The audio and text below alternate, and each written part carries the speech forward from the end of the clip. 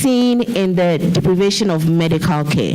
And so compared to 2014, 2015, so compared 2014, 2015 to 2024, 2025, the proportion who said they went without medical care at least once has increased by 14 percentage points. Now remember, I said that we use the answers on the deprivation of these necessities to compute what we call the lived poverty index. And so here we're showing those experiencing moderate or high lived poverty. That means that they went without some or all of the basic necessities that we've listed. And on average, we have 6 in 10 Africans having experienced either moderate or high lived poverty. And the experience with poverty is highest in countries like Chad, Gabon, Madagascar, Nigeria. But in countries like Seychelles, Mauritius, and Morocco, the experience with poverty is much, much lower, just about 1 in 10. Now also we track the lived poverty, moderate, high lived poverty over time in the 28 countries that we tracked over the past decade, and we've seen that there's been a consistent increase over the past decade. We're also going to look quickly at the citizens' views on economic conditions. Now, one of the questions we asked them is whether they think their country is heading in the right direction or the wrong direction. And on average, we have just about 4 in 10 citizens being optimistic about the direction of their country. The optimism is highest in countries like Gabon, Mali, and Morocco, whereas in Nigeria, Congo, Brazzaville, and Comoros, and Ghana, just about 1 in 10 are saying that their countries are heading in the right direction. We also asked about their views on the country's economic conditions, and on average, just about 3 in 10 citizens are saying the economic conditions are either fairly good or very good. So Gabon and Cote d'Ivoire are the only countries where this is a majority view. For all the other countries, it's a minority view. And in countries like Nigeria and Eswatini, just about 1 in 10 are saying that the economic conditions are good. We also asked about their personal living conditions, and again, just about 3 in 10 are saying that the personal living conditions are good. Again, Senegal is the only country where a slight majority think the personal living conditions are good. For most of the other countries, it's either just half or a minority. And again, we see Nigeria at the bottom when it comes to views on their personal living conditions. We're also going to talk about water and sanitation. I think most of the time when we are thinking about water and sanitation, it's usually overlooked. But our data shows that across Africa, there are millions of citizens who still lack access to basic sanitation facilities. Water and toilets. And, many more experience frequent disruptions in access to safe water. But this is quite concerning because if you have to leave your house, for instance, in the night, to be able to access a toilet or to be able to get water, that is putting a lot of people at risk, especially women and young people at risk. And so we're also going to look at some of the data on access to water and toilet facilities, and we are looking at the main source of household water. Just about half of Africans say that their main source of water is piped water. And if you look at this from the rural-urban lens, you see that the urban residents are about twice as likely as the rural residents to cite pipe water as their main source of water. It's followed by tap water or borehole, and here there's a reverse. Rural residents are twice as likely as urban residents to cite boreholes as their source of water, and then followed by dug wells, unprotected dug wells, surface water, and you see that all these other sources of water are, quite popular in the rural areas. Now here we are talking about the main source of water for the households, and only 4 in 10 residents have their main source of water either inside their home, only 1 in 4, so just about a quarter, have their main source of water inside their homes. A similar proportion say the main source of water is in their house, but it's in the compound. And we have about half saying that they have to go out of their compound to get water. If you look at the country breakdowns, water inside the home is a norm in 5 countries. So we have Mauritius, Morocco, Tunisia, Seychelles, Cabo Verde, but it's almost non-existent in countries like Sierra Leone and Madagascar. Also, when we look at the location of the toilets or latrines, just about 1/3 have that in their homes. And in 5 countries we have at least 9 out of 10, which is good. So Seychelles, Mauritius, Morocco, again Tunisia and Cabo Verde. But in 18 countries we have fewer than 1/4 of citizens saying that they have their toilet facilities in their homes. So finally, Felix had mentioned that we wanted to share with you the economic and social conditions scorecards that we've created primarily for the business community. And this gives us, an at-a-glance view of each country's experiential and behavioral and socioeconomic indicators. And because we're in Kenya, we're showing you Kenya's snapshot. And so, for instance, here you see the top 10 policy priorities, the most important problems that Kenyans want their government to resolve.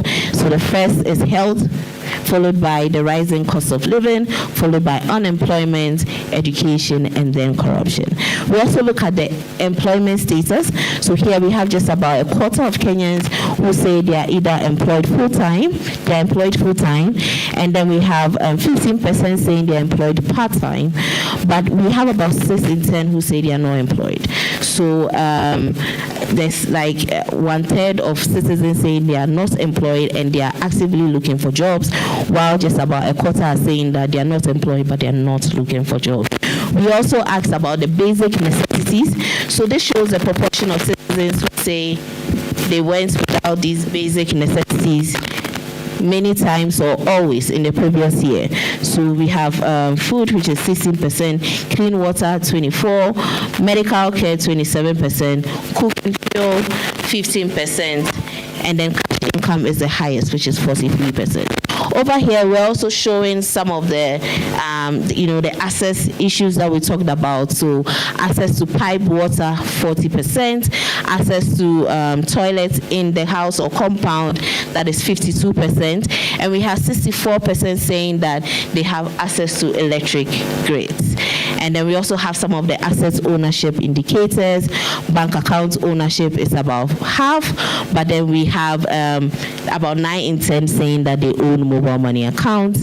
And then ownership of mobile phones and, usage of mobile phones every day, and also, usage of internet every day. So this is this is the first time we're showing this publicly, and this is the snapshot of each country's economic and social conditions. We'll be producing this for at least 38 countries, the 38 countries that we surveyed in our previous rounds, and we invite you to visit our website for more of such data. So if you visit our website, go to www.afrobarometer.org. You can actually do your own analysis. We have a user-friendly online data analysis tool that helps you do your analysis on the various themes that we have available. Thank you very much.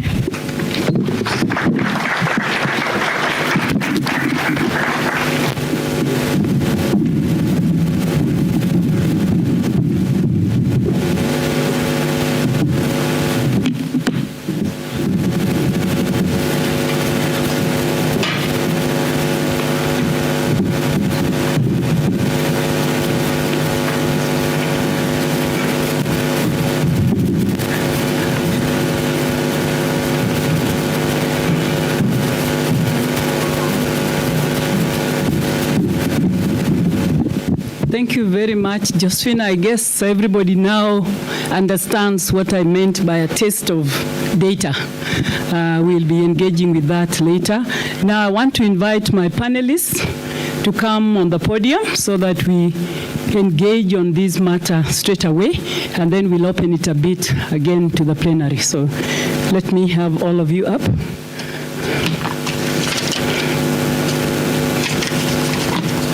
Felix can sit on any order.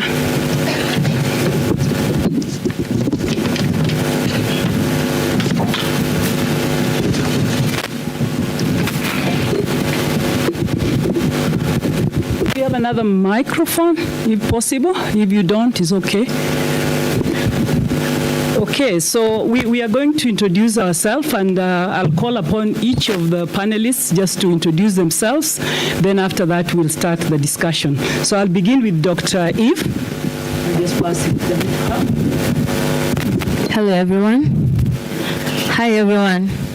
Gives us hearty. We need more life in the room. So my name is Dr. Eve. Our organization is called Women in Business, and we are partners with AMEC. Glad to be here. You're next. Go ahead. Hello everyone, I'm Paweł Zarzecki. I'm from Poland. I'm a representative of my company BART, and we are producing vitamins and minerals in some specific liposomal form. I will get into details right after. And I'm here to find potential partners and to see how I can influence the production of supplements and medicaments right here in Africa, and of course in Kenya. Well, Felix Viga, Chief Operating Officer for Afrobarometer. Afrobarometer, as you've heard, we produce a lot of data, and we're looking forward to engaging with all of you, either on one-on-one at the business level, at the country level. We have experts that can engage you, so reach out by all means. Let's take your contacts and connect going forward. Thank you very much, Felix. I want to begin by just asking our two colleagues from industry. Oh, sorry. Is this working? Hello? Can you hear me? Okay, thank you. So I want our two other colleagues who are not Felix, who actually is the data owner or producer, whichever the language, to at least give us a take-home what you've just gotten from what the presentation of the data has been. Just both of you, just give her first. If then you can also observe what was your take-home. Do you see any synergy in what's being shared, what has just been shared now? Then we'll discuss. Yes, absolutely. There's a lot of synergy in all the data that has been shared. And I think my take home was I was very keen on what is happening in Kenya. I've seen that we are leading in the mobile money. And that is very practical because, I mean, we almost transact on, we call it M-Pesa. Every business in the room, I think, has an M-Pesa pay bill or till number. So that's very accurate. I've also seen the key areas that are pain points, let me call them that, for Kenyans, which include health, education, housing, and corruption. So those are areas I think you've even seen Kenyans sometimes out on the streets trying to say we need action taken here. So very accurate on that. So me personally, I have the same approach because I see a lot of synergy regarding the researches that I have made on my own. What interests me the most is that the biggest problem announced by the people is health and health problems, and then unemployment. Of course, I got to know also new things from your data, and yes, it was definitely very useful, and I'm very happy to see that your researches. Thank you very much. I think this one has a bit of problem. So let me just get now to Felix. Felix, Afrobarometer's vision is a world which Africa's development is anchored in realities and aspirations of its people. What change is required to make citizen perspectives equally make sense across the board, especially to industry? Thank you very much, Prof. And because I'm speaking to business leaders, I would want to also focus a bit more on some of the key inputs that you use in either planning, market intelligence, and strategy foresight. And that's where we want to pivot. So you would see that over the course of the next 1 year, Afrobarometer is making deliberate efforts at talking to the business community, business leaders, and making the data available, eliciting from you what you need from us to be able to enrich your decisions and then assess your market. But basically what we do is to talk to people. Your businesses, your solutions, your products are geared to people. And so we are asking people what they want. And you are supplying what they want, what they need. So our data provides strategic intelligence for businesses. And we want to emphasize this so that businesses will go to our website or engage us. It is possible that the way we have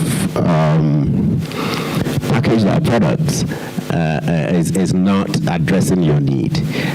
What we are here to do today is to provide the avenue and engage you so we can package the products for you. Our products provide foresight. If you look at the longitudinal data, you find that sometimes they serve to predict what can happen. In a number of the countries where coups have happened, our data showed clearly that people were dissatisfied with the government. They had increasing trust in the military, and the military in those countries then took advantage of that and seized power.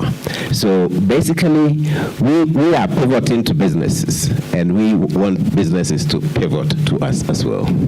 Thank you. With those good words, let's just assume that a business had landed in Africa, a chief executive officer, and they want to get into industry.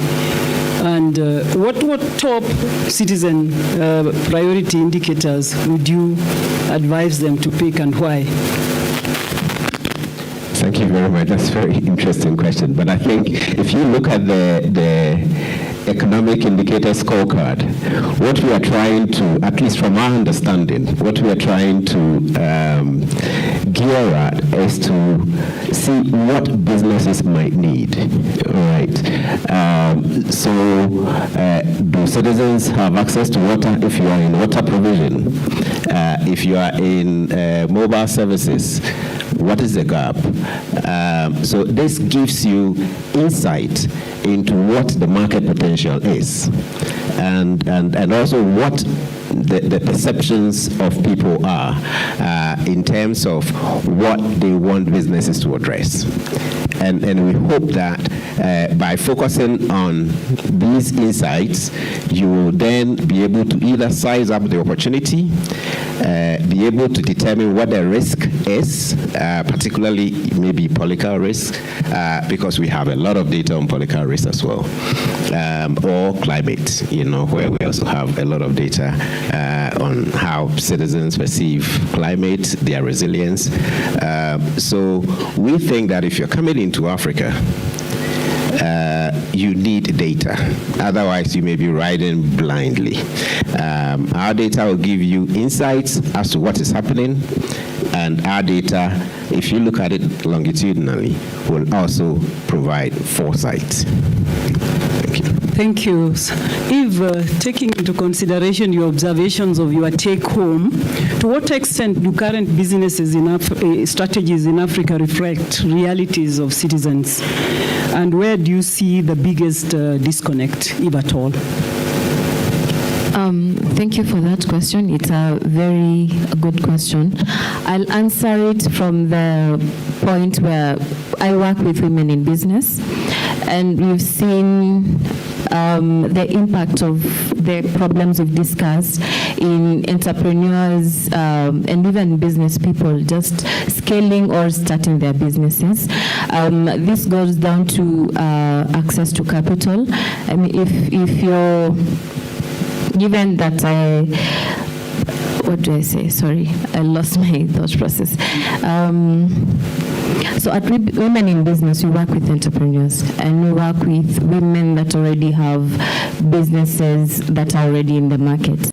And the challenges that we see mostly is one is capital, access to capital, and mentorship for the ones that are starting their businesses. So I would ask for the people in the room and the other business people, if you are in a position to mentor an upcoming business person, please do that, because that's a really big gap. Yeah. Yeah, what kind of data, taking into consideration the presentation and what you do in your own organization, would be useful in your work? Is it everything that was presented, or is there a special type of data that you think would be relevant in your industry? I think given that Felix has mentioned that you're shifting the focus to the businesses, and working with women, most of what you can look at is from the ground up. When these entrepreneurs have finished their courses or whatever they've studied, is there access to markets? Do they have capital to start their businesses? Is that capital available? And if it's available, what is needed? For example, what I've seen most people doing nowadays is being a bit flexible for the youth especially and women, and allowing mobile money loans, if I can call them that, because we realize that many women and youth do not have maybe what we call collateral to be able to access capital for starting of businesses. So that is some of the things you can probably look at. Thank you. I now go back to Powell again. How do citizen perceptions of economic conditions such as asset ownership, job availability, cost of living, and inequality translate into real business risks and opportunities now that you're a businessman? Thank you for that question. So maybe I will start from the fact that I'm from Poland. You saw it. So it seems that this is far away from right here. But as people say in my country, this is just 12 hours of flight. So in theory, this is very far away. And in practice, we are close together. And this is how I would like to see that. Answering to the question, for me, what is important is that to get to the business with African partners, firstly, we need data. So I will point it out as first, because we were speaking about data, so it comes to the mind as first point. So we need the data, and then we need connections, we need cooperation with someone, and then we can dig into details in each country to know the speciality of each country. And regarding the biggest issues, or the biggest, maybe I would say, challenges that I saw in your presentation, so health and unemployment, and also social condition, so this is also quite specific perspective that I have, because I'm businessman, so I'm here to make business, like in theory, but in practice, it's not that simple as I'm here to sell my product and that's it, because it affects a lot more domains than that. So it means that firstly, my products are vitamins, so it needs to affect the quality of living for people. So I mean that we need to take a challenge with health that was indicated in the beginning. So this is our goal right here. Then, when we are speaking about health, we want to deliver raw materials. So I mean, I don't want to deliver full product, and you, right here in Kenya, but also in other countries in Africa, you will buy the product like made in Poland. I want the product made in Kenya or made in each other country in Africa, based on my raw materials, but it needs to be your production. I mean, yours, Kenyan production, for example, as we are here in in Nairobi. So I see it also like a potential creation of some new places of work. So this is my answer for unemployment. And social condition, my perspective is that supplements and health, this is very important for the quality of living. So if we have better quality of living with good food, we know well that in the world the food is still like worse and worse. So that's why we need something to reinforce our health. And if people are healthier, I would say, so then they can avoid some problems that sometimes pushes them to unemployment, to some health conditions, some health problems, sickness problems. So this is how I see it. So in general, like health, unemployment, and also some social problems relative to my business that I would like to do here with my partners. Yeah, do you think the private sector has a role beyond the social corporate responsibility, especially in addressing some of the challenges that were highlighted on facing Africa? Any contribution to that? I know that it depends on each country, because I have an experience of working with many countries in Africa. Many, I mean at least 10 countries, so it's not many for you, but for me it's quite a lot. I can give you an example as Algeria. So in Algeria, when I have private producers, everything is related to the governmental politic. So this is like the government has a lot of influence on the people living. In other countries, when there are much more of private players, like I believe in Kenya, I know that the role of private sector is very important, because as Mr. Peter said in the beginning of Conclave, he said that this is not like Africa is the future. Africa is right now, and it's in development. It's already somehow quite well developed, depending on the region, and it will be still more and more developed. When I saw the number of import made from Poland to Africa, it was just 1%, so it's almost nothing. I'm here to change it, and also I'm looking for private sector, because I know that private sector, it's responsible for products for people, for products that are affordable for people, because this is really important. We can put no matter what product right here, but we need to be sure that people are able to buy it and are able to use it with a positive effect. And private sector for me, it's also like when he's successful, when he can help people with his products, he will be growing and he will create new workplaces.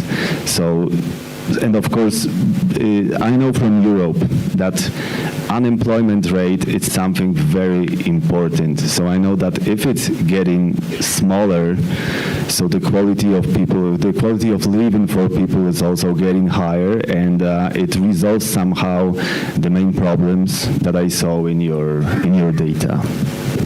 Thank you very much. I get back to what Josephine had raised with the audience earlier. I think she did ask about how many know about Afrobarometer, but it looked like I didn't see well. I get back there again. How many before we convened today had heard, not know, heard about Afrobarometer or the word Afrobarometer related to data? Is flat no. So we've been saying that Afrobarometer data is underutilized. Apart from academics and policy, is underutilized. So we see that the sector that is very relevant, which is actually the private sector, the investors, are not using it enough as they should. And as I was saying earlier about, I know you use data. So now what we want to really hear about from the audience, and also we begin with ourselves, to just reflection from Eve and from Powell about why, what can we do? Why is it underutilized? Is it lack of knowing that it exists, or is it that the data is actually not relevant, or rather not directly relevant to what we do as the private sector? So you can give your observations, then I'm going to throw it back to the audience with that question and with also any other issue you'd want to raise about Afrobarometer. Thank you. But let's begin with Eve. Okay, thank you for that question. Let me begin by saying that definitely it's very important. We can't say it's because the data is not important. I think my answer will be we need to align as stakeholders in the private sector and private-public partnerships. So we need to align. We need to know where the opportunities are. We need to know who has something that we can use.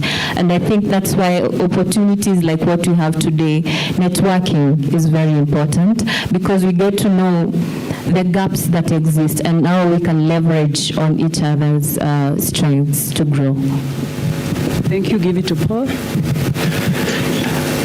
I fully agree with Eve regarding the approach. I can add from myself that, yes, in fact, sometimes we are seeking for new opportunities because as private sector, we are doing our things, our product, we are like stable in our domain, and sometimes it lacks of some experience, maybe some exchanges with other partners, and we are losing some opportunities that are very close to us. So I agree perfectly with you that this is a very good occasion to share our experience, share our knowledge one to each other, and discover new opportunities who will help all of us to be more, to have more potential on the market, but also to be more efficient in our daily work and influencing the living of people, because as private sector we are still working with final customer, with people, and customer maybe is not a good word. I would say at the end that we are working with our partners. Thank you very much. So just the way I've done with my audience here, your question is also very specific, the audience, but you can also engage with other issues, including the discussions that we've had. Would the private sector be willing to co-invest in data system like Afrobarometer? That's a question. Would the private sector be willing to co-invest in data system like Afrobarometer? And under what conditions would such partnerships be visible and attractive?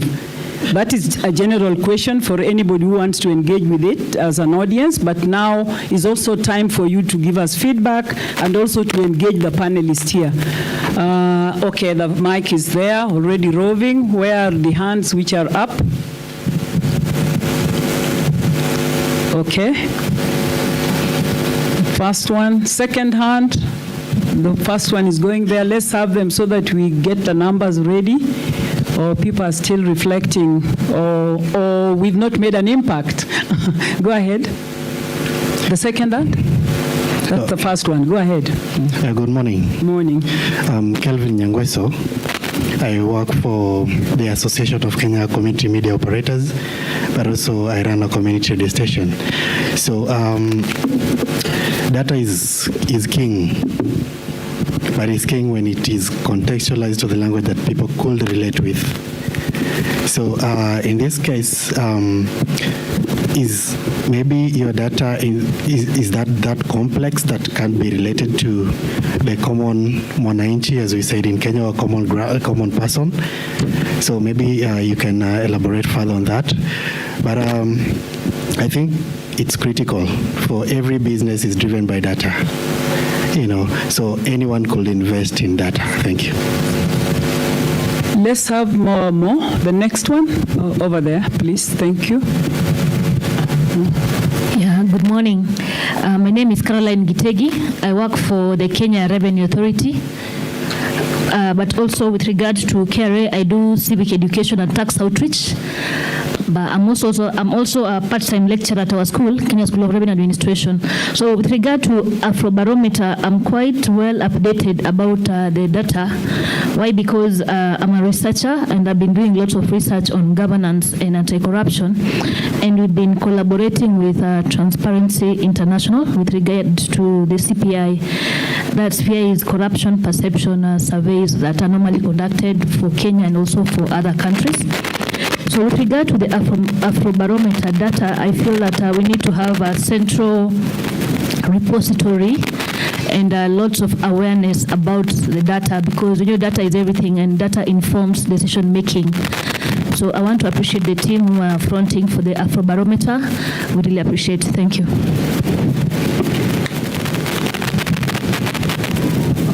have a third? Good morning. I'm a student at Technical University of Kenya, currently pursuing automotive engineering, but I'm also interested in business. Okay, so I'd like to pass a question on regards to Afrobarometer.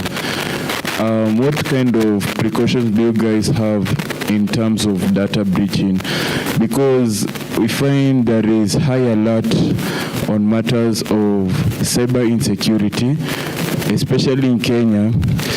If you look at the occurrences that happened last year, a citizen was actually hacked, and 80% of its data, it was leaked into the public. So what is the way forward in such kind of scenarios in case it happens here? Thank you. I'll have one more over there, far end over here. Then we can respond to that, then take another lot of questions.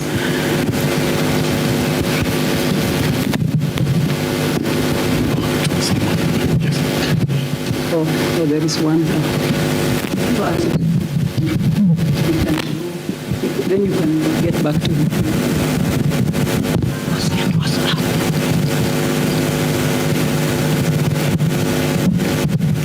Thank you. My name is Gloria Wande. I work for Shining Path Empowerment, formerly with AMREF Health Africa. Thank you very much for the presentations. Very informative. I'm surprised that this is the first time I'm encountering Afrobarometer, and the information is quite rich. I'm wondering, how do you disseminate this, particularly the scorecard that you're now sharing? The presenter did mention that this is the first time that is being shared, the scorecard, and yet it's very informative for decision making. Thank you.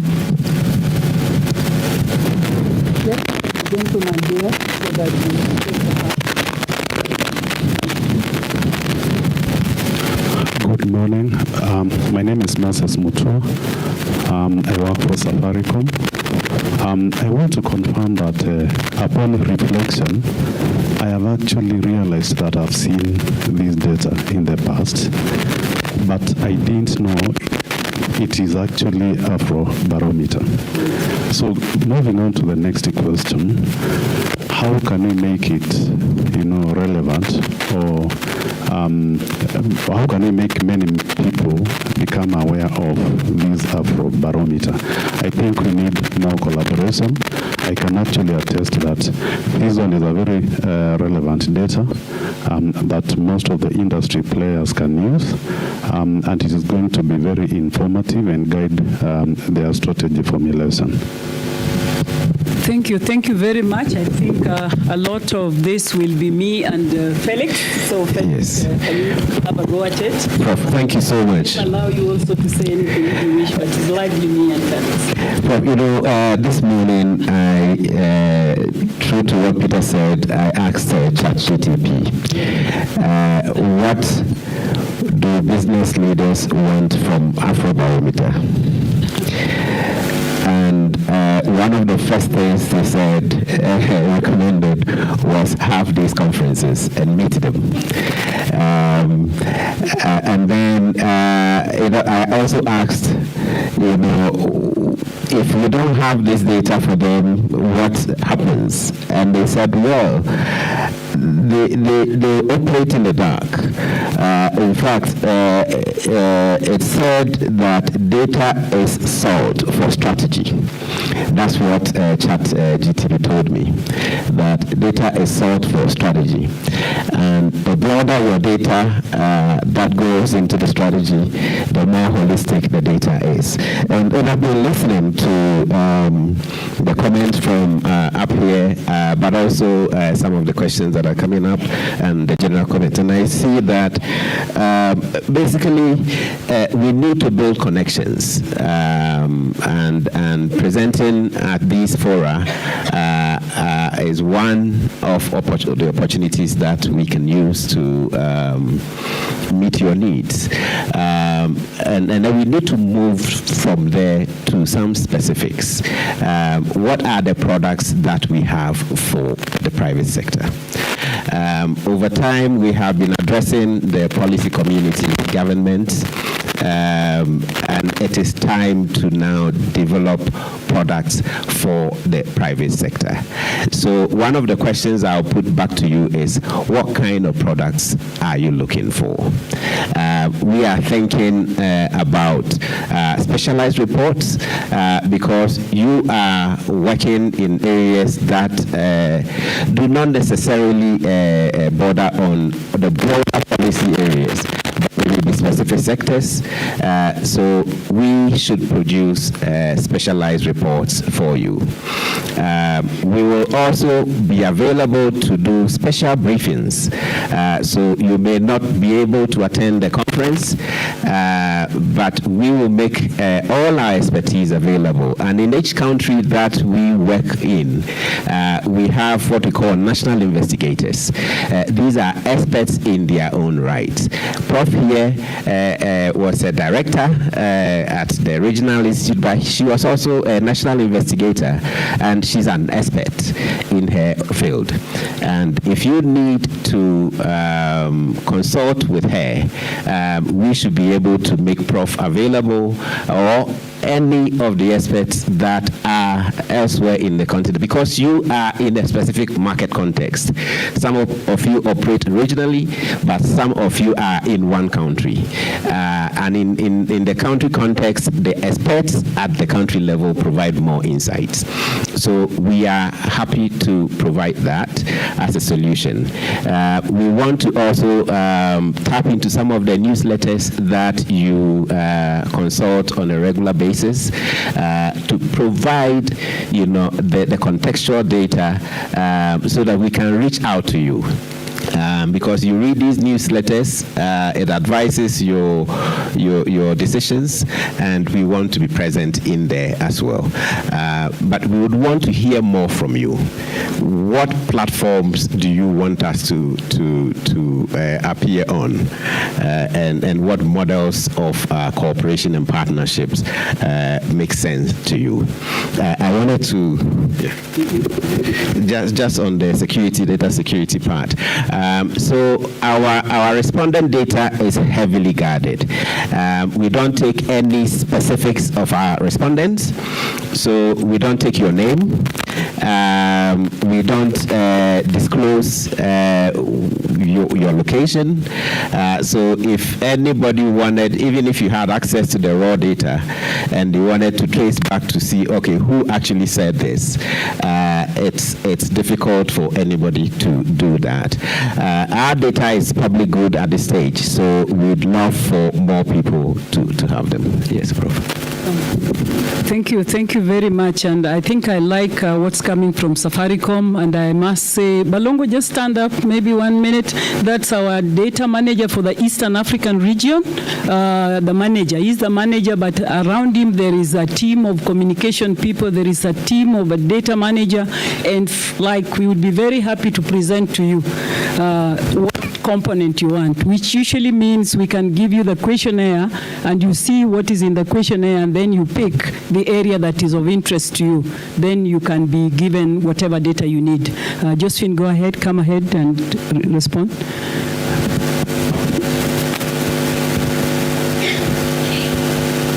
Thank you. I just wanted to also address your question about how we package the data. Yes, we are very aware that, different stakeholders have different ways of consuming their data. And so one of the things that the communications team is doing is to package the data into various forms. And so you see the findings that I shared is in the PowerPoint for presentations. But if you go to the website, there will be a full publication, sometimes 40 to 50 pages, that the academia, development partners who want to dig in. But for young people, for instance, they are more interested in videos, infographic.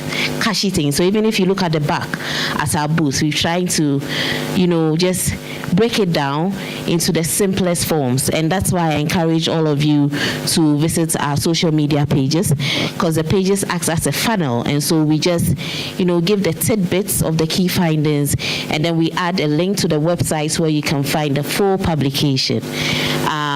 Again, like Felix said, we are now really being intentional about engaging the private sector. So it's not just about identifying the data that we think will interest you, but we're also putting them into various forms for you. And that's one of the questions that Felix was asking. How can we package it into a useful form for you? And it's a conversation we would love to have. I just asked the team to project a QR code. We are creating a special mailing list for the business sector, where we will not be sharing all those other findings, because we have over 100 questions in our questionnaire, so we have so many findings, but we'll be sharing with you what we think will be relevant to your businesses.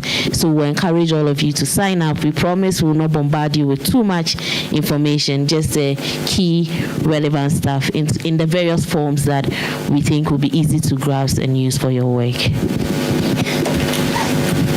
Yeah, and I think we would also love to hear if there are other models. Now that we have overload of information, there are so many channels that sometimes we are not even targeting the right person. So once we know which is the right channel, because I think we have the information, but as we are being told, where are we disseminating it? And as you hear from Josephine, is all over, including Instagram, which is also targeting a particular community. Infographics, we have translated it. Originally, it was more briefs for policymakers. We moved beyond policy briefs. But now we are saying industry might need very different approach and product. And that's what we would love to hear. So I go for the second round of questions again. If they are over there, behind you, just number one is there. Next, who else? Number two. Who else again wants to make any observation? I have 1, 2, just as we head towards, where is the other? Okay, number 3. Any other before I close it up? We'll see. Okay, let's go with number 1. Just introduce yourself and then go ahead. So good morning, everyone. My name is Karen Moshiri, a geomatic engineering student at Jomo Kenyatta University of Agriculture and Technology. I would like to say thank you to Afrobarometer, and particularly Josephine for the amazing presentation. I think I had a particular image of how Kenya is, and I really thought corruption and some other topics topped the list, but to see health and the increased cost of living is an amazing finding for me today.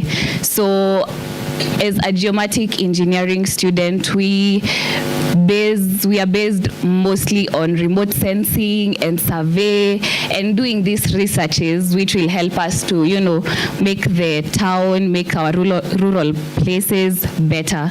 So I think it's a matter of exposure to the educational sector as well, where we can be able to have such conferences and such programs in our universities and in our institutions, where Afrobarometer can be able to come and to say, this is what we do. And as a geomatic engineering student, I think the research provided by Afrobarometer will be really, really vital in helping us to further our research, even as we proceed to further level of studies and as we proceed on with our career line. So we can invest in the educational sector by collaborating with institutions, and I think it will really help Kenya and even other institutions at a global level to become better.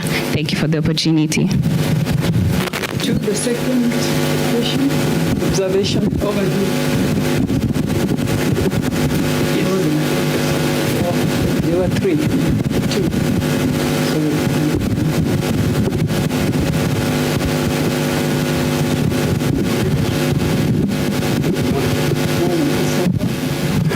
Hello, good morning. Yes, my name is Kehara Buta.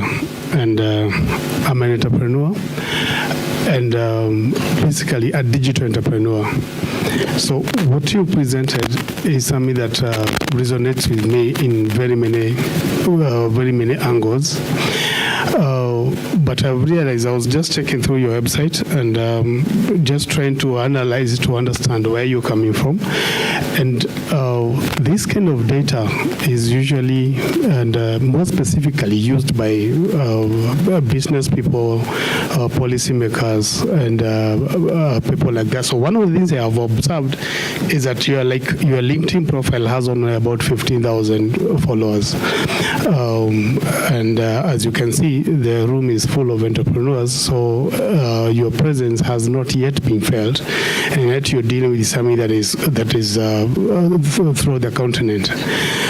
From my docket, from a digital entrepreneurship kind of a business, I would think one of the things you can do, because I've also heard you mention something about targeting, who is to be, to who does this information really matter?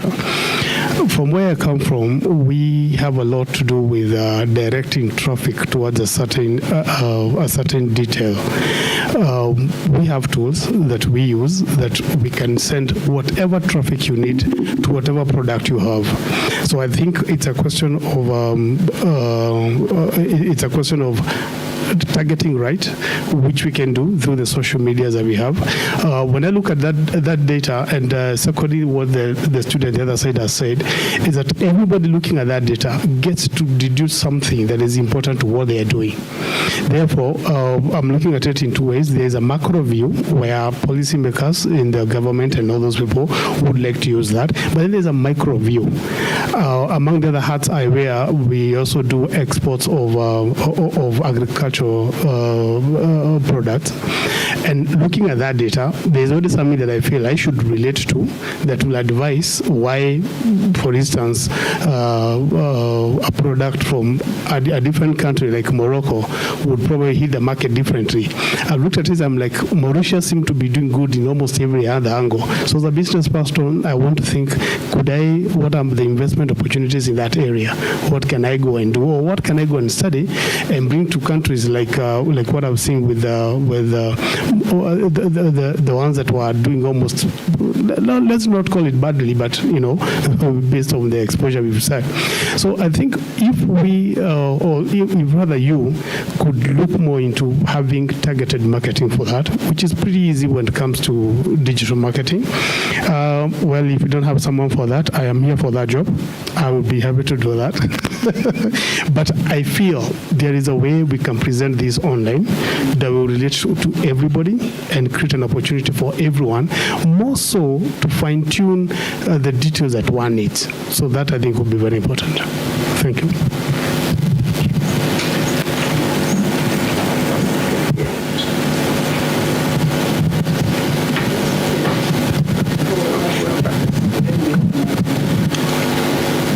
Good morning, everyone. My name is Esther. I work in technology and in the creative industry. And I think I'll start by commending Afrobarometer. I see your keenness in getting feedback from the private sector and also from your stakeholders. I commend you for that. I'll just make two observations. The data is very important for guiding the private sector as they look towards a Pan-African focus, as they grow their businesses towards a Pan-African focus. That I felt that data is very well representative of what our continent really stands for. Just curious, there's been sentiments around the technology industry that the data that AI is using to train on is not very representative of Africa. So I'm just curious to hear what are your thoughts about that. Thank you. The last one, somewhere here.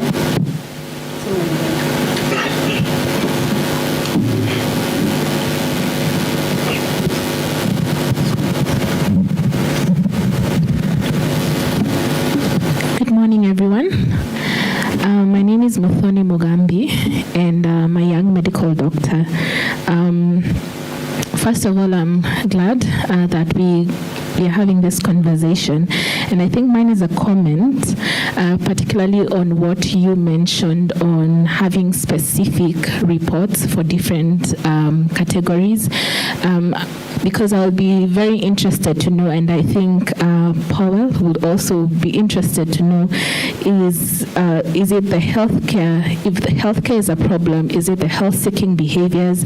Is it the accessibility, the affordability, such information? And probably someone like me who's interested in lifestyle medicine, I would really be curious to know what are the different perspectives or different perspectives that people have on the different health-seeking behaviors. And I know when we talk about supplementation, in Africa, people do supplement a lot, even with traditional regimens. So what is that, and how is what is the landscape looking like data-wise? So I think that will be very beneficial to have those kind of nitty-gritties in the different reports. Thank you. Yeah, before I can see a hand far end there, you can give a mic, but before we end, if there is anybody who has another strategy, we are hearing what we could do and what we could do better. But if there is anybody with an idea of how we can partner with the private sector, please don't leave with it. We can still give you a chance to share it even after this. But let's hear from the lady at the far end. Thank you. Just introduce yourself, please. Yeah, thank you so much. My name is Claudine Joseph, and I'm the CEO of Resilient Woods Group, and I'm a member of AMEC. What Afrobarometer is doing, I believe that it's very powerful. This is very important on a CEO perspective. I am in the manufacture industry, and I can testify that I see a disalignment. Why I say disalignment? Because in Africa, opportunity is not missing. We have so much opportunities. And listening to the colleagues from business field, we can see that we are ready. We are ready to jump to take those opportunities. But because of this disalignment, because we are talking about 1.4 billion people who need to consume, who need jobs. But at the same time, when we look at some politics, we can say economic politics, and also in terms of policies, because I'm from the manufacturer. For my products, for instance, we need more than 20 licenses before we can go to the market. And we want to create jobs. We want to add value because the opportunities are there. We know. We have the information. And this morning, we show it to us in a brilliant way. But we will appreciate to see, more articles, to influence the politics and the policies, to encourage the government to see the opportunities as we, as investors, we see those opportunities. Because we need more, I can say, investment-ready policies in Africa and mostly in Kenya, because I'm based in Kenya. Thank you so much. Thank you. I think you have some strategy for us. Okay, just go ahead. Yes. Good morning. My name is Newton. I'm an entrepreneur. So I created a health company.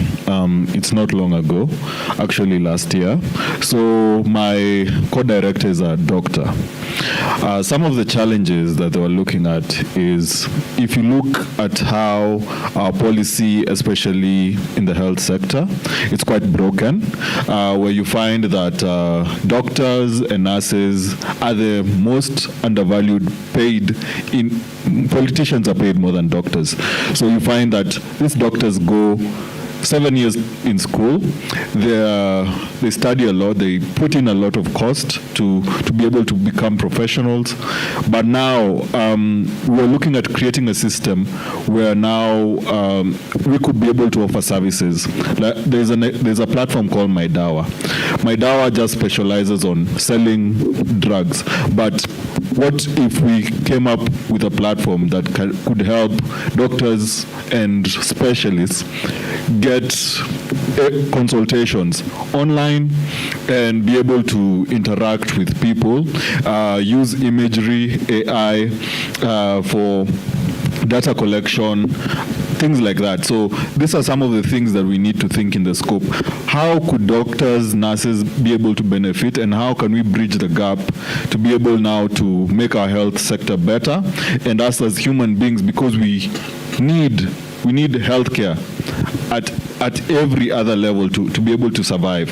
So these are things that we could look at and maybe think about, and just think about synergizing to create. Thank you. We'll have the last person, because we've run out of time. I'll soon be thrown out of this podium. Just the far end there. Then I'll get back to my panelists very briefly, and Felix also very briefly, and we just close it up. It's at the far end.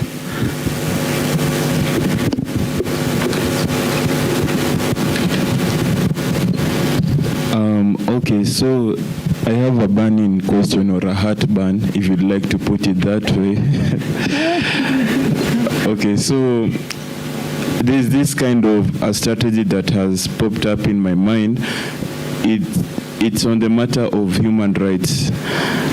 Because you find in African countries, there is this system called dictatorship, which most of countries have, and when you look at the citizens who are in that country, they lack rights, whereby, for example, our neighboring country in Uganda, most of the Africans who were opposing Museveni, they wanted to kill them, and Bobi Wine was captured. That is capturing his right. So I'd like to ask Barometer whether you guys have implemented civil societies. In Kenya, we have a good system for KNHCR, whereby they are supporting the youths. When you look at our news, you find most of the youths were killed in the protests, and I never saw you guys taking part of the data, where you didn't even broadcast in your website. That is what I'd like to ask. And the other thing, whether you guys, will you take part in our elections, like in terms of data, instead of going to the Spanish people or the Iraq people, where they take most of the data of Kenyan elections? Yeah. Thank you very much. Let me get back to my panelists, but just to respond to the last input, what you've just given. This is why partnerships are good, because we are data, but we work with so many others, including human rights organizations. So sometimes you might see a human right, even the Kenya human rights with their own logos and tags using our data. So that's why we see ourselves with the effort of serving African citizens as one, but using different approaches and methods, because we belong to different industries and sectors. So indeed, what you are saying is very relevant. You may not see Afrobarometer out there in Uganda or in Kenya when there are such issues, but behind the scenes, we can explain a lot. When there are elections, we can explain why a particular outcome. Even when countries end up with crisis, we've even had publications sometimes trying to use our data and trend analysis to explain why this happened. So we inform, but not directly being out there in the streets. But we also engage policymakers. We know when we began Afrobarometer early years, our trend was that when the data first comes, you engage the government, which was becoming very difficult. So we made it easy so that it wasn't mandatory that you first have to ensure that you engage the government to share what's coming out, but they are always among our stakeholders. Thank you. Thank you very much. I think these are very broad and far-reaching comments and questions. I wanted to address one particular one on the language models and the underrepresentation of Africa. We have been partnering with Google on language for Africa, because our instruments are translated into more than 100 languages across the continent. We have the folder for that activity, and we've been exploring with Google's technicians as to how that is embedded within their models, so that when you ask for Africa relevant examples, what you get is African, and so that's one byproduct of what we do.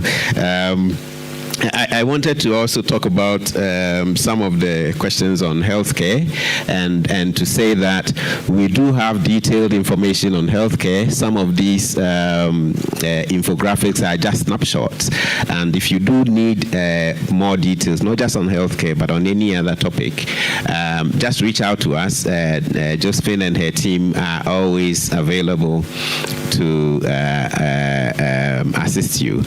We will be in the booth right out there behind you.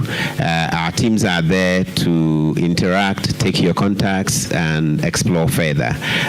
So I know our time is up here, but we are here throughout the day.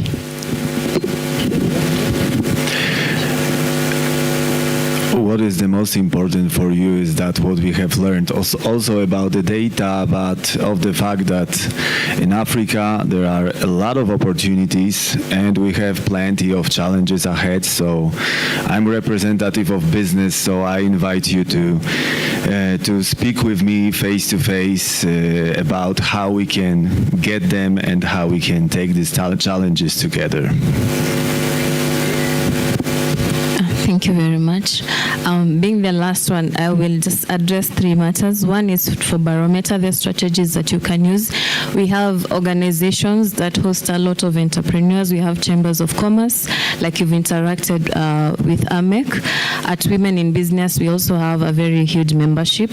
And I'm sure our members, because we come from all sectors, like myself, I'm a healthcare entrepreneur, the data you have on health will be very instrumental. But also to the rest of the members would be very glad to access the data that you have. So you can use that as another channel. The other thing I would like to say is for everyone in the room, I'll reiterate something that Peter said, CEO of AMEC, that Africa is no longer a risk. Currently in 2026, we are valued at $3.32 trillion.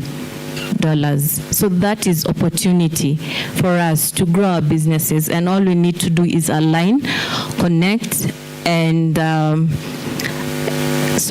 position ourselves to get that to the maximum. Thank you. So let me take this opportunity to really thank my panelists. Let's clap for our panelists, please. And then we clap for ourselves. Thank you very much. Thank you very much. This was very useful, and I hope Afrobarometer will sit in the booth knowing that at least we have made a bit of impact today with industry. You've listened, and we have a lot to offer, but probably we are not doing so much to be visible out there. We've heard about how we could be more visible and how we could keep talking to get more targeted. Targeting is the issue. Who are our target? We know our target very well. If you ask us, we'll tell you our target. But probably when we tell you our target, you will say you've missed ABCD. And that's why we had this opportunity to sit with you so that we see what we are missing, in particular for industry. What is it that we can do together that we are not doing? That is a question to take home as you continue with the conference, and we hope that at the end of the conference, we will get more engagement and deeper understanding of Afrobarometer. Thank you very much, all of you. So I hand it over to Peter, who gave it to me, or if Peter is not there, a representative of Oh, Peter. Amek. Yeah. Okay, you can take back your seats now. Karibu.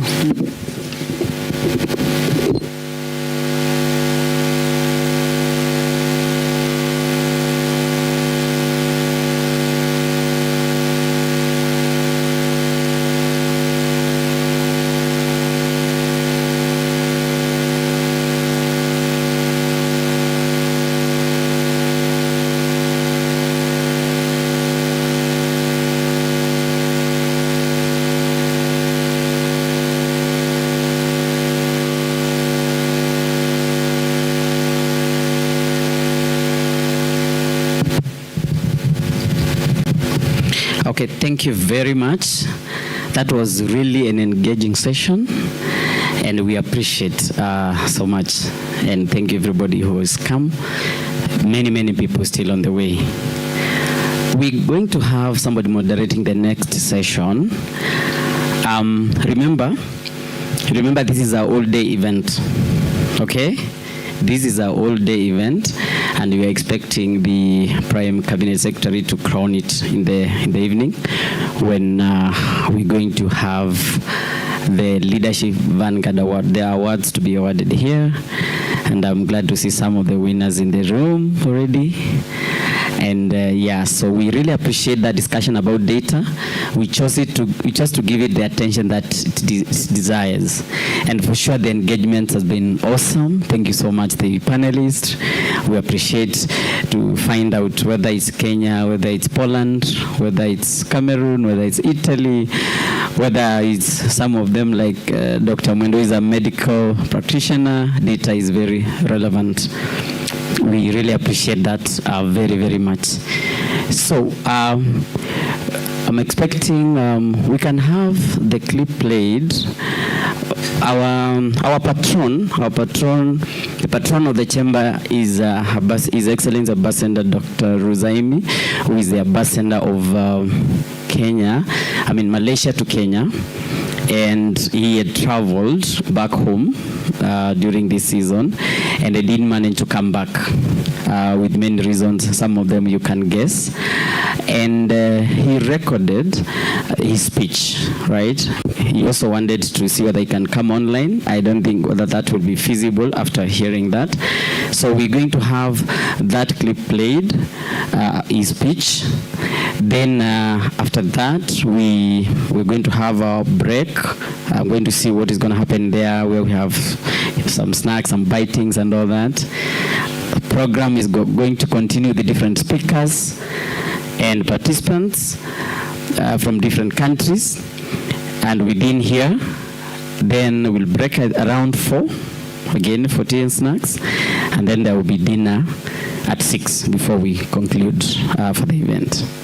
Just to manage your expectations, right? So please stay here. Oh, okay, I've been reminded of something. Oh, actually, thank you very much. That's why I've been called here. So we are privileged to have an opportunity to witness an MOU signing between Afrobarometer, who have just finished their speech, and their engagements with their local partner, right? And first and foremost, First and foremost, we're going to have the CEO, right? Introduce. Can I have another mic? You talk about the company, and then we can have the people who are signing on the other side. Sorry. So you can introduce yourself and the entity, and what we are looking forward to do with Afrobarometer. Thank you.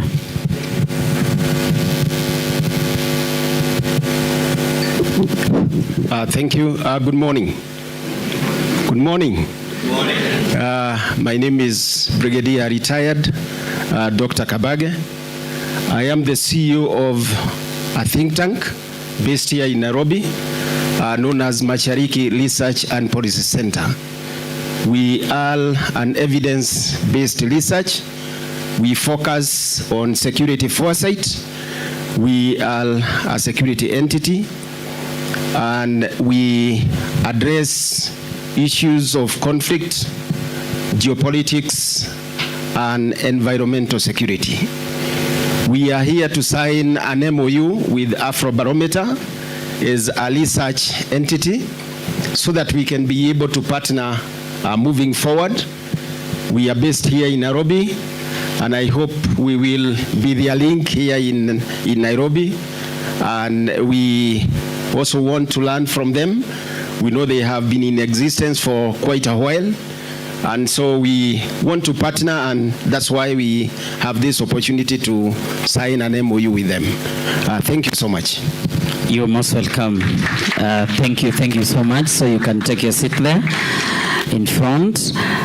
And we welcome you to AMEC, Africa, Asia, Middle East Chamber of Commerce. We'll be able to introduce you to many people you can interact with in that direction. Take your seat. Mr. Felix, representing Afrobarometer. Very honored, very honored. Yes, welcome. AMEC board members, if you can be here to witness, Susan, Bwana Kamau, Bwana Benson, Flora, you can just come and witness this process as we conclude. Thank you so much. Then Mr. Kamau will take the mic for the next process program, really. You can wait. There are people to stand behind you.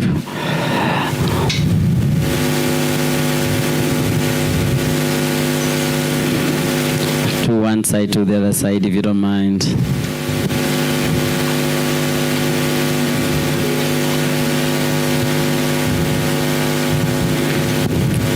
It's an awesome moment.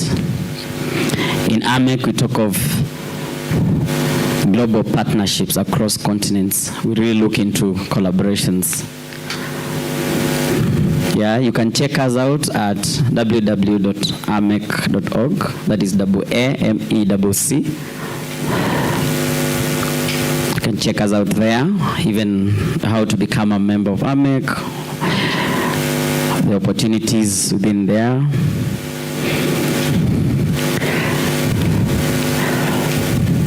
Awesome. Okay. You can give them an applause, if you don't mind.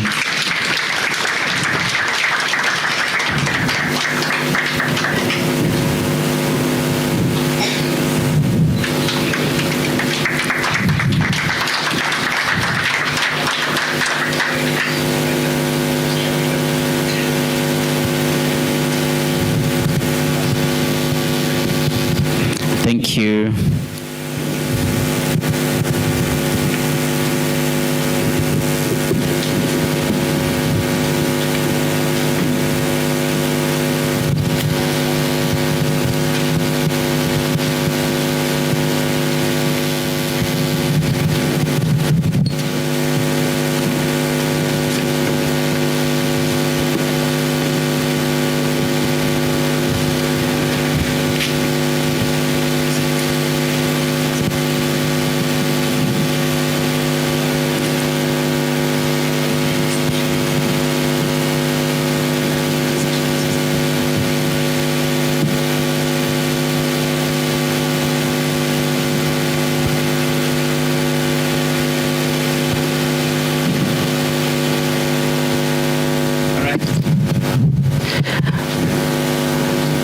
Sorry? Okay.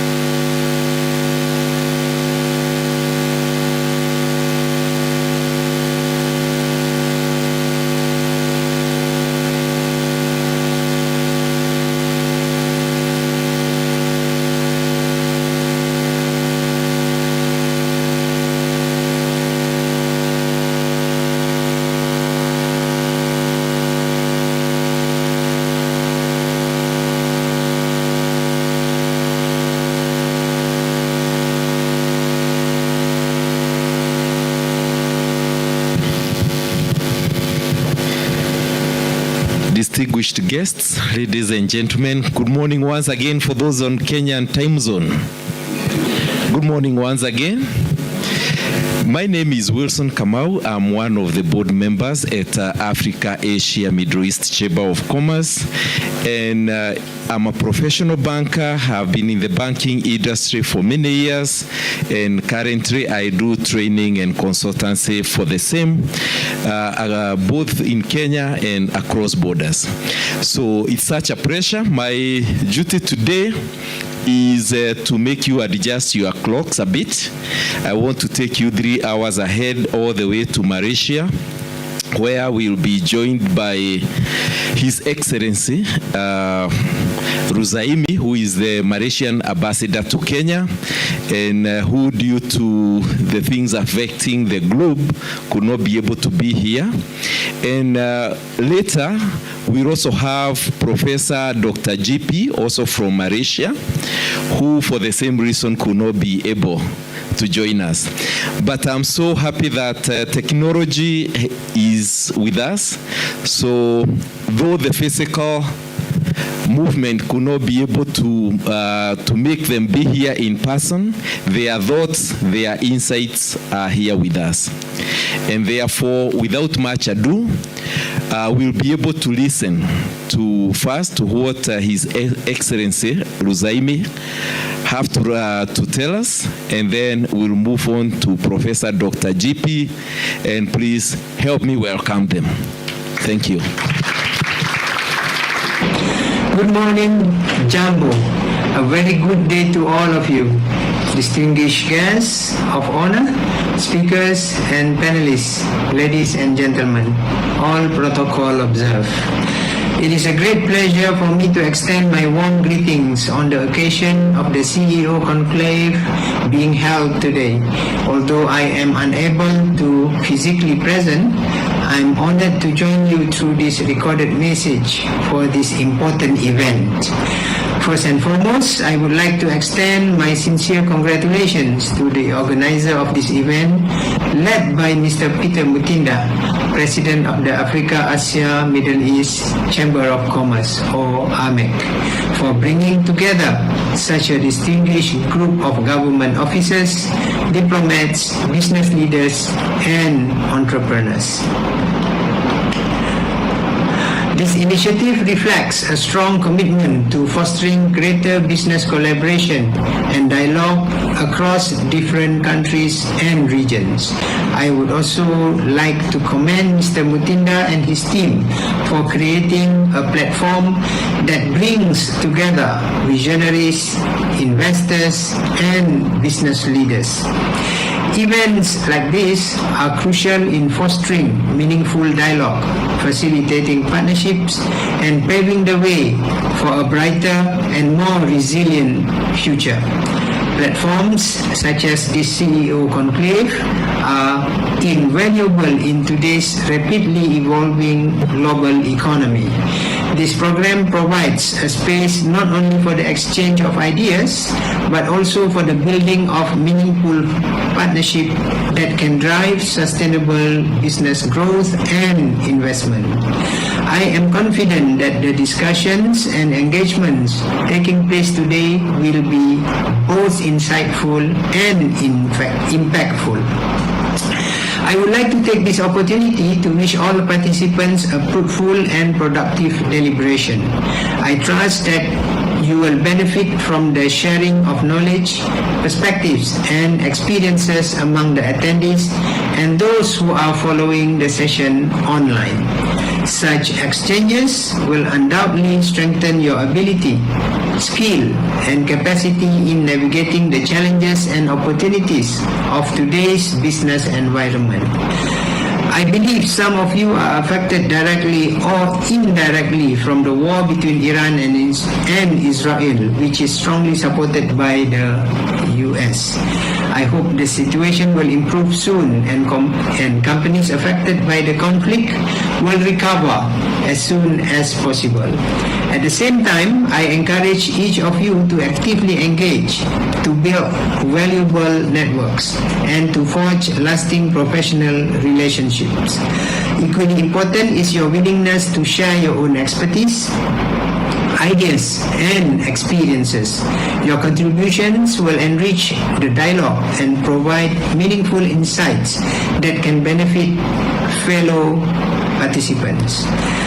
Ladies and gentlemen, as the High Commissioner of Malaysia in Kenya, I am committed to supporting initiatives that promote trade, investment, and business linkages between Malaysia, Kenya, and the wider regions of Africa, Asia, and the Middle East. I believe that stronger collaboration among our business communities will contribute to shared prosperity and sustainable development. I look forward to seeing fruitful partnerships emerge from this event. I wish you all a successful and rewarding interaction. Thank you. Asante Nisana. Good morning, good afternoon, good evening, good night to all participants, to all viewers in Nairobi, Kenya, Africa, and as well to all participants all around the world. This is Professor Dr. G.P. Doraisamy.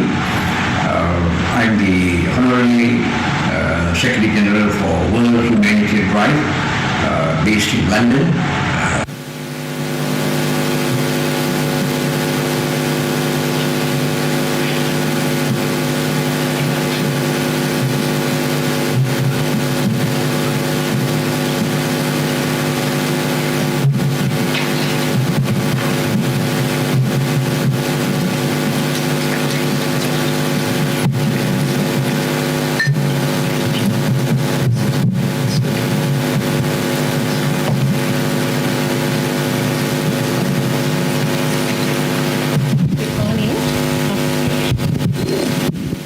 Good morning. Good morning once again. Shikamo. Those who are not from Kenya, we normally greet each other in a respectful manner by saying Shikamo. So the answer is Marahaba. So Shikamo. So thank you very much. My name is Flora Muthaura. I'm a board member for AMEC, and today I'm your host. So anything you'd like support on, feel free. I'm here to guide you. What we just listened to was Dr. Ruzaimi, and we have a representative from Dr. Ruzaimi's office. I'd like to invite them to the stage to just comment on the video. Oh, his name is Titus. Titus? A round of applause as we welcome Titus on stage.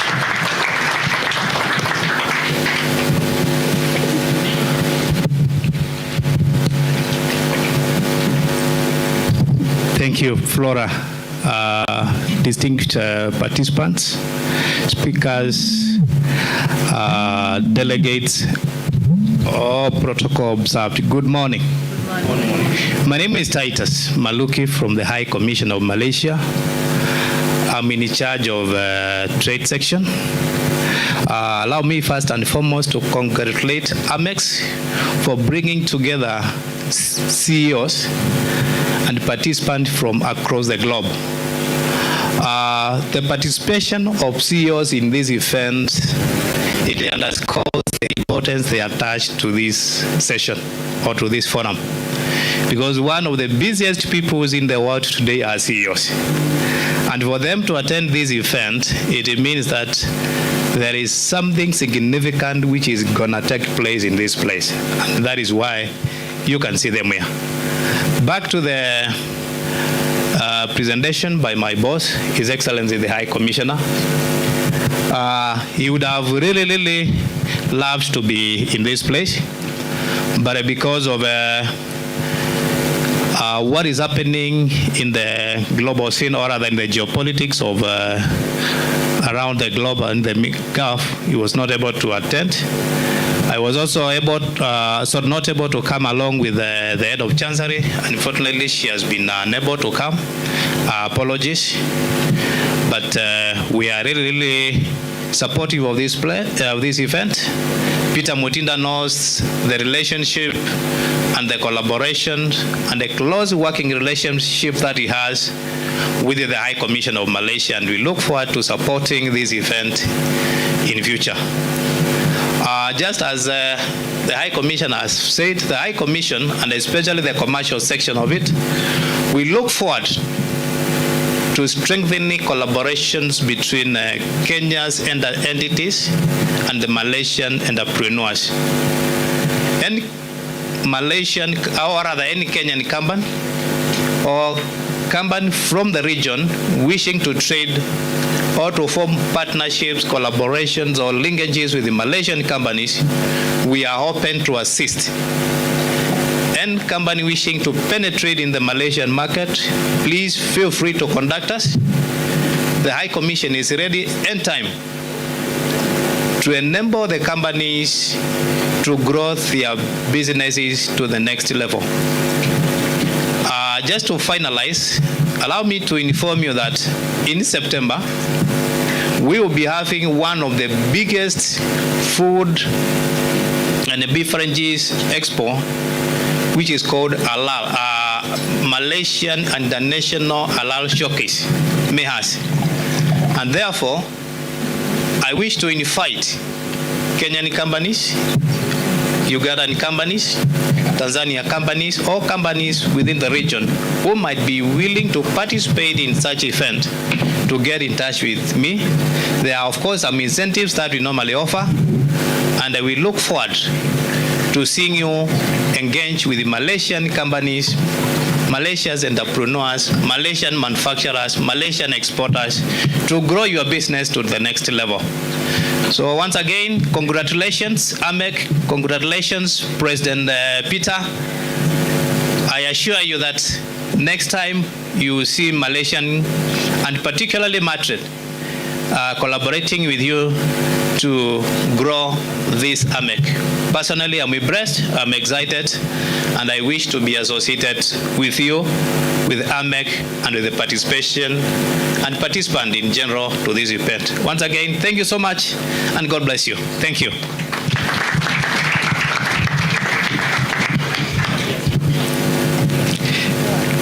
Thank you so much, Titus, for bringing your presence here. We are so grateful. And as AMEC, we really treasure the collaboration with the High Commission of Malaysia, and even for the opening of the doors. I think it would be a good idea in case we have any comments or questions in the room regarding Malaysia and such. If Titus is able to respond, he will be able to respond. If he cannot be able to, then we will be able to ensure how we get that, a response back to you during the session, or rather during this event. So is there anyone who has a comment or a question regarding what the His Excellency Rosaimi has said and what Titus has said? Please, let me see, just in case. Okay, we have one there. Any other? Somebody help me with the mic. We have another one here. Anyone else which I could have missed? I have two. I have three. Good, I think I have three. So we start with number one. Yeah, thank you.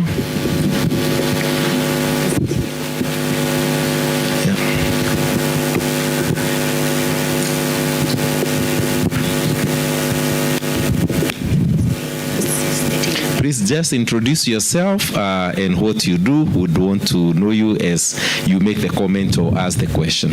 Good morning. My name is Ronjo Linda. I run a cleaning company, Linkaya Cleaning Services. My question is, he has said that Malaysia is open for us to trade even in Malaysia. So my question would be, does it mean we are allowed, for instance, if I own a company in Kenya, can I open a branch in Malaysia? Or which specific businesses are we allowed to trade with Malaysia? If there are any legal restrictions, or it's just open to any business that is either service sector. For instance, the service sector, or it only deals with supplies and manufacturing? Thank you. Thank you so much. I think we'll go to number 3 because of proximity, then we'll come to number 2. Hello, good morning again. Newton Nyutho here. I represent a company called Excado. So Excado trades horticultural products. So we were looking at the same question, possibly rephrased differently. What markets are open and what goods could Malaysia be able to uptake in terms of horticulture and agriculture that we could meet a collaboration that we can trade together? Thank you. Thank you very much, and I will welcome Titus as the mic comes to the second actually participant. Titus, if you could join us and take what you are able to, and then what you are not able to, we can be able to defer it. Hello everyone. My name is Mary Mwarari. I'm in tourism sector. My company is called Safiri Kwetu Tours. It's not a question, it's like an observation that people in Kenya have taken up going to Malaysia for holidays, but I don't think we are getting much from the other side, the Malaysians coming to Kenya. So how can you help us in tourism to partner with the tour operators in Malaysia to bring them to come and also see Kenya, because Kenya is also a very beautiful country. Thank you. Thank you very much. I think I have taken all the 3. So, yeah, so I'll invite, unless there is something somebody have missed and anything which has not been asked. Okay, so I'll invite Titus.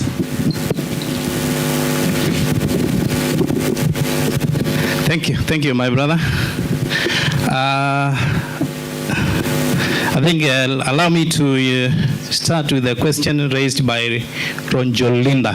I hope I'm pronouncing it correctly, about opening a branch office in Malaysia. Yes, Malaysia is open to investment, and I want you to take note of an organization called MINDA. MINDA is Malaysia Industrial Development Authority, which is under the Ministry of Investment, Trade and Industry of Malaysia. MINDA is in charge of promoting Malaysia's investment into Malaysia.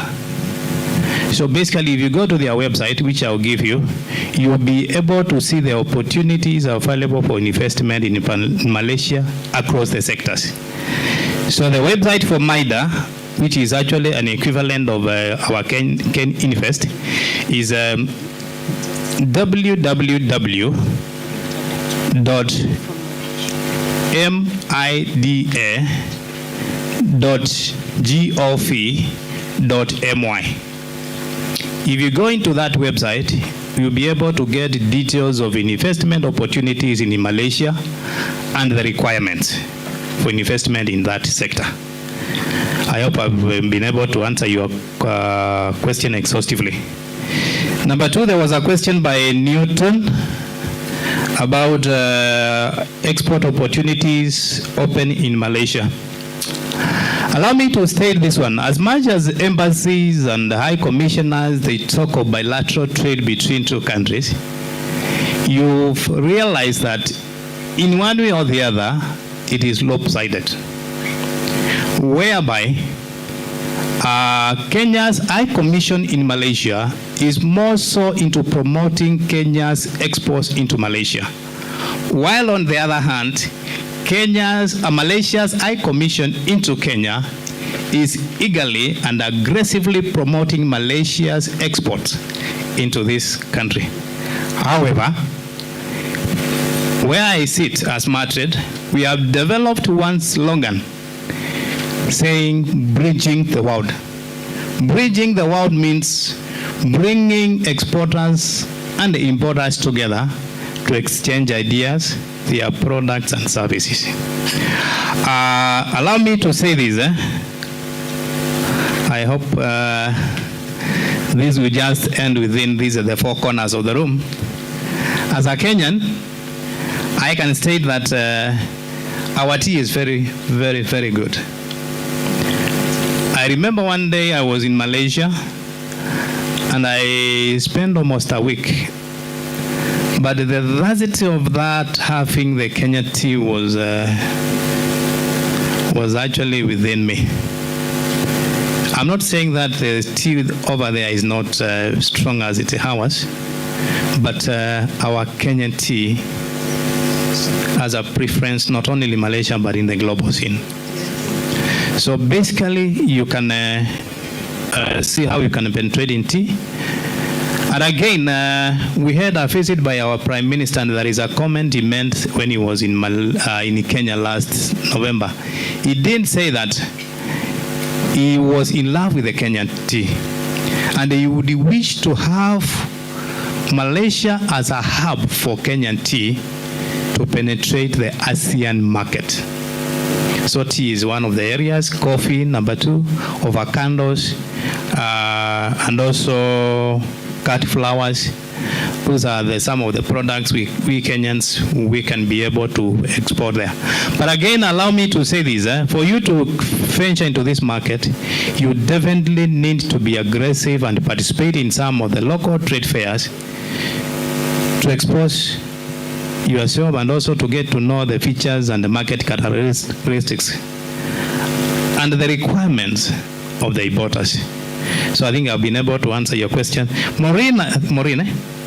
Flora, Flora. You mentioned about tour operators. It's you're Maureen.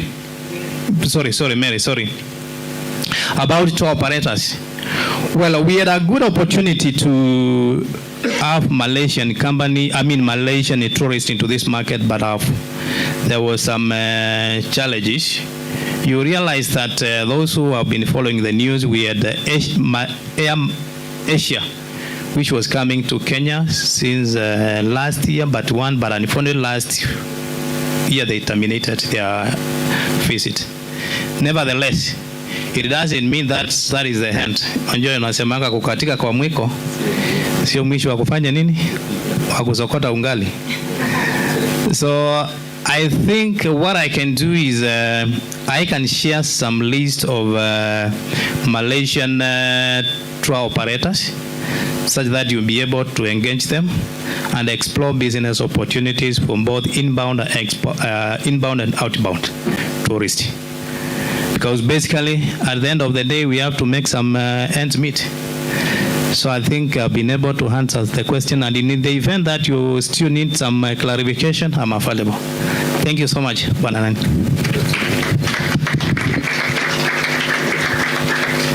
Well done, Titus. You have done quite some justice, and thank you so much.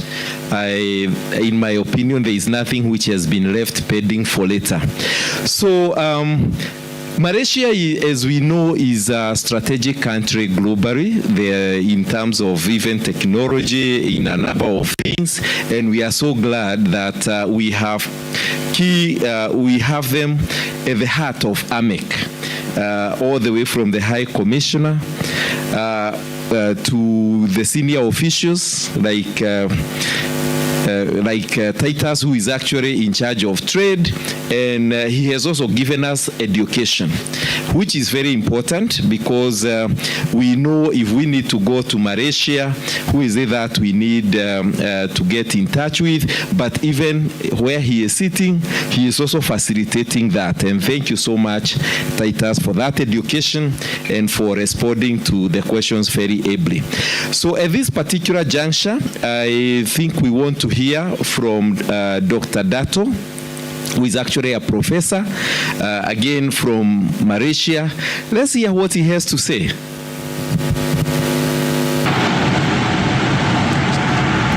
Good morning, good afternoon, good evening, good night to all participants, to all viewers in Nairobi, Kenya, Africa, and as well to all participants all around the world. This is Professor Dr. G.P. Doraisamy. I'm the Honorary Secretary General for World Humanitarian Drive, based in London, United Kingdom, and I'm the Secretary for Malaysia chapter, and also the regional head for World Humanitarian Drive Asia Pacific region. I'm glad that I'm invited by AMEX, Africa Asia Middle East Chamber of Commerce, for this wonderful CEO Conclave and Investors Forum 2026, which is happening now at this moment in Nairobi, Kenya. That is 26th of March 2026 till the 28th of March 2026. I'm speaking from Malaysia. I'm unable to attend personally for the CEO Conclave at this moment, as you know, due to transport, flight complications and flight cancellations and other related transportation issues. So, and because of that, I would like to excuse myself, my humble, simple apologies to AMEX, especially to Mr. Peter Mutinda, and also to Ms. Gloria. They have been communicating with me for the last few months on this topic of the CEO Conclave. And I'm really interested, I'm really honored, respected to be invited here as one of the speakers in this CEO Conclave. And I'm very thankful to AMEX for this opportunity. I am consultant, legal consultant, both in civil and Sharia, both in Malaysia and as well in overseas in many other countries. I'm a visiting professor. I give talks on leadership. I give talks on international business. I give talk on business law. And I give talks on entrepreneurship, on global marketing skills, and also topics related to law matters in civil and also in Sharia. And I do visit many countries every month. Every month I'm invited to give talks, to present topics to master students, to doctorate students, and also to organizations and corporations, not only in Malaysia, but in many other countries. Now, as Honorary Secretary of Malaysia for World Humanitarian Drive, and also the regional head for WHO World Humanitarian Drive Asia Pacific region, I hereby would like to say something, or rather share something about very important, pertinent, four very important subjects here, or my talk will be basically based on the Constitution, and also I'd like to touch on the professionalism of corporations and organizations, and also the what are legal and moral issues that involve in corporations and organizations, and finally on the CSR and how we go about the society. Now let me go back to point number one. Point number one is more about the Constitution. The Constitution of any organization, whether it's a non-governmental organization, or we call it the NGO, or if it's a corporation, or it's an entity in business or industry, you have to have your constitution, well-written constitution, with you must have your objectives, your vision of your corporation or your organization. Now with that, I'd like to say that Constitution is something that is mandatory. Objectives, the vision. It's not something that is optional. It's mandatory. So in other words, every member has to follow that Constitution. Now, as a lawyer, as a legal consultant, I do make a lot of consultations. I'm invited to many organizations in Malaysia and as well in other countries to talk on the Constitution, on the legal matters involving the issues, the problems, the challenges involving in any organization. And I'm really interested to talk about Constitution. So I would really advise our participants, audiences, that in your organization, the first thing is, please abide, please follow by the book. In other words, your Constitution, your bylaws, the rules and regulations are very, very important so that you're not caught in any legal, you'll not be trapped in any legal issues. And that is what I'm trying to stress here, that is about the Constitution. Now, of course, when you talk about Constitution, then there must be, point number two, there must be professionalism. When I talk about professionalism, it is about leadership. Now, I'm a person who's very much interested in leadership, in professionalism, because I grew up in the last 50 years, in the last 5 decades, in the area of leadership and professionalism. And I will never compromise to professionalism in leadership. So I would really advise, give my sincere, my friendly advice that please be professional, a leader in your organization. And that will carry your name, and that will give you a better image, a better name, not only for your organization, for your society, and for your nation. And this is very important. This is what I'm trying to spread, that professionalism and leadership are something that is both local as well as international. So I call it as global. What is global? G-L-O-C-A-L. Global here means you must have a global thinking. Global thinking. And local means whatever you have, you're going to act locally. Like if you're in Nairobi, if you're in Kenya, you got to do your project professionally in your country. If I'm in Malaysia, I'm going to do my project in Malaysia professionally with good leadership. That is what we call global. It's the economic term. Of course, point number 3 is all about legality, all about moral issues. Now, in any country, in any nation, there are legal issues and there are moral issues. Sometimes something that is morally right, it can be legally wrong. Sometimes something that is legally right, it can be morally wrong. So in other words, moral and legal are something that you have to balance it in a leadership. In any organization, moral. That's why we under World Humanitarian Drive, we have come with a proposal that we have written to the United Nations to declare the 2nd of September as a World Moral Day. Morality is very important. Of course, we have legality. Legality, you can strictly follow legality, but sometimes legality doesn't go very much in any organization because moral issues, cultural issues comes handy with it. So you've got to balance legality and morality in any leadership, in any professionalism, in any organization, in your country or in whatever that you are involved with. So moral issues and legal issues is something that is very important, and I would say that we in WHD, World Humanitarian Drive, we are very much bringing up this matter to the United Nations, and I personally would be going to the United Nations very soon to New York to present this paper on the moral. We want the World Moral Day to be declared on the 2nd of September. And finally, in any organization, there is a CSR, the Corporate Social Responsibility. When we talk about corporate social responsibility, and I'm talking about how a society can be involved in the environment, the surroundings. A society, a corporation must be helpful to the people around. That means you have your duty, your moral duty, your social duty to help the people. There are people looking for you.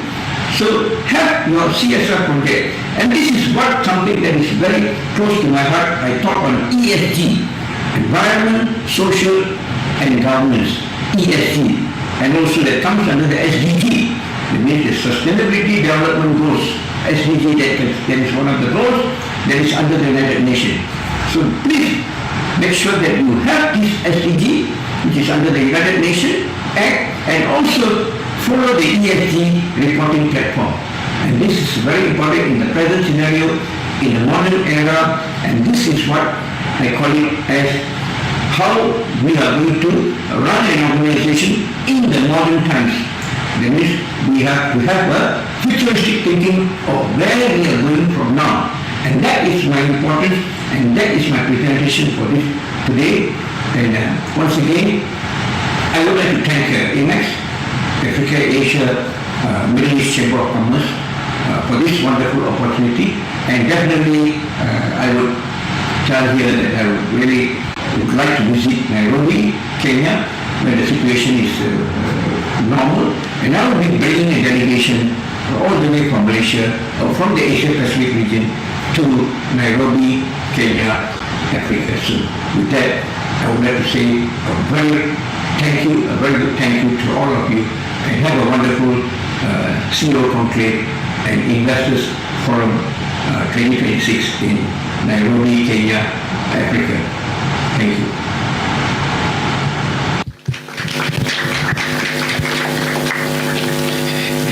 Yeah, very insightful words there from Professor Dr. GP, and showing that, the distance again is not standing on our way.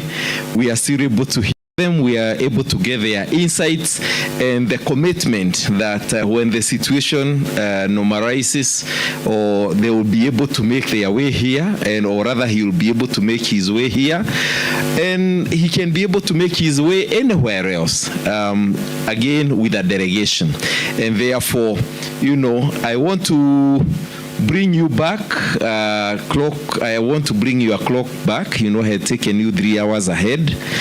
I guess he is at 3 p.m. Now we are 2 p.m. here in Kenya. So 5 hours. It's 5. Oh, sorry, it's already 5 p.m. 5 hours ahead. I'm saying, so they are 5 p.m. Sorry, I think I had taken UK, who is 3 hours behind us. Oh, so we are already at 5 p.m. We are supposed to be going home, but now I don't want you to go home. So come back to Kenya, where we are just a few minutes past noon. I know we have been sitting for a while, and what we want to do before we embark on the next session, I think is a good time that we treated ourselves to a break, whereby we can also be able, to get to know each other as we have our bitings, as we had been advised earlier, our tea and bitings, and then we'll be able to have dinner later on towards the evening. But again, before then, we'll still have some other biting, just to ensure we remain awake. So you not be hungry, but you not be fed too much, as so that we can concentrate. We can concentrate better. Yeah. So. Let's take, it will be a 1 hour, so good time that we can be back here at 1 p.m. Kenyan time. So let's rise up, socialize, we'll get out there. I'm sure we'll be served with some bitings. Thank you, and see you back here at 1 p.m. Yeah, 1 p.m., that is 1 hour.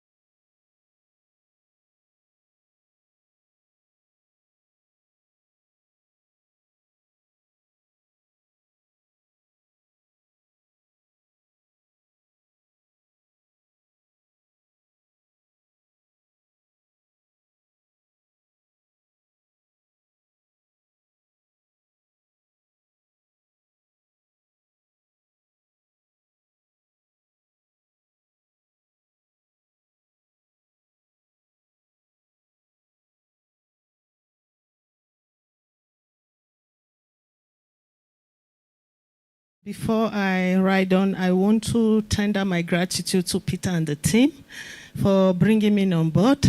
My mentor is still on her way for connecting me to this organization. So who is Anna? I'm from Cameroon. I work with the South African government for over 15 years. I facilitate immigration, trade from Cameroon, the Central African region, with investment in South Africa. So I'm still doing that. Then, a part of that, I have my own organization, Building Together Consulting. Is a woman focused advisory board where we empower especially the rural women in agriculture and in Cameroon and the Central African region. When I say Central African region, we have country, we work with our sisters across borders in Gabon, Equatorial Guinea, Congo Brazzaville, Chad, Central African Republic. So we go beyond that. We also have people in Rwanda. We have in Sao Tome, Angola, South Africa, and Nigeria, our sisters. So for this, I'm also an advocate for women. I have also an organization where we bridge the gap. We empower adolescent girls and young women, and we have spotlight agriculture to empower them, giving them voice in leadership.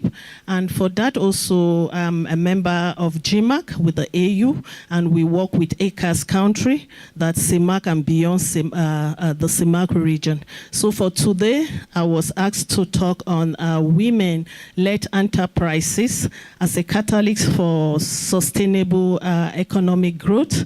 But I narrow it down so that we'll really understand for Central African region and for Cameroon, where I'm coming from. So you will bear with me. I could not do it for Africa because it was very large. So for an insight for Cameroon, we will talk on women-led enterprise as a catalyst. We will look at women as enablers. We will look at the challenges women are facing in businesses, and also we'll look at policies and perspectives that we can together see how we can work and to break these stereotypes, these barriers, those policies that are holding us that business cannot, and women are victim of it. So when we talk as women enablers, we look at how women contribute economic growth, the participation women bring. In Cameroon, we have women that run businesses, 38% of women that promote businesses.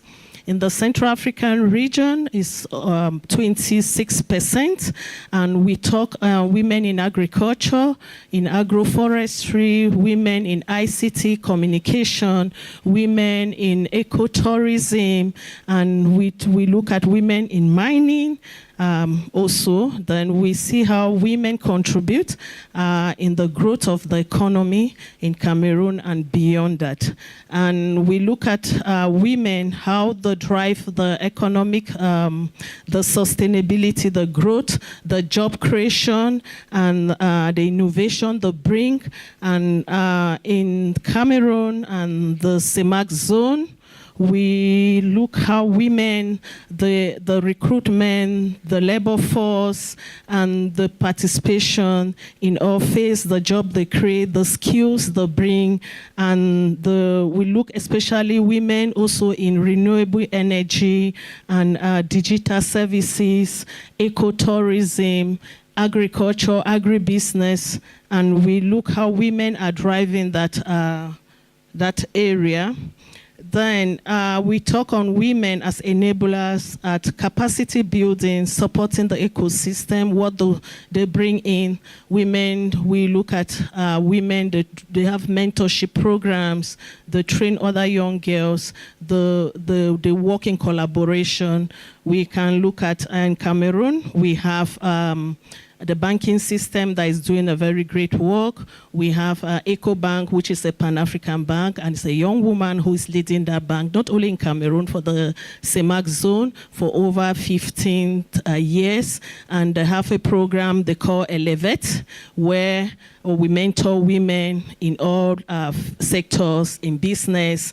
We have the Access Bank also, who also, that have also program.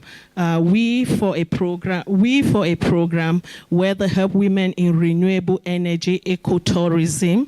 The United Bank of Africa also is also having a mentorship program, capacity building program, where they help women to bridge up the gap, to be up to the competition that we have in other region and other blocks.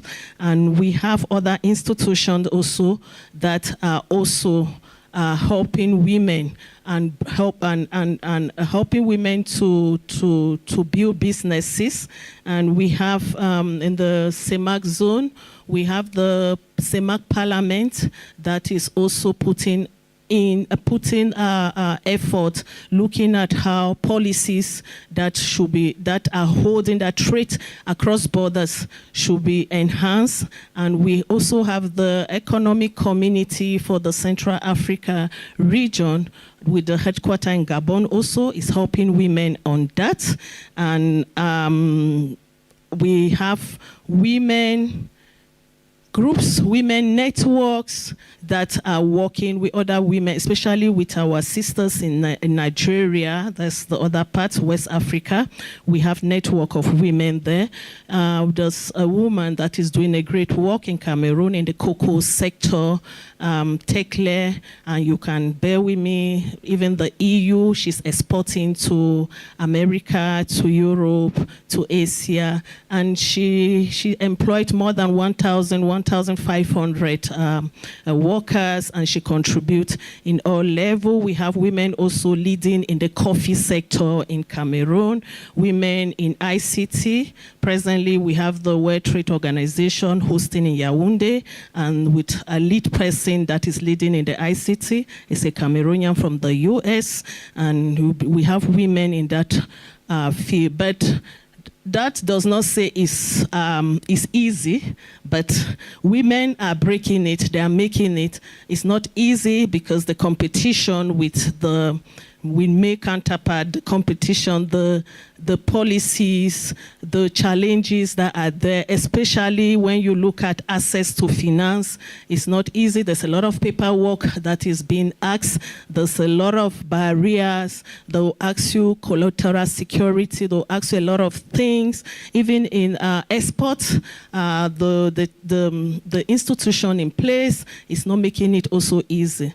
But it helps us when we work together in collaboration. So we promote regional collaboration, women working together, and we advocate also for those policies that are standing like as barriers that are making that trade should not advance. We have a great network of women with the Asia world, especially with India and Thailand, in Cameroon. We also have North America women with great network also there, with Canada in place. So we have women entrepreneur a network that are working closely and trying to encourage women and helping women to promote business, and also looking not only out of Africa, but within Africa. As I said earlier, we encourage women to work with women in the SADC zone,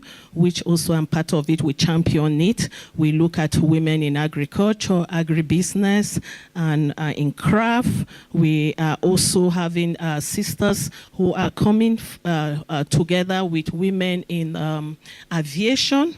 We have women from Nigeria and Cameroon. They are partnering with other women in the SADC, especially South Africa, where they have aircraft, and for those who want to fly private jet, and it's already coming up, and some of them owning the private jet. So we encourage working together as women in businesses.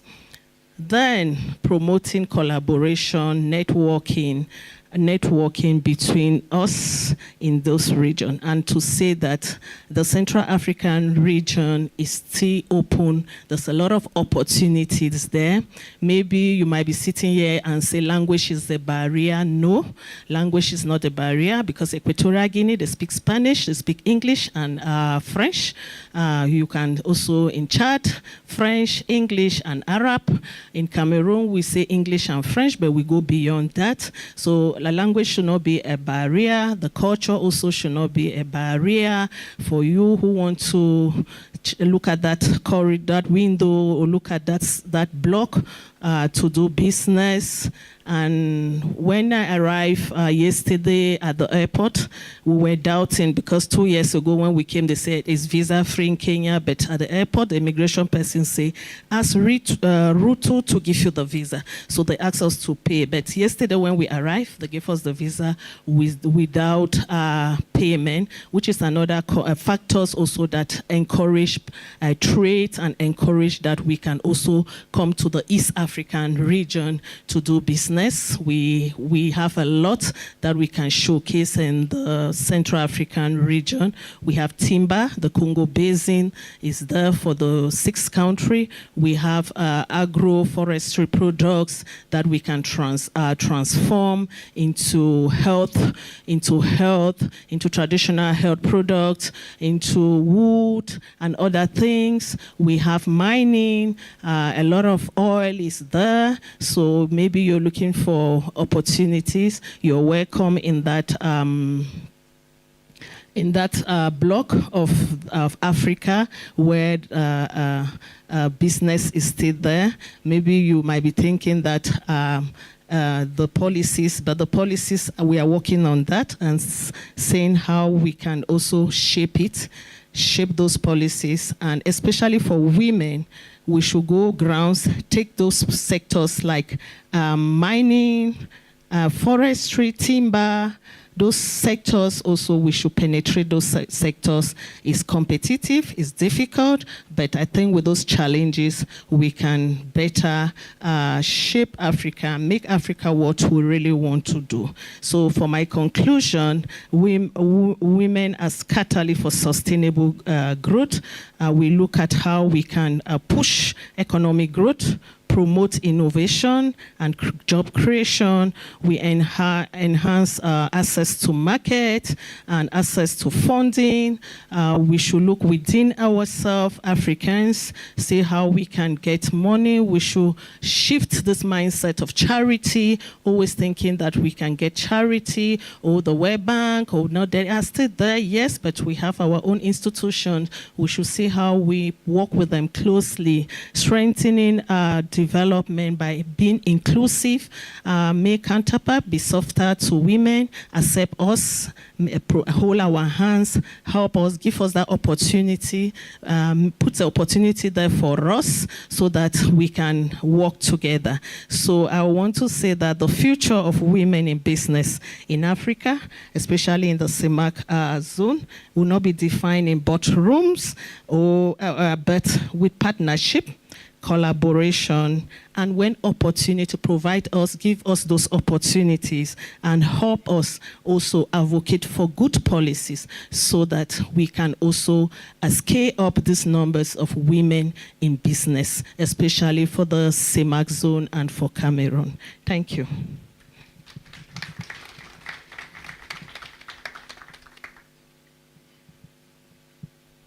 Thank you so much, Ms. Endu. And before she leaves on stage, probably I will allow one question, just one. Anyone who has a question for Ms. Edu from Cameroon?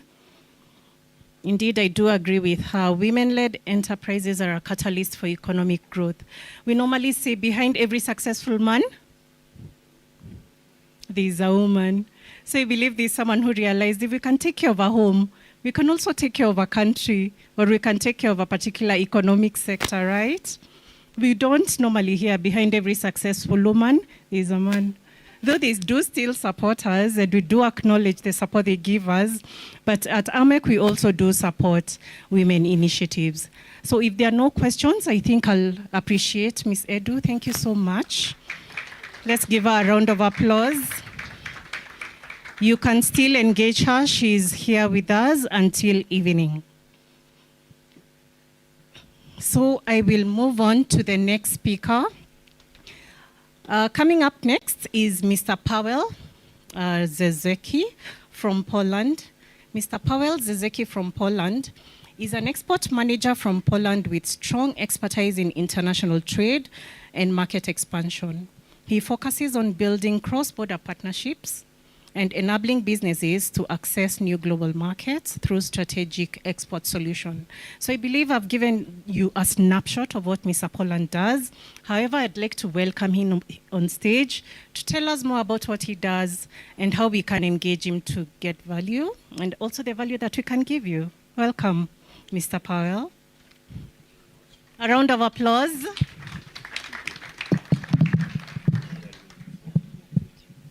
Okay, I suppose that this one is working, so I can start. I'm not sure if Mr. Peter received my presentation, but even without presentation, I can go. It's not a problem. So first of all, you know me already just a bit because I was a panelist, so you know that I'm from Poland and I'm export manager in my company. My company name's BART. And what we are producing and what we are offering to our, as I said, not clients, but partners, these are specific raw materials. So we are producing vitamins and minerals, so like vitamin C, D3, K2, ferrum, or iron in English, magnesium, and so on. We produce it in liposomal form. So this is something really innovative, and we are looking for opportunities on all the markets. Me personally, I'm French speaker as well. So I'm responsible for French speaking markets in Europe as well as for the whole African markets. And just to give you a background, because I'm in my company since 2 years, and at the beginning we were like nowhere in Africa with no contacts and so on. Right now I have very good partnerships in Maghreb countries, maybe also thanks to my French. So these are countries like Algeria, Morocco, and Tunisia. Then I have also a very good partner in South Africa, in Joburg. So this is how South Africans name this city, Joburg. And I'm here in Kenya also to see what are potentials on your market, what are the needs from the companies, as well as the needs from people, so like a final customer wanting to improve his health based on the products produced with my raw materials. So just to get a bit into details about what it is, liposomal form, and if it's known in Kenya or not, I suppose that this is something new. So this is like a vitamin or mineral that is encapsulated in a liposomal cell.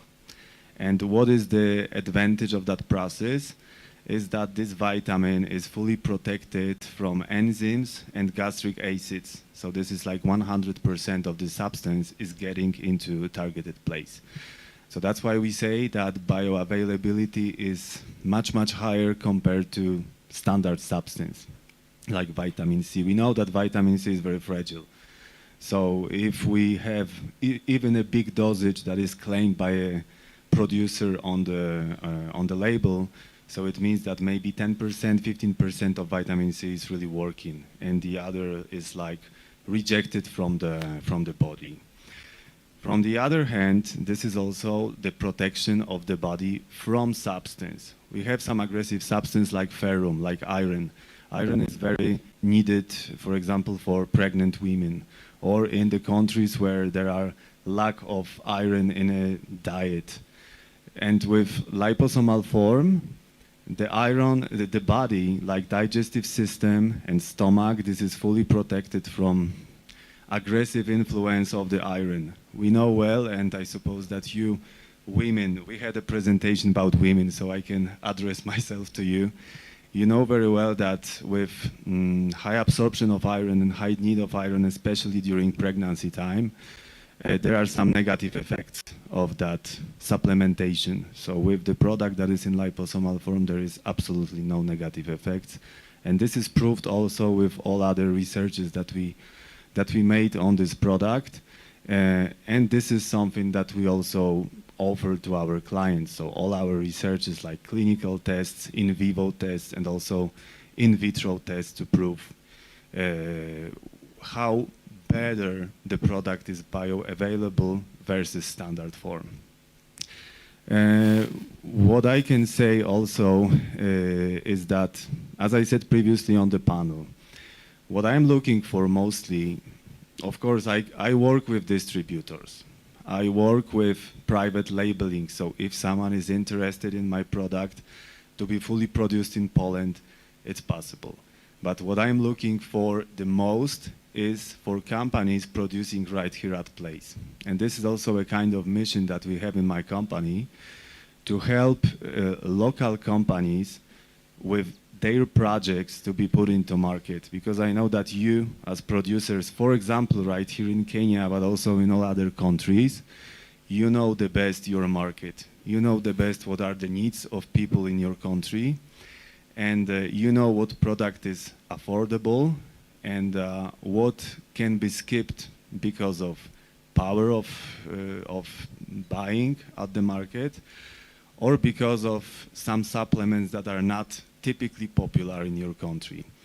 So what I'm looking for, as I said, is not for clients, but for partners that can share with me their vision, and I can see how I can help all of you, all of these partners, with my product, so we can have a synergy that has been also shared before on the stage. So we are looking for synergy, we are looking for local production, and we are looking in reality to help people, because we know that there are three things that are very important in life to be in a good health condition. So first of all, this is food.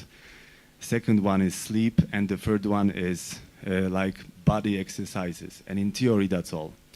But then we know that the quality of food is still worse and worse.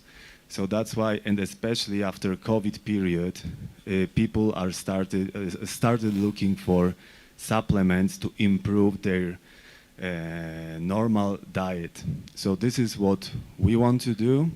We want to deliver quality products, innovative products, and what is also important, affordable products. And please believe me that I have an experience in that, because we have already very good partnerships with selling products in African markets. So as I said, Algeria, Tunisia, Morocco, and South Africa. I have some interesting products also in Egypt, in Libya, in Nigeria, Ethiopia. I'm also in contact with one client from Kenya, but I hope that it won't be just one client from your country. And we know those innovative product with affordable price. So maybe I will finish my speech with a constatation that what I'm looking for is to help you with my raw materials and to help to improve the quality of life or the well-being of people in African countries. Thank you very much.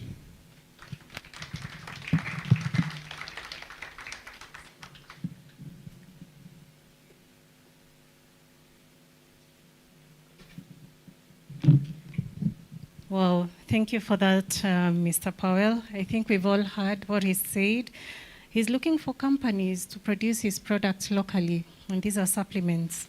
And all you have to do is share your vision and see how you can bridge energies with Mr. Powell to create an impact to people here in Kenya and across continent. Thank you so much, Mr. Powell, for that. I'd like to encourage you to visit our booths. There behind, we have Lofty Coburn.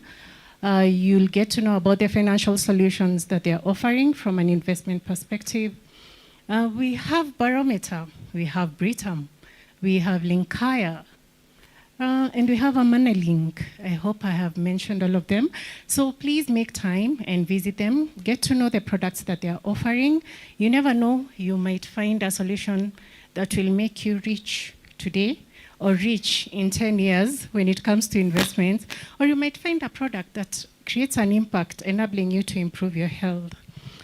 So I would like to call our third speaker for this afternoon, He's from Lofty Coban. His name is David Gitao.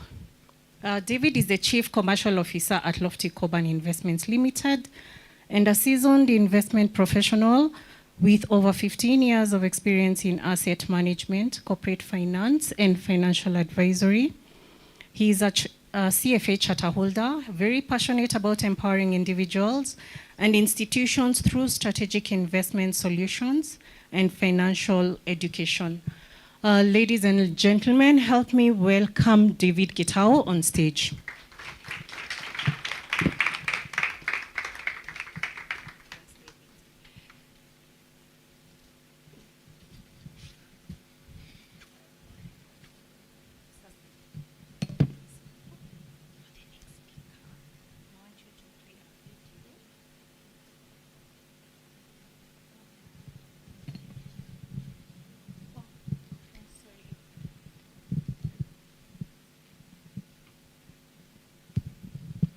I want us to imagine, just for a few seconds, you either as an individual, maybe with your family, but imagine you being able to take your kid or your kids to school without any stress, being able to plan your holidays without any stress. You've told your kids, we're going to go on holiday on this and this month, and for sure you go. Being able to buy your dream home, like a small ranch somewhere where your kids can play. Being able to buy your dream car.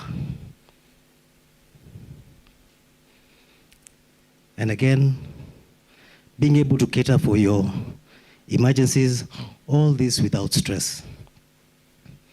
These are problems that plague us on a day-to-day basis. And that is why about 5 years ago, a group of us, about 8 of us, we were then working for CIC Asset Management. We came together and said, we need to come up with a plan to help Kenyans achieve these dreams. Essentially, give Kenyans a plan on how they can just get peace of mind. And we identified the gap as being simply, we just need to empower as many Kenyans as possible on matters personal finance.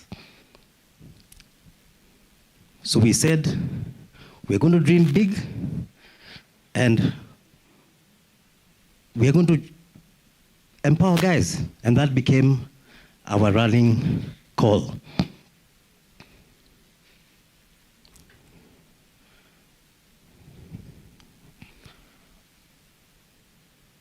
To achieve this, we said we're going to do 3 things essentially.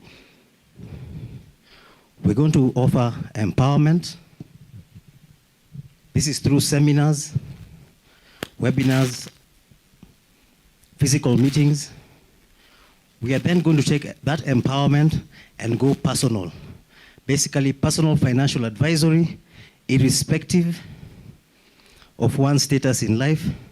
And finally, we are going to offer products that speak to these same Kenyans, so that we walk with them a journey. Basically, empower, invest, and then prosper. But we said we needed a platform to be able to do these 3 things. And that is how Lofty Coban Investments Limited was born. We didn't want to remain a briefcase outfit, so we decided to go the whole hog and get licensed and registered, which we did. We got our first license in 2023, January, from the Capital Markets Authority as a fund manager, basically giving us the authority to advise clients and to manage money. With that license, we then gone and got other licenses from the Retirement Benefits Authority, giving us, again, authority to talk on matters retirement and also manage retirement benefit schemes. Then finally, we went to the Institute of Certified Financial and Investment Analysts. That is the body that gives us our practicing certificates.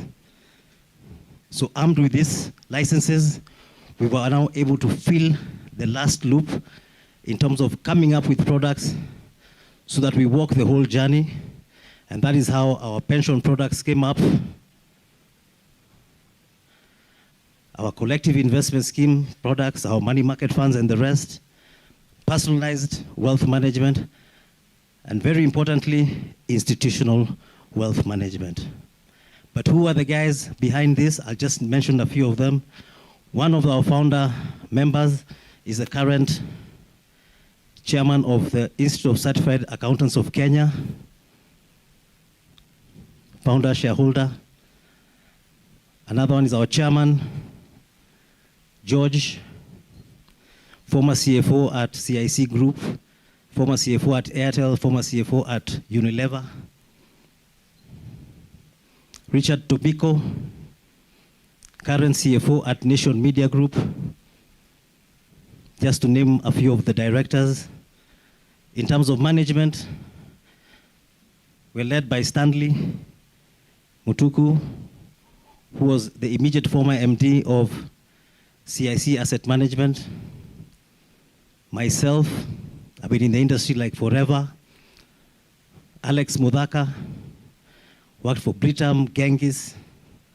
In short, when you add up all our experience, it was coming to about, when we were starting, about 150 plus years. Then of course there's Leonida, who is right at the back there, again a founder. So these were the guys who are now carrying that vision of empowering Kenyans towards financial freedom. And fast forward 2.5 years plus maybe 1 month, we are now managing 5.1 B Kenya shillings with over 14,000 clients.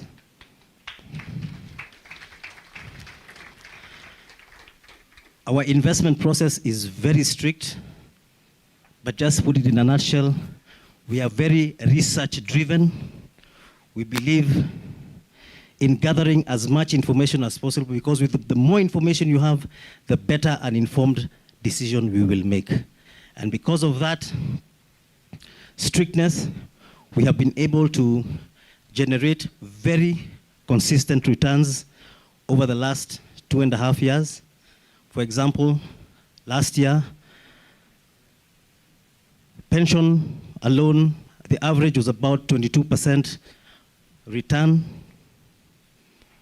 On the other products, we had equity fund doing about 52%, which is the highest in the market then. Money market fund doing an average of about 11%.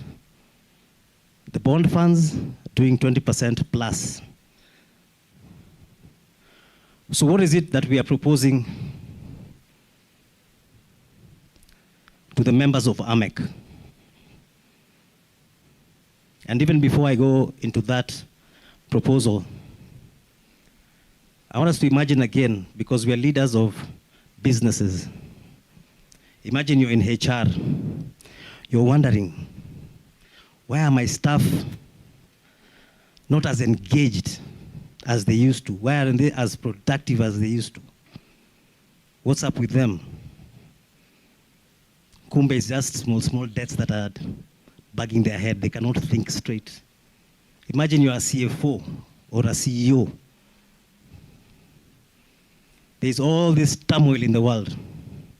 And you're wondering, how can I just maintain my revenue or diversify my income streams to bring stability in this organization? That is where Lofty Coban comes in.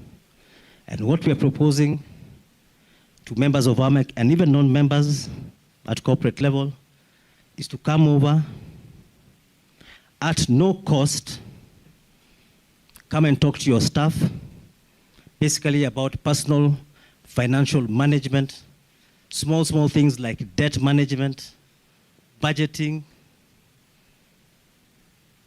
How can they plan their finances? Again, with HR and senior management, how can we go around this issue of pensions? Because the scenario can never be that our children are our retirement plan. Those days are long gone. How can we engage the two of us with HR and senior management, and we bring our expertise on board and guide you on how you can go either creating a pension scheme for your employees, or just encouraging them to make additional voluntary contributions, or even just making your pension scheme, if it's current, just more efficient, even with NSSF Tier 2 contributions. How can we have one-on-one sittings with the CFOs and CEOs on how we can, in short, increase their revenue? Based on my past experience, I've been able to guide a lot of corporates increase and diversify their revenue by up to 6 to 10% using just investment income. And finally, again, in the issue of increasing income, how then can we advise you on how you can diversify your income portfolios or your investment portfolio, how you can pay dividends in a more structured manner, have a consistent dividend policy, how can you manage cash reserves? COVID taught us that even businesses need cash reserves. Again, we're in the same scenario where every day you're wondering, when you wake up, what could have happened while I was asleep in the Middle East? So that is our proposed partnership. Again, to the members and to the non-members. And why are we proposing this? Or why should you even consider Lofty Coban? One, very experienced guys, including myself, top management, 19 plus years of experience in the investment industry. In our staff, we have diverse skills. Personalized service, and of course, back to our core mission of empowerment, from top to bottom. So I want you guys to join me when I come calling on you, so that we can add value to your employees, to your senior managers, and to your boards. Asanteni sana.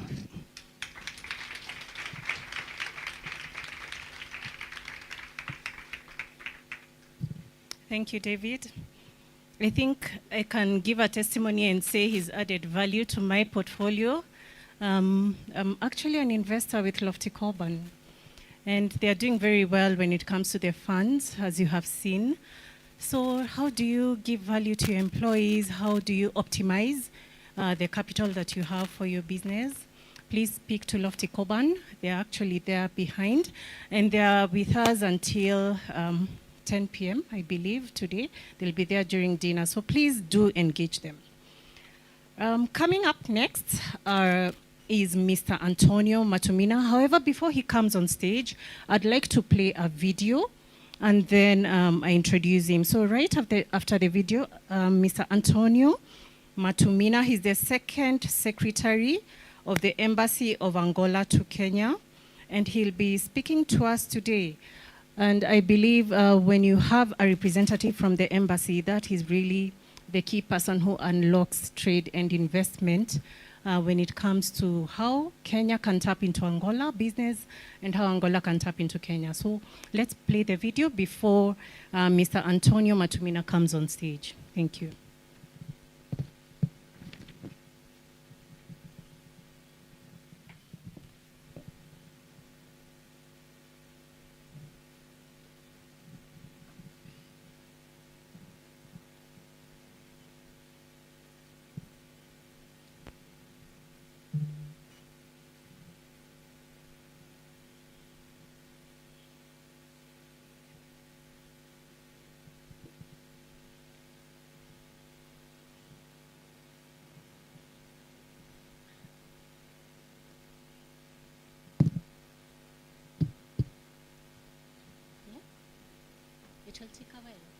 Okay, so the tech team is telling me that the video will take a while.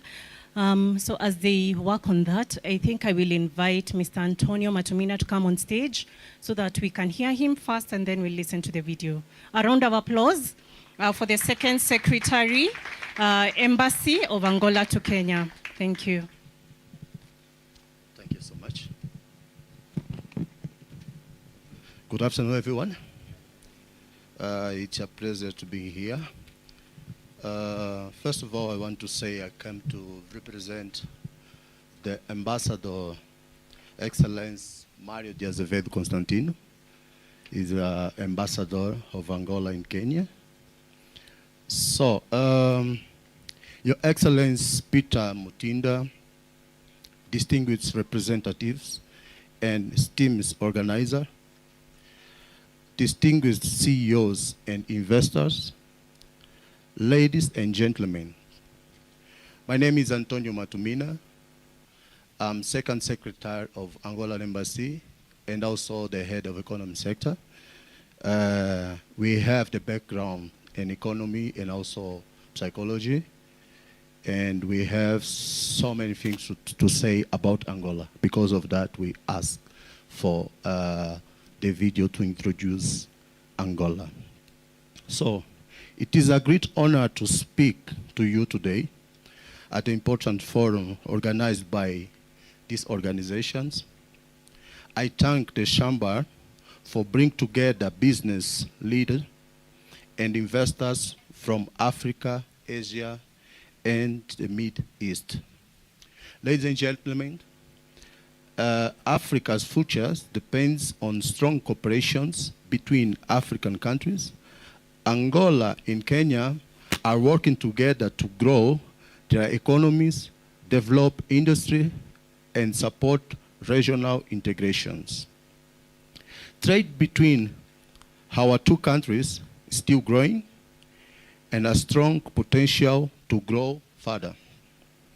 Angola is strong in energy, infrastructure, and logistics.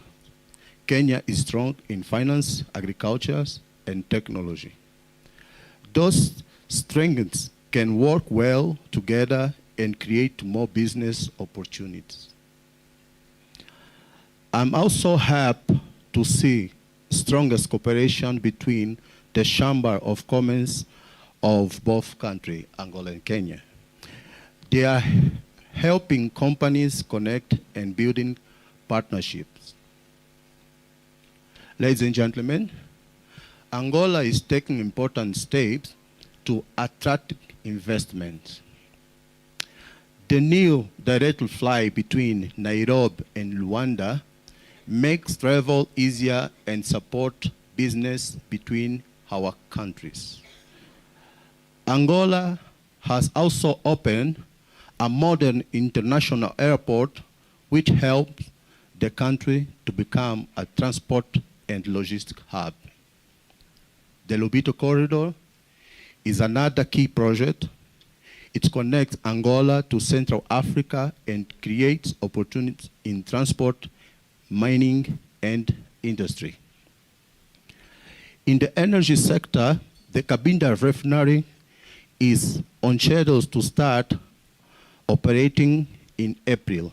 Angola is also inviting foreigners, investors to building new refinery to meet the growing demand for fuel in Africa and also around the world.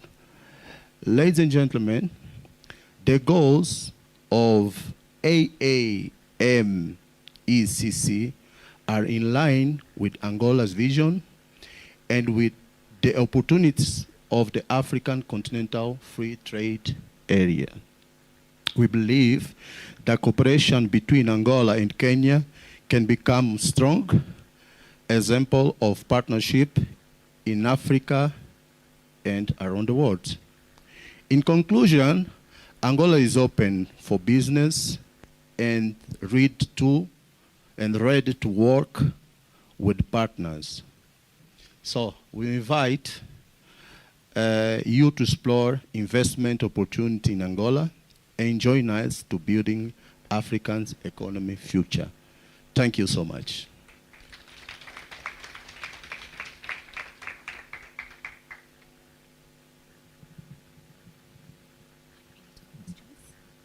Thank you so much, Mr. Antonio Matumina. I'd like to welcome you to ask questions. Anyone who'd like to move to Angola and do business? Any barrier that you've experienced? Thank you very much. So the question was if I would like to be in Angola for making business. Of course, yes. I have not tried for a while, so I'm looking also for some opportunities, but also for knowledge about the country. Can you tell me what is the source that I should use to have the best level of knowledge about Angola, about how to position myself to be able to find a reliable partner in your country?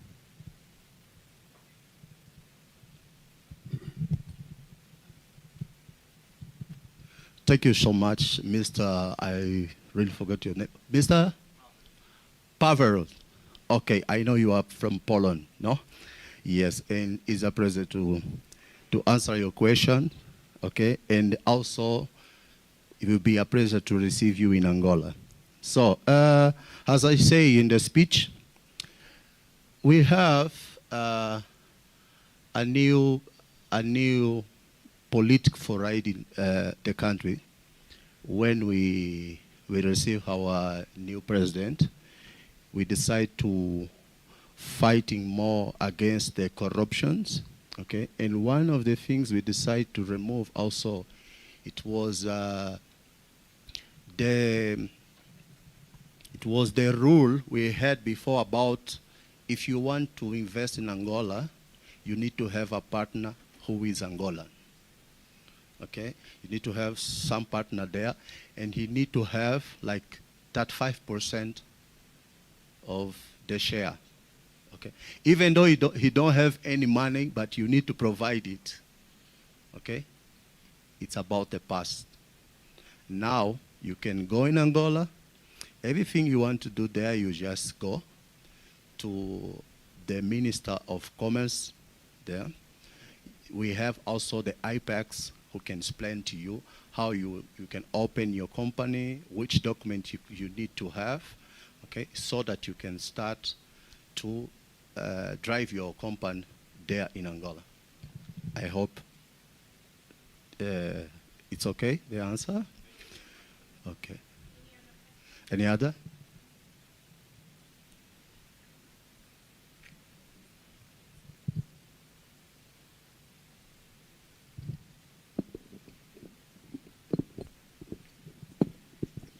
And I'm so happy. Have a question for me. Lovely. My name is Eunice Mutua. I represent several organizations. One is a network.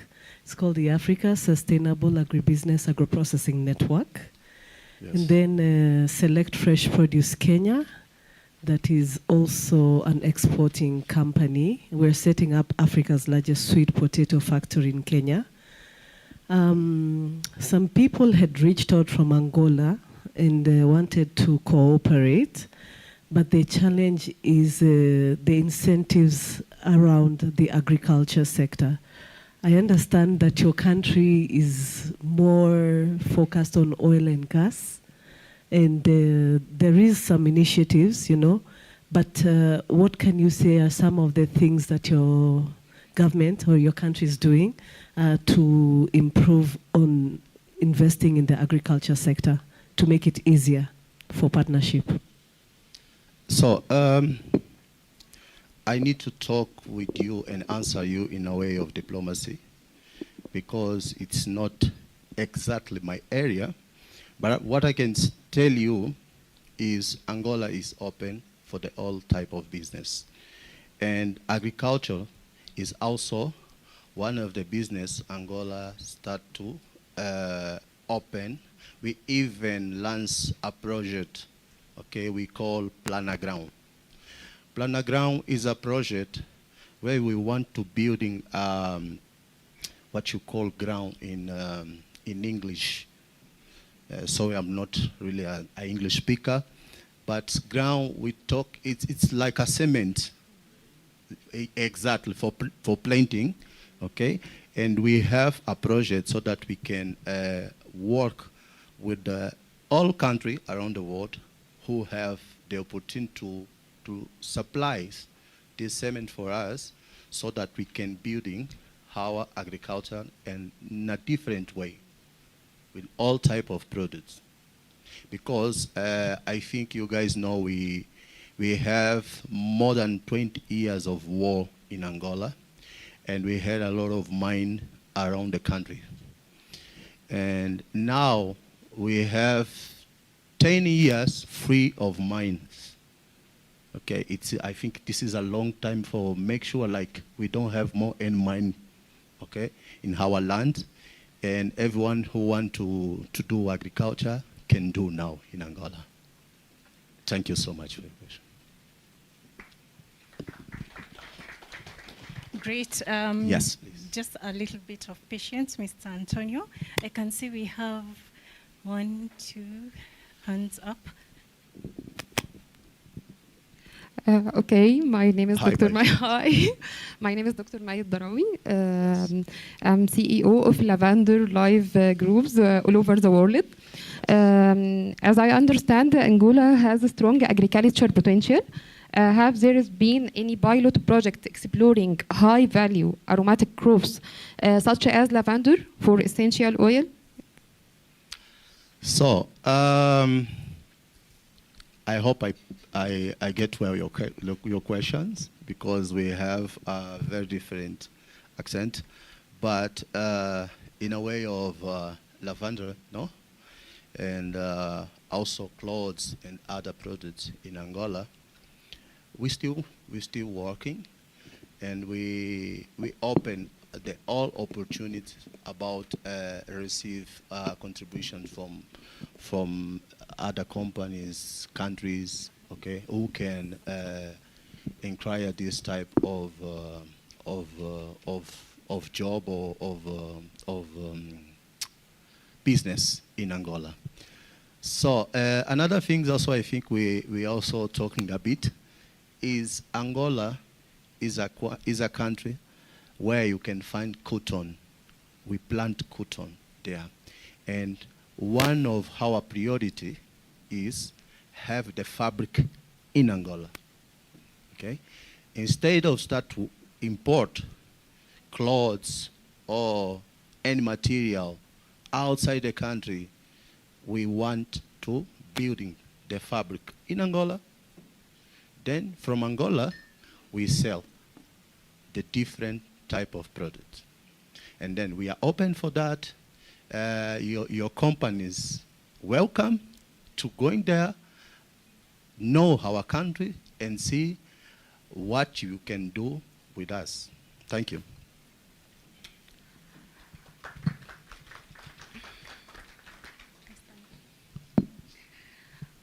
Good afternoon. My name is Good Miriam. afternoon. My name is Miriam Bonzo, representing One Stop Career Agencies. I'm into labor mobility. So my question was, sometimes we get projects that involve people from West Africa, especially oil and gas, because Kenya, we don't have such skills and personnel. Where can someone start from when they need manpower from Angola to take to countries that have requested? For example, the Middle East countries that deal with oil and gas. Thank you. Sorry. I really want you to repeat the question. Very My sorry. question is, if I need manpower from Angola. Okay.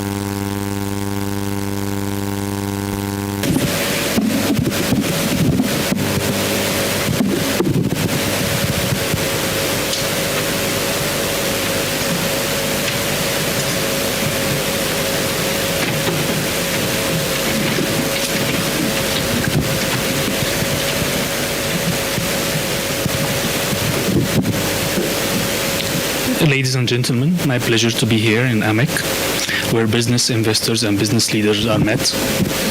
Africa today is not only a continent, it's the most promising investment destination for all investors. Especially Kenya now, it's a gateway for Eastern Africa, especially because of existing of Mombasa port. From banking point of view, I have noticed, because for me it's first time to be in Kenya, that mobile banking is very strong in Kenya. Really all people, all different places, they are using the mobile to pay its fees or bills or whatever. So this is really very good. From investment point of view, I will not talk today about the big investments, big sharks, no. I will talk about the small one, the SMEs and startup business, where the SMEs are the backbone of any economy, where it's increased the employment rate and reduce the poverty of any nation. However, although it's very important, any country has its SMEs, companies and startup business, but they also challenge lack of experience, lack of financial knowledge,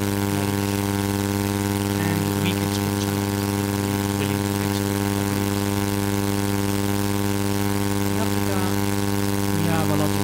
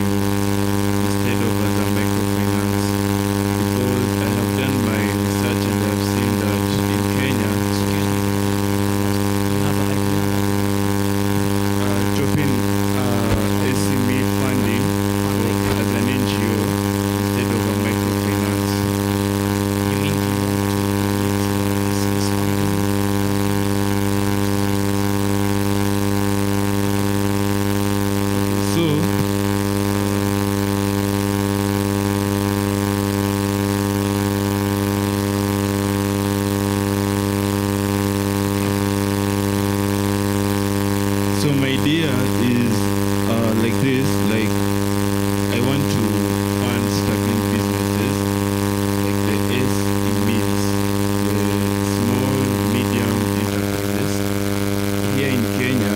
So I would like to ask you if it's possible to make it as an NGO instead of a microfinance, because I have done my research and I have seen that in Kenya there are more microfinances than NGOs. And also whether I can have that kind of an environment to be in the country.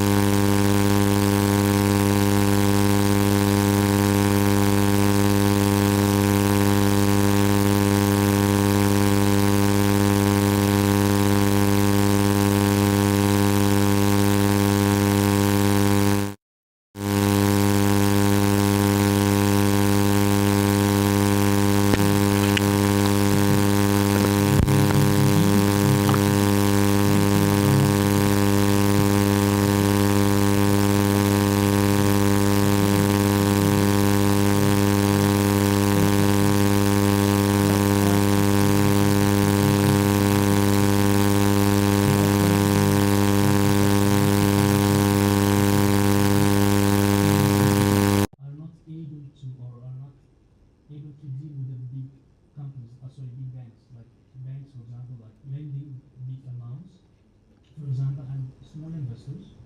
And for example, I need only £1,000, £100,000. For the bank, this is very minimal amount.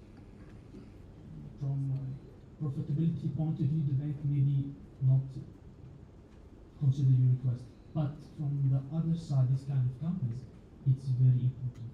And it's very successful. We have a lot of companies that working in these projects. For the individuals, that I can purchase a lot of things on credit, and then for the companies, that they could take £100,000, £200,000 to finance work in progress or whatever the purpose of the finance. And this kind of companies become parallel to the bank, and time by time start to take a market share from the bank. By the way, even the banks in Egypt nowadays start to think to make subsidiary companies working for her in the same way, because we found that we have a lot of population. The banks, the banks in Egypt are regulated by Central Bank of Egypt, and we are connected with rules and regulations. Some people or some companies, they are not able to meet these requirements concerning documents, regulation, this kind of things. From other side, this kind of companies, the fintech companies are taking the risk to deal with this kind of companies. But on the other side, the interest rate is higher. The fintech companies, for example, if you take a loan from the bank, for example, 5%. If you go to the fintech company, the same amount, but the interest rate is like 10. For example, it's higher. Why? It's higher risk. Otherwise, you could go to the bank, which is more secure. Your idea is very good. I don't know, actually, to be honest, I don't know how it's in Kenya. But if you have, if the people culture accept and adapt mobile money, so it can adapt easily this kind of things. This is the most important. Thank you. Thank you so much, Dr. Mohammed, for giving us insights about SME and how.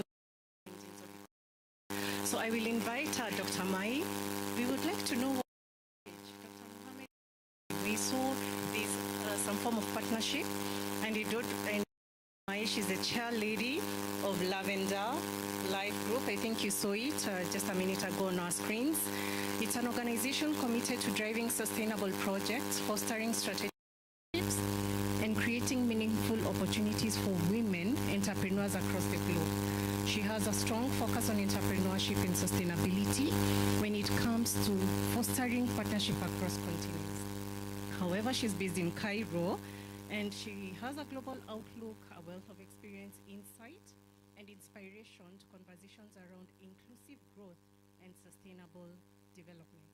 Let's welcome Dr. Mai on stage so that she can share with us perspectives on advancing opportunities, strengthening partnerships, and driving impact. Welcome, Dr. Maya.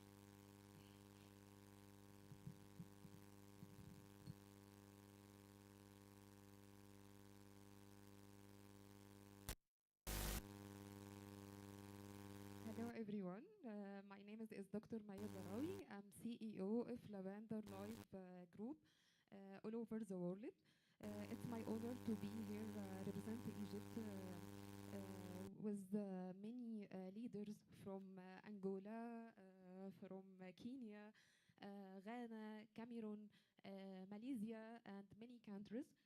I want to ask you some question. Why you are here? Why you contribute in this event? Why you come to this event? Okay. So, at the end of this event, I'm Eunice Mutua. At the end of this event, I believe I'll be able to link up with potential partners in agribusiness, not just in Kenya, maybe in Egypt, maybe also in Cameroon, Angola, and other Kenyans as well.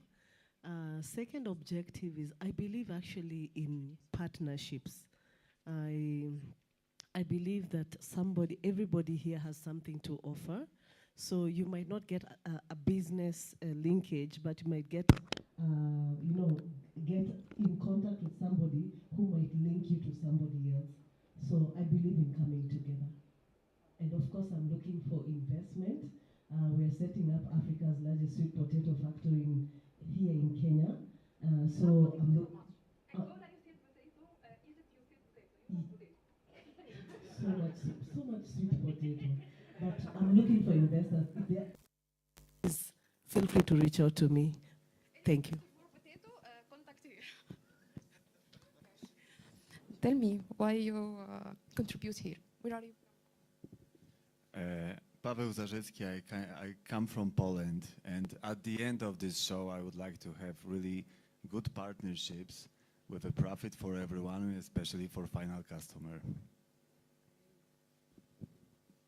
Let's go to Angola. What's your mission and vision from this event? Good afternoon once again. So for us, every time, every place or every events that is opportunity for us to share our country. Okay, and also invite the all company to know Angola and maybe go in there and do some business in Angola. So everyone here came from his country to tell us about his experience, and he wanted to make exchange between each country.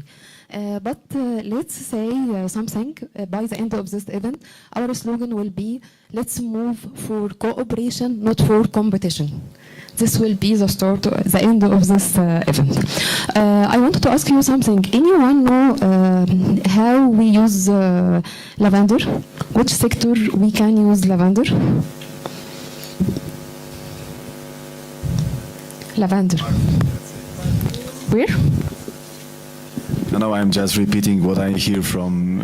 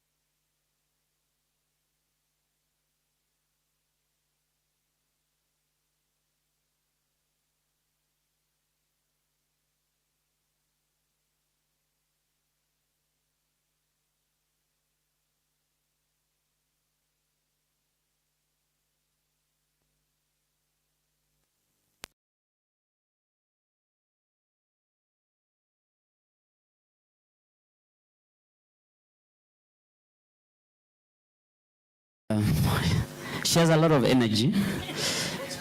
Yeah, and I like that. She decided to come for the event in the last 2 days. So, and they managed to get flights with a struggle in the Middle East, and they are here. They are also members of our partner Women in Business, Dr. Eve. So we work together so much, and we appreciate Dr. Mohammed all the way from Cairo. Thank you so much. So the booth is over there, right at the corner. Answer about my question. You have to answer about my question. Oh.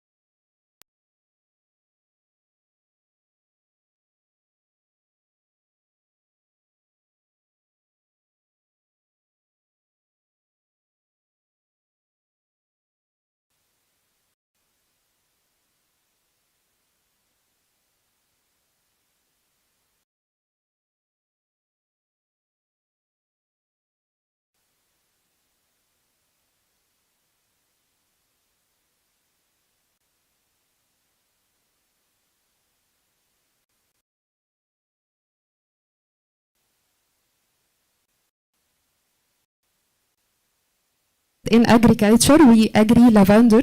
A special type is called Egyptian French lavender.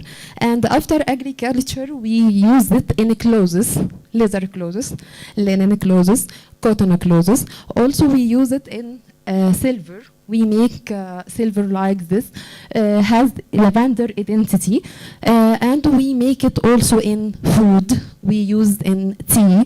We use the lavender also in soup and candles. I want to show you something.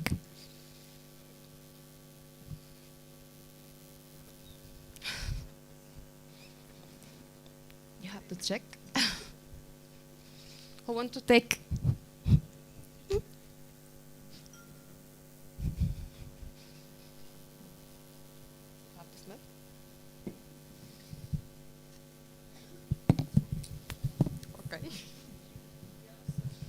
Here. Here.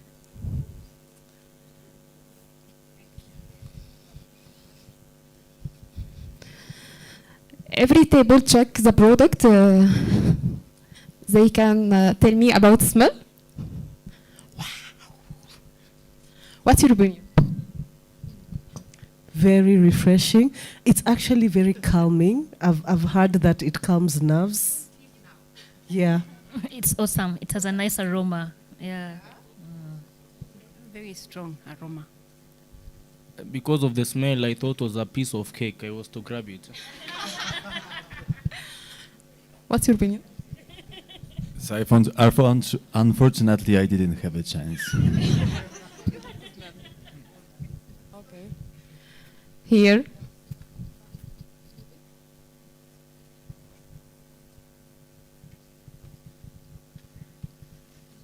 It's soothing and calm. I love the smell. I don't feel like giving it out to any other person, but just to stay with it. Thank you. Let me. You have to smell. Thank you very much.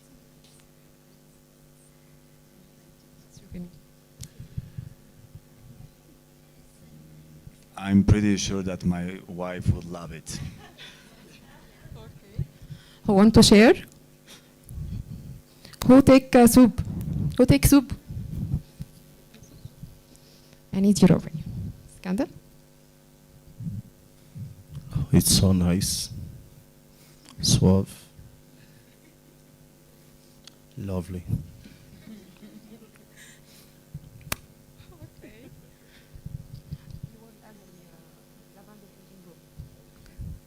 Soup?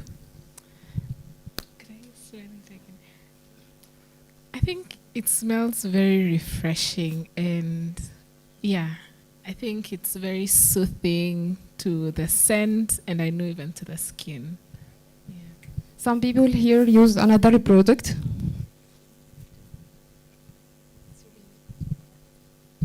It has a calming effect, and at least it's not that strong for those people who are sensitive with allergies. So I prefer it.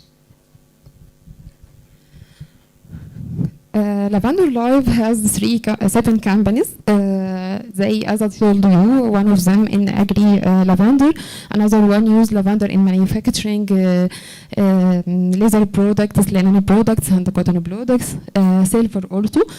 We have a role in women empowerment. Here we member in Women in Business with Dr. Eve and Priscilla. We help about 105 Kenyan women to have a job from their home. We train them about to make candles. This candle has a research, and this soup has a research also. Candle is moved to mosquito and insects, not only smell.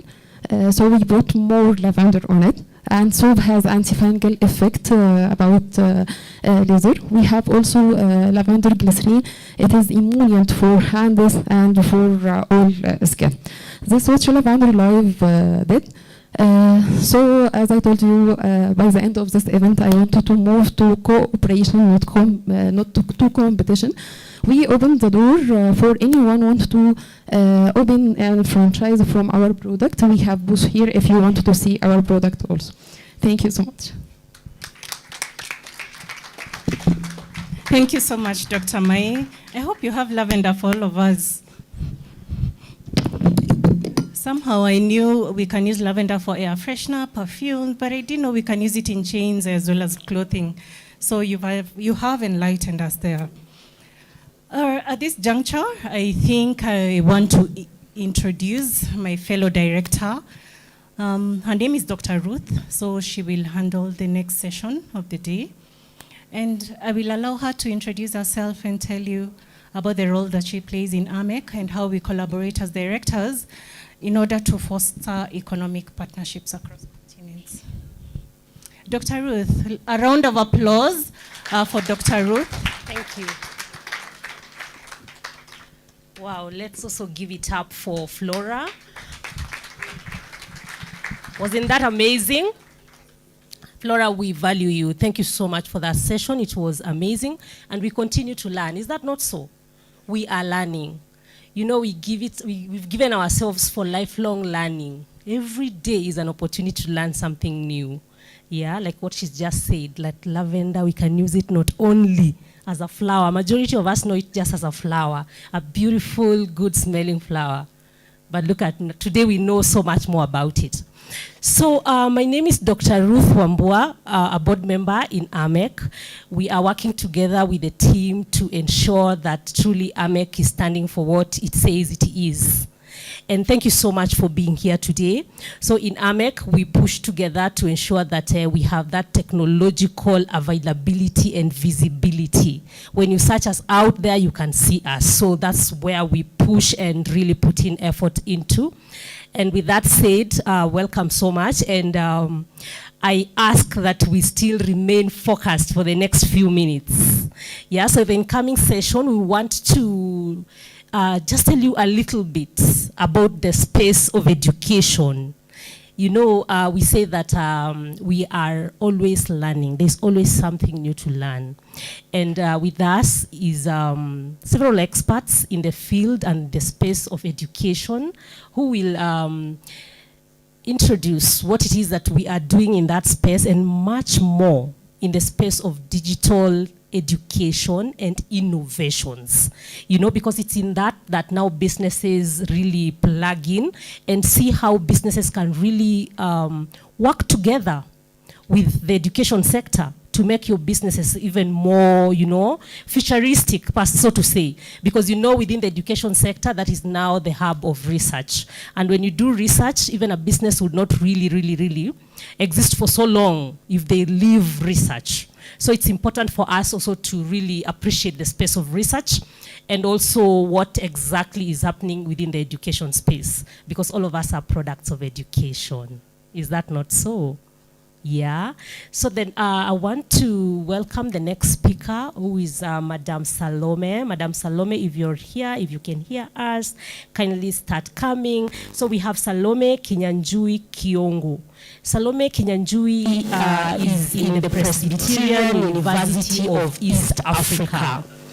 Right? That is one among the many universities that we have in this country. Only to mention that I also lecture in a university in this country, presently at the University of Nairobi, and also lecturing at Mama Ngina University, which is a constituent college of Kenyatta University. See the many universities. Yeah, so within that space, there's quite a lot that is happening, and we can work together really to enhance whatever it is that you are doing. So thank you so much, and welcome, Madam Salome. It is your opportunity. Come and tell us about education, tell us about the Kenyan curriculum, and everything that we need to know in partnership with the businesses that are in this space. Karibu sana. Good afternoon, everyone. Yes, so I'm happy that this is happening this afternoon. As you've heard, my name is Salome Kinyanjui Kiongo, a lecturer at the Presbyterian University of East Africa. And I always tell people I'm an expert in competency-based education, which started way before the said date, that's 2017. We started earlier because my area of expertise is early childhood education. But you will see how that has evolved. We are looking forward as an education sector to a space whereby innovation will be a daily event or activity, and our lifestyle, especially with competency-based curriculum. So that being the case, I have a lot of interest in innovation, because we cannot do education without innovation, which is a bridge between academia and the industry. So today, as we do this, I'm happy to let us know that in the room there is a group of students, former students who are innovators. Please show by the hand where you are. Hello, let's celebrate that team. Great. In the country there are many, but today we have a select, so that we see where we bridge. It's an opportunity to collaborate. We are saying that there is usually a disconnect between academia and industry. And today we want to look at what we have in this space. On one side, there is research that is powerful. Somebody today commented in the morning, the group that signed an MOU there, one of them was my colleague, that theirs doesn't sit in a dusty place like we have always known in Kenya. Theirs is actionable. So today we bring in this room research that is powerful, innovators who are capable, ideas that can transform the markets. And on the other side, in the space of CEOs, investors, we have the capital, market access, scale infrastructure, but too often, these worlds operate in isolation. True or false? Hello? Great. So today we change that. So let me be clear. This is a session for this is a discussion for decisions, direction, and deal making. Let's applaud that. So we hope that by the end of this session, we aim to identify real collaboration opportunities. We also want to structure practical partnership pathways by the time we are done with our dinner. And where alignment exists, we want to initiate formal commitments and MOUs. So what makes today different is this. We are not presenting concepts, we are presenting validated academic insights.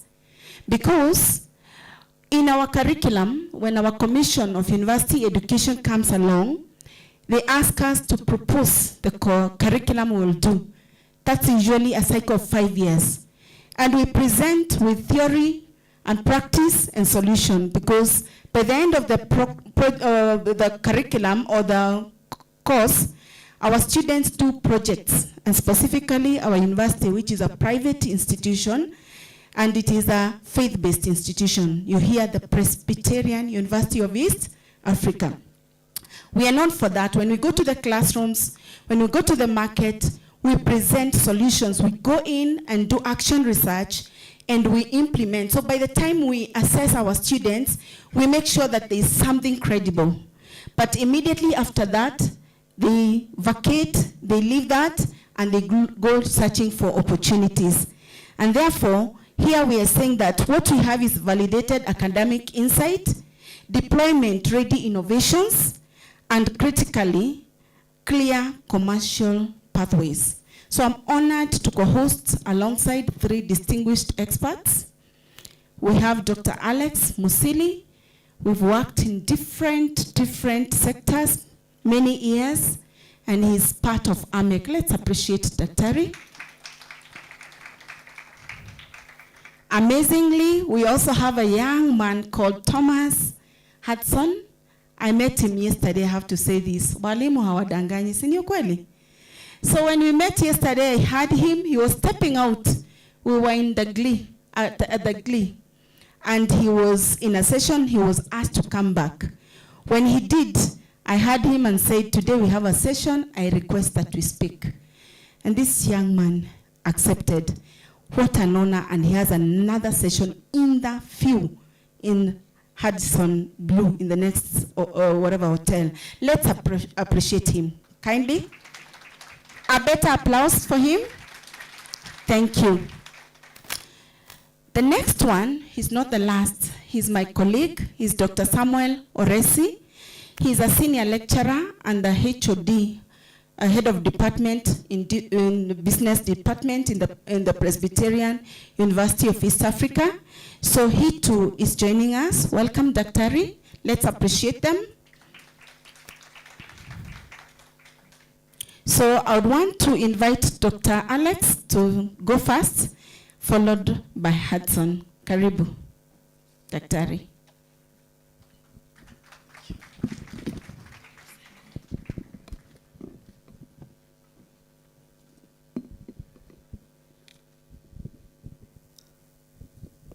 All protocols observed. Ladies and gentlemen, good afternoon. As you have heard, my name is Dr. Alex Musili. I'm a member of AMEC, where I serve as a senior advisor in resource mobilization and partnership, and also play other roles. I have been a lecturer in Kenya and in the Middle East, but also in the humanitarian aid, where I've worked for 26 years. And during that time, I earned 2 PhDs. One is in Diplomacy International Studies, where I majored in issues related to conflict, diplomacy, and also I felt that was not enough. I wanted to bring more development to Africa, and I also did a PhD in development studies. More so, I'm also an investor and also an industrialist, where I run a company which provides mineral water called Aqualex.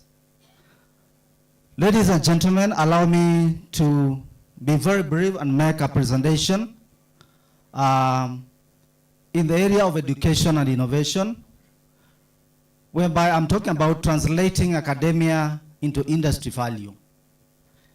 This is bringing credibility or anchoring credibility of education and innovation, so that our education makes impact, so that we are not only train our children, train our students only to go to look for jobs, but train our students to be able to be creators of the jobs.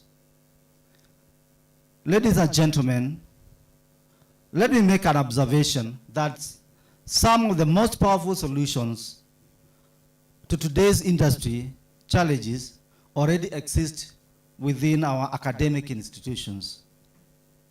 Yet, too many remain underutilized. Because if it's not about the academic institutions who can provide solutions that bedevils our societies, UIOs, because that's where research is done. And ladies and gentlemen, this is not due to lack of relevance, but it is due to lack of structured collaboration. We have the academia, we have the industry, but they lack collaboration, structured collaboration that can bring meaningful results. Globally, where academia and industry have aligned intentionally, 3 outcomes consistently emerge. 1, innovation cycles become shorter, research becomes market relevant, organizations reduce the cost and risk of experimentation. We have had these men, like especially in Kenya, at the industry, they complain that majority of the students that the universities are producing, actually they are not fit for the industry. Why? Is because of those 3 things that we lack. But allow me to illustrate this through a pattern we have observed at academias. Successful collaboration is rarely accidental. It is designed.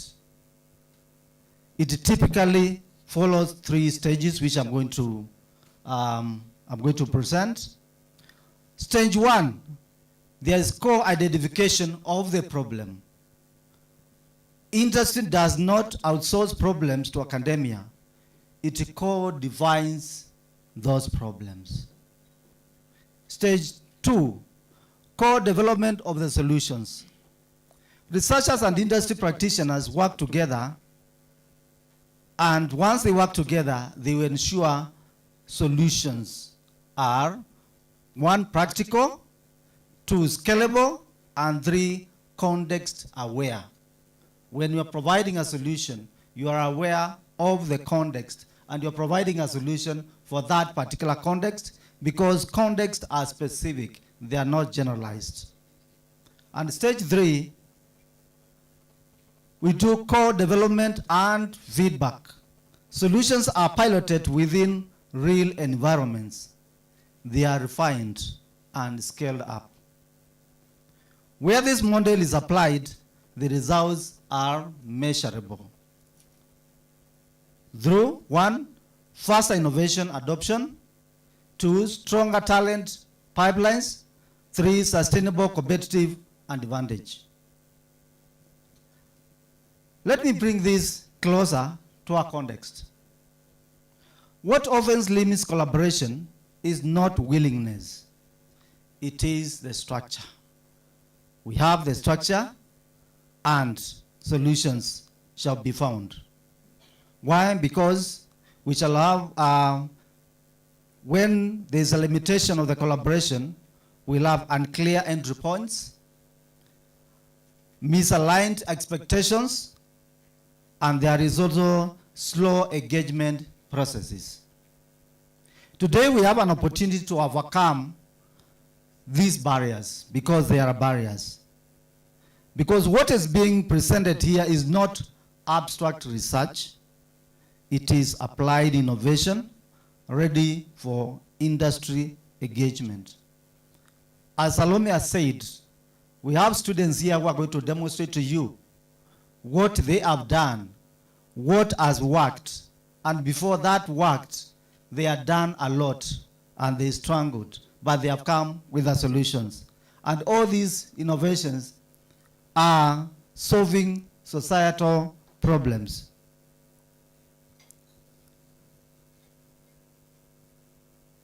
Today we have an opportunity to overcome all this if we give a stronger look at what is being presented. Therefore, I encourage you as leaders to consider this. What if your next breakthrough did not require starting from scratch, but rather partnering with what already exists? Many presenters have presented. If you want to scale in the area of nascent, very cool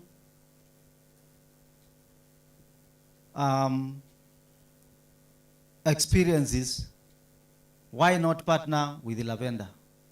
If you partner with that, you'll not be starting from the scratch, but what you'll be doing, you'll already partnering with what already exists.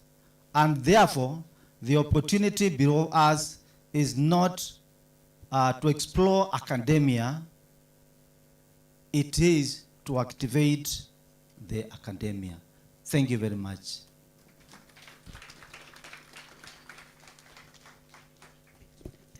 Let's appreciate Dr. Rimo. Thank you, Dr. Alex. Awesome, well stated. We now turn to the innovators themselves, but let me reframe how we see them. These are not students seeking support. They are builders, problem solvers, and partners. Thomas Hudson. Come on stage. He is the CEO, Greenspace Action Network. Kindly introduce the innovation pipeline. Karibu.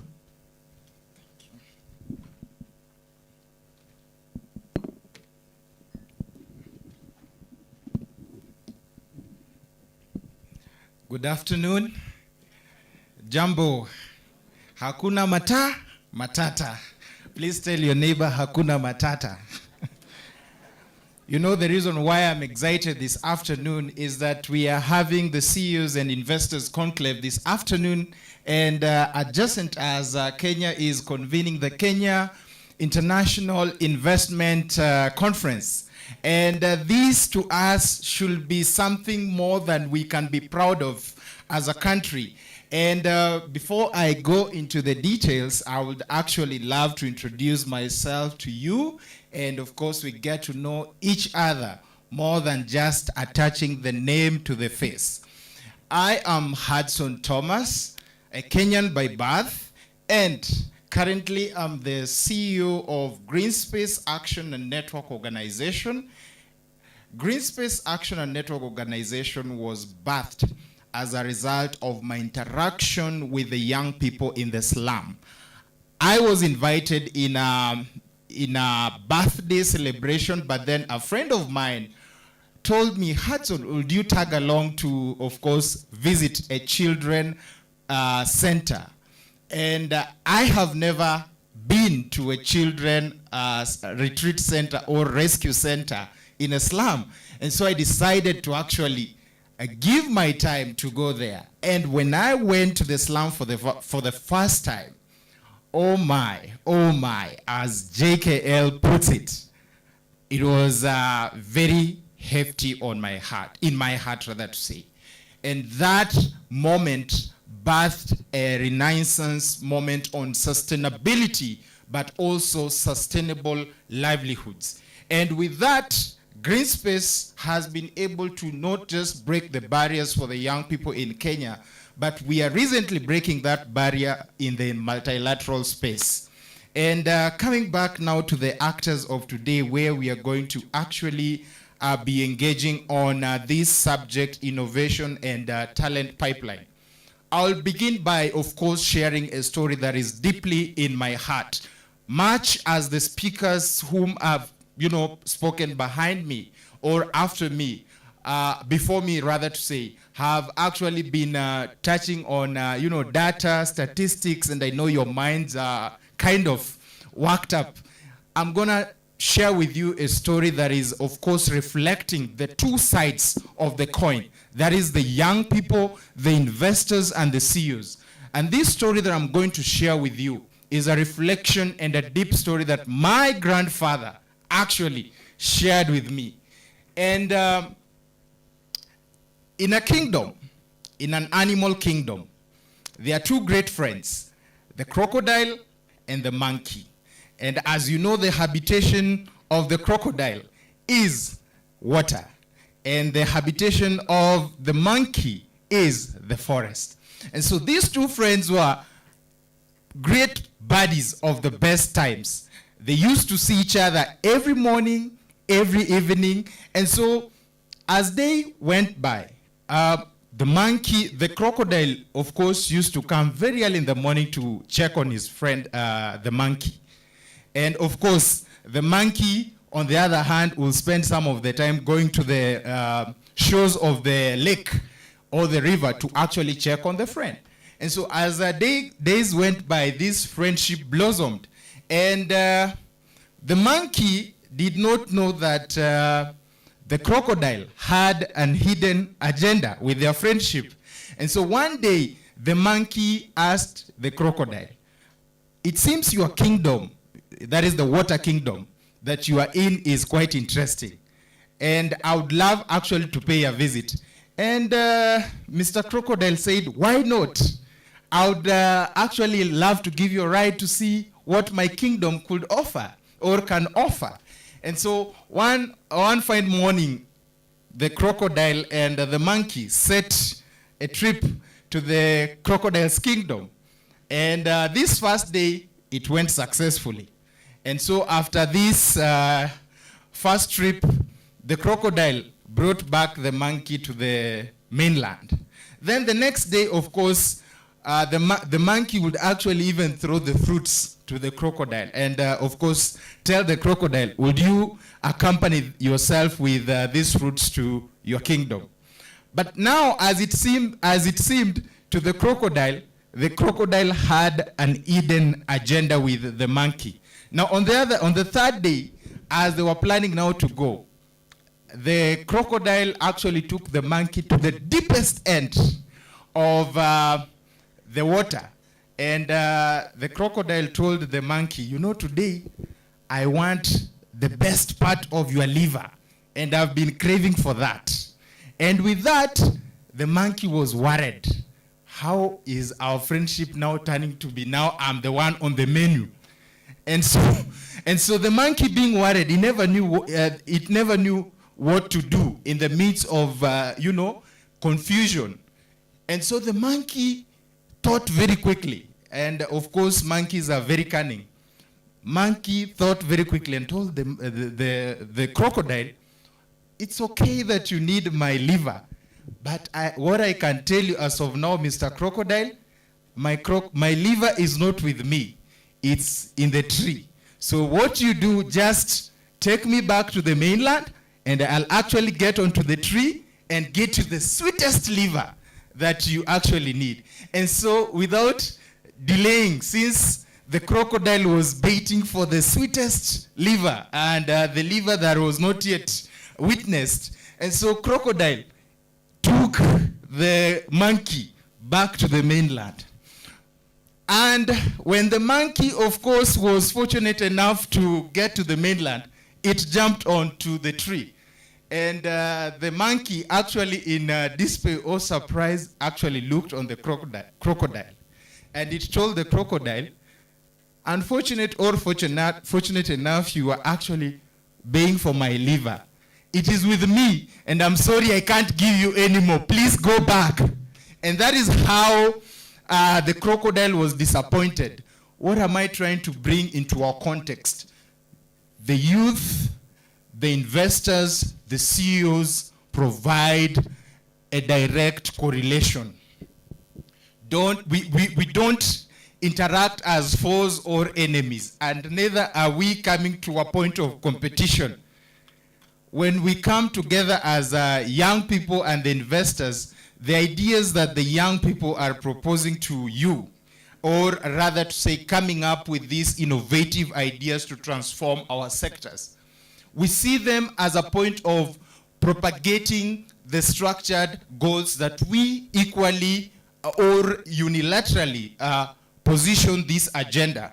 And the reason why I'm saying this, more often than not, key industry players have been at the either forefront of either misusing the young people, and this I'm coming to the context of innovation, because in the recent times, majority of young people have been shy in actually even sharing their innovative ideas, either participating directly to the hackathons or the innovation incubation hubs that have been, strategically positioned. Why is that becoming an issue?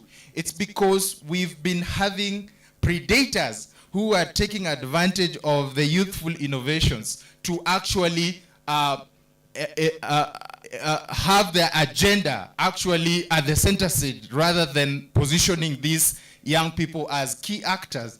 And the reason why I'm saying this, last year, as those that have been quite effective in following the African news on tech uptake, Kenya was actually in the lead in actually receiving a lot of tech-related finances in Africa. And as you know, Nairobi is actually positioned at the Silicon Savannah of Africa. And what does that say in mind? That Kenya alone is not only being positioned as an actor of technology with its presence of Microsoft in our region, but only if it's positioned strategically with the innovative ideas of the young people that are being generated, being able to be translated to real-time impact and value. Besides that, what we are also looking at is the innovation mindset, that is scaling and solving. I know when you're talking about the innovations categories, we are having, you might either want to divert into real-time problem solving, or you might want to divert into market-oriented systems. And this could be either connoted in service delivery approaches.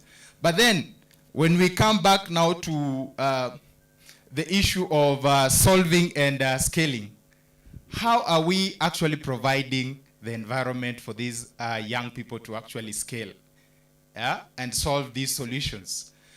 Are we first intentional about the environment as investors? Are we the contributors of bureaucracies, to them acting as an impediment to their progress and, of course, contributing much to their slow growth rate or uptake of this innovation?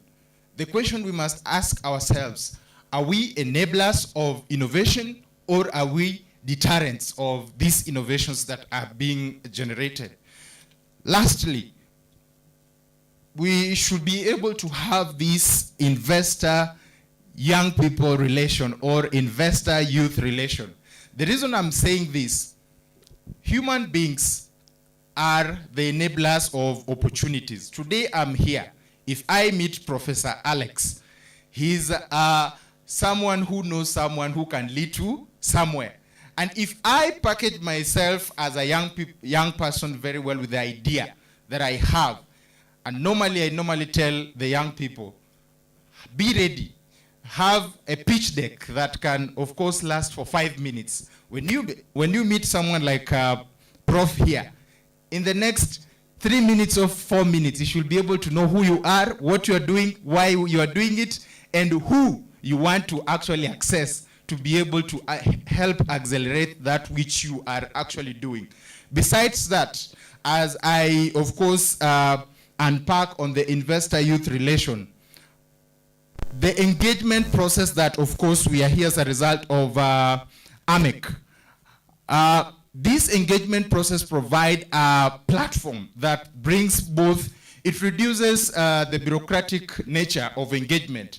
You know, when you have a CEO here, high-level CEO, you are able to access them just where they are, rather than when you have to seek a direct appointment to be able to have a one-on-one engagement. So having much of this engagement would actually foster more direct contact of engagement, but also foster direct practice of communicating what these innovations are being generated. And more so, like today, the young people are going to generate and share these ideas that have been proposed or they are working on.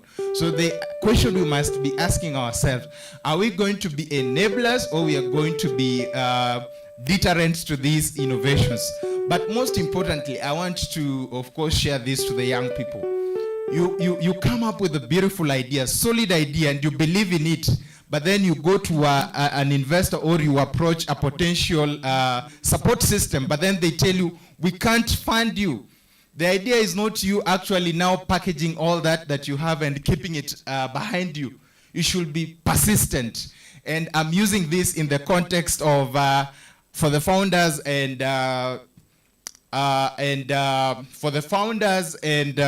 those in business, I'll use 3 words in Swahili. There is kichaka, and there is msitu, and there is bustani. Whenever you're starting a business or a venture, you have to undergo those 3 phases. So with the kichaka, you kind of don't know yourself, but you kind of have a rough idea. Then you move to msitu.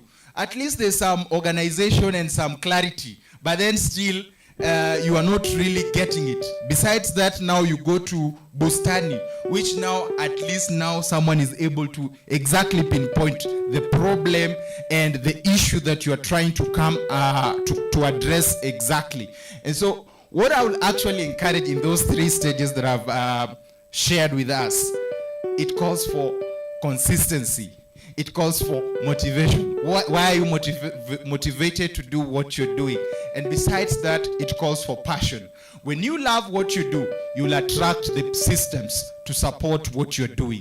And so with all that, my clarion call to the youth, don't wait for the seat at the table. Instead, create that table when the table does not accommodate you. Finally, for our CEOs and the investors, the talent pipeline isn't a risk to be managed. It is the highest yielding asset in your portfolio.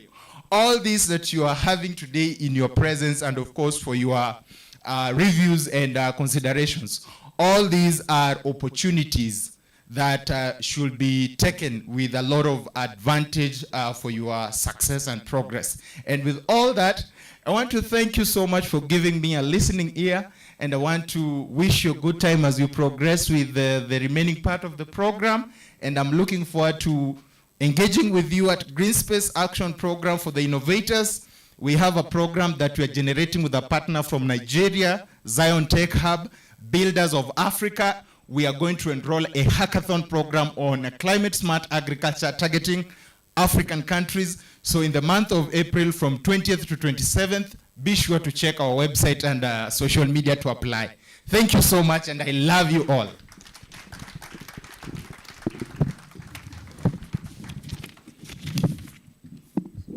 Thank you, Hudson. Thank you for your time.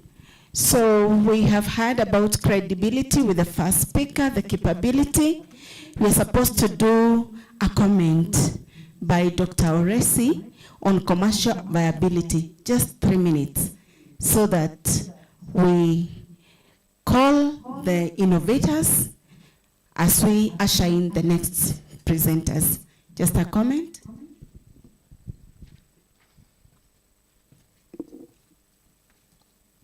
Good afternoon, everybody. Ladies and gentlemen, all protocols preserved. I'm here to speak about the commercial viability. And because of time, I will only give you the key highlights, because I know it feels like that double lesson that we used to hate of maths in the afternoon, but you'll bear with us. Now, innovations that we are talking about, when innovations are done, we need to know that they are not just for prestige. They are supposed to be commercialized. So this is specifically to the innovators. And the question that should ring first is that does this make business sense? So because of that, your decision will be based on the return on investment, the growth, which is also known as scalability, and the risk management. There are three conditions for commercial viability. One is market relevance.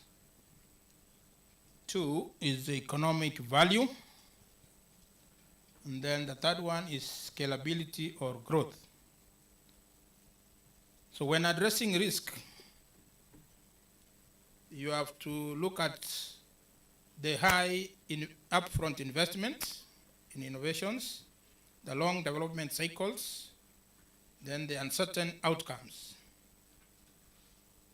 In mitigating this, you start with controlled pilots. You also measure outcomes quickly.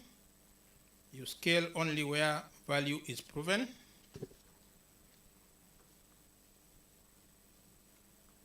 And a quote on that is said that you are not being asked to take blind risk. You are being offered managed opportunity. So you should not take blind risks, but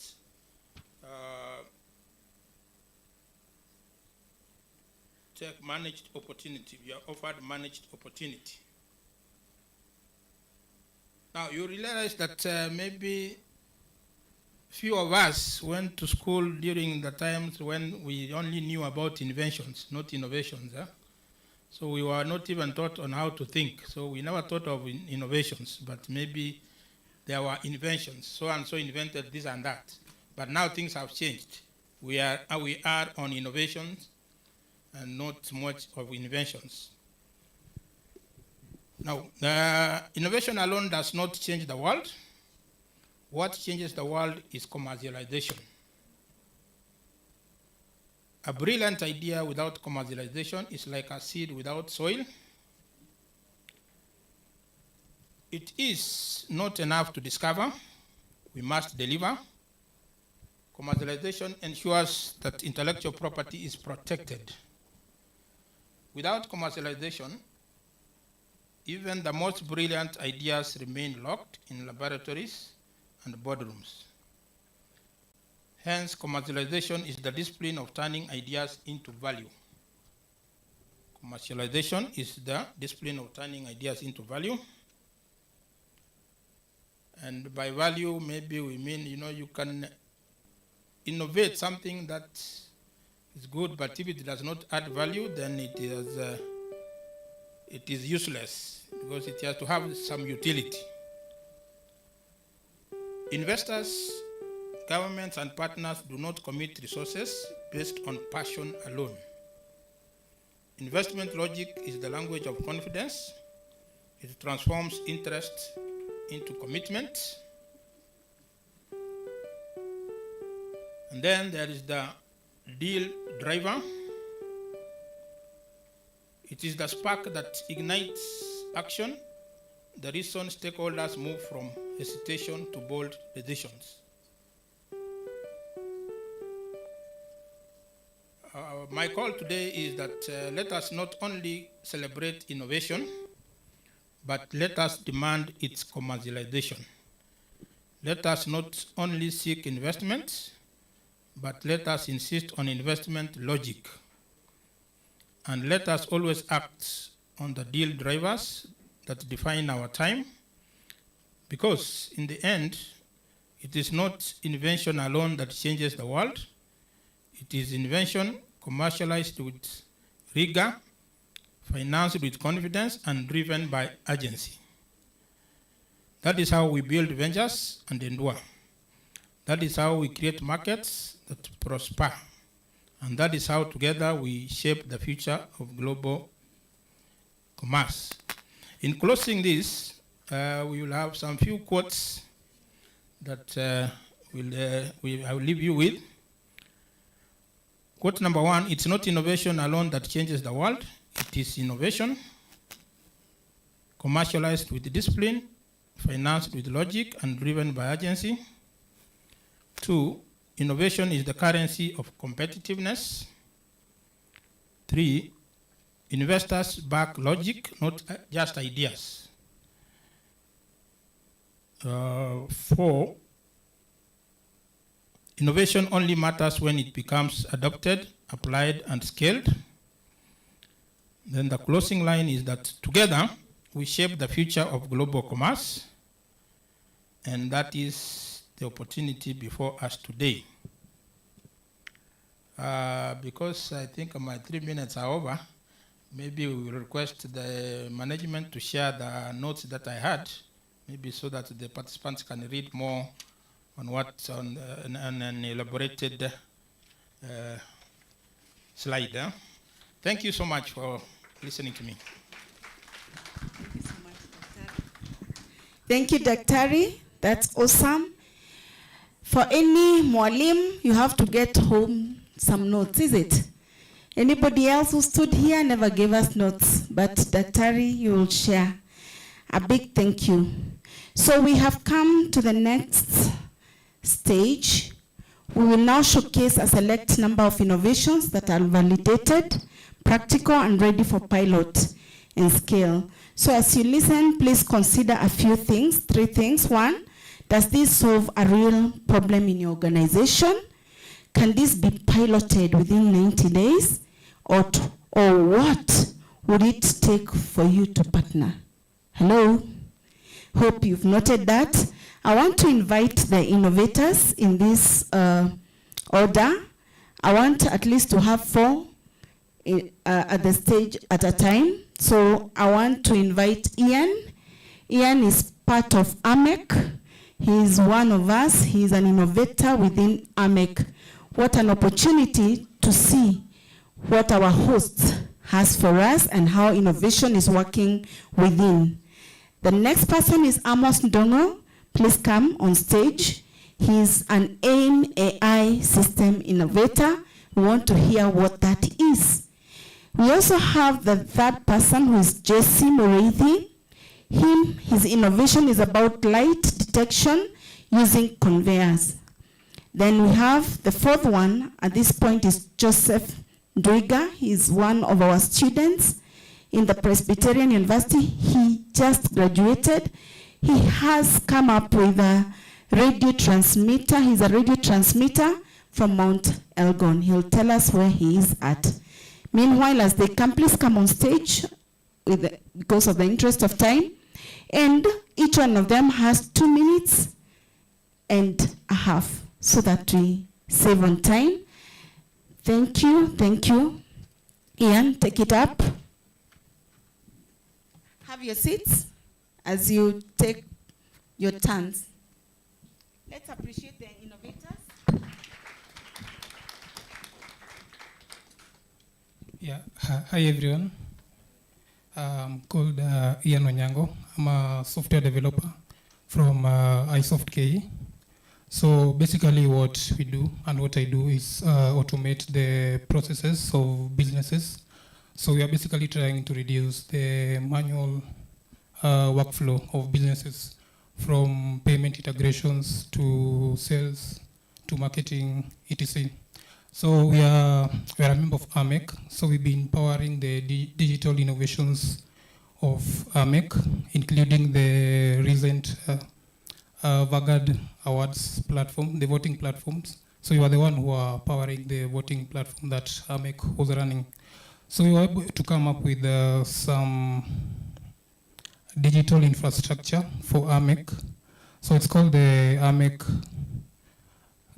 Digital Trade Chamber. So this is the website, as you can see it. So it's a chamber where people can interact with each other. It's a B2B chamber. So it's a B2B cross-trading platform and automation chamber where businesses can interact with each other and do businesses within the portal, all automated within worldwide. So in the chamber we have different modules. So we're covering 186 countries, and inside the 186 countries we have different businesses. So on the businesses there they are verified. So we have the KYC and KYB verification. We also have the anti-fraud AI check, and then you have the credibility index, and then you have the trade compliance, and then we have the marketplace. You can go to the marketplace tab. So we have the marketplace where the businesses or the suppliers can list their products. From here you can see what they have done. So we have some few products that have been listed on the marketplace section. And then you go to the intelligence. So you can have the intelligence where you can ask the AI some questions about what's going on the worldwide trade. And then it can show you, it can be able to answer what you ask the AI. Yeah, so the platform is already on the beta stage. We are currently testing it. So I'm also inviting you to join the platform and then start interacting with the modules that are there. We have very many modules, but today I was only concentrating on the business registry and the marketplace module. So the platform is AI enabled and also it's blockchain enabled. The records are immutable. Yeah, so basically that's what I do. So I basically help businesses to automate their processes and reduce the manual workflow and day-to-day activities within their organizations. Thank you.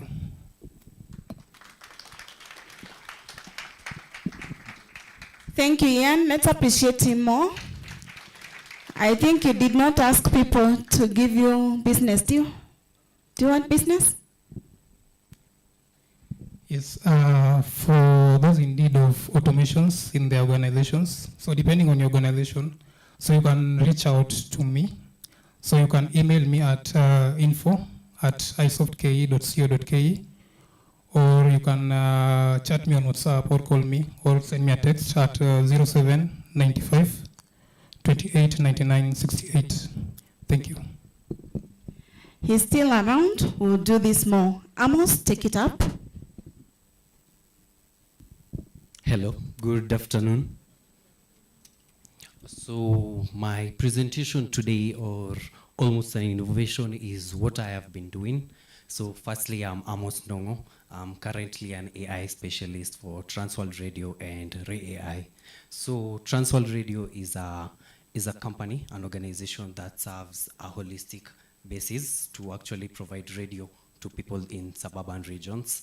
And Ray AI is actually a platform whereby they outsource VAs to other people. And currently my presentation today, I don't know if it's not there. So basically, the system today is AIM AI systems, and AIM has a meaning and understanding of four.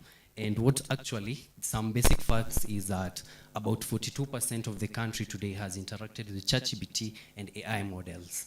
And about 96% of organizations have actually thought or even mentioned the word AI in the organizations and how to implement it in their businesses. But only about 26% have implemented this physically and working, and it's actually working within organizations. So how do we solve this, and how do we ensure that Kenya, we are one of the first, we are on the top priorities of actually implementing AI in our businesses? So what actually I would say AIM stands for is audit, implement, and maintain. Audit your workflow processes. This is actually what I've been doing for Transworld and Ray AI. You audit your workflow processes, audit your operations, audit your B2B sales, and audit every other manual work that you're doing. Then you actually do the next step, which is actually to implement. Set measures, set KPIs, set the required outputs that you need at the end of the day, at the end of the month, or the project timeline that you do have. And lastly, will actually to maintain, having retainers to actually ensure that you don't fall behind. We have over 10,000 tools today. There is ChatGPT. Today, cloud is better. Tomorrow, something else will be better. But you can't keep on following up on this information every day. You need someone to help you with that, and someone to actually build automations with N10 and build the tools that can actually do this for you. So, and that is what actually AIM stands for. You audit your processes, you implement, then you maintain. So my question for you today will be, what is that one bottleneck? But firstly, how many of you are implementing AI in the organizations today? yeah, the number is so few. I can see a hand. So actually, that's where the problem is. AI is here already. People are already using it at a personal level, but how are we using it as an organizational level? So if you need such services and if you need to find this, and actually if it's a partnership opportunity, and there are very many revenue streams from these processes. You can have audit reports, you can do audit reports for people. You can actually have implementation projects and timelines for people. You can also have retainers, and you can also do execution training for people to understand how they use AI and actually improve performance basis on the organizations. Thank you.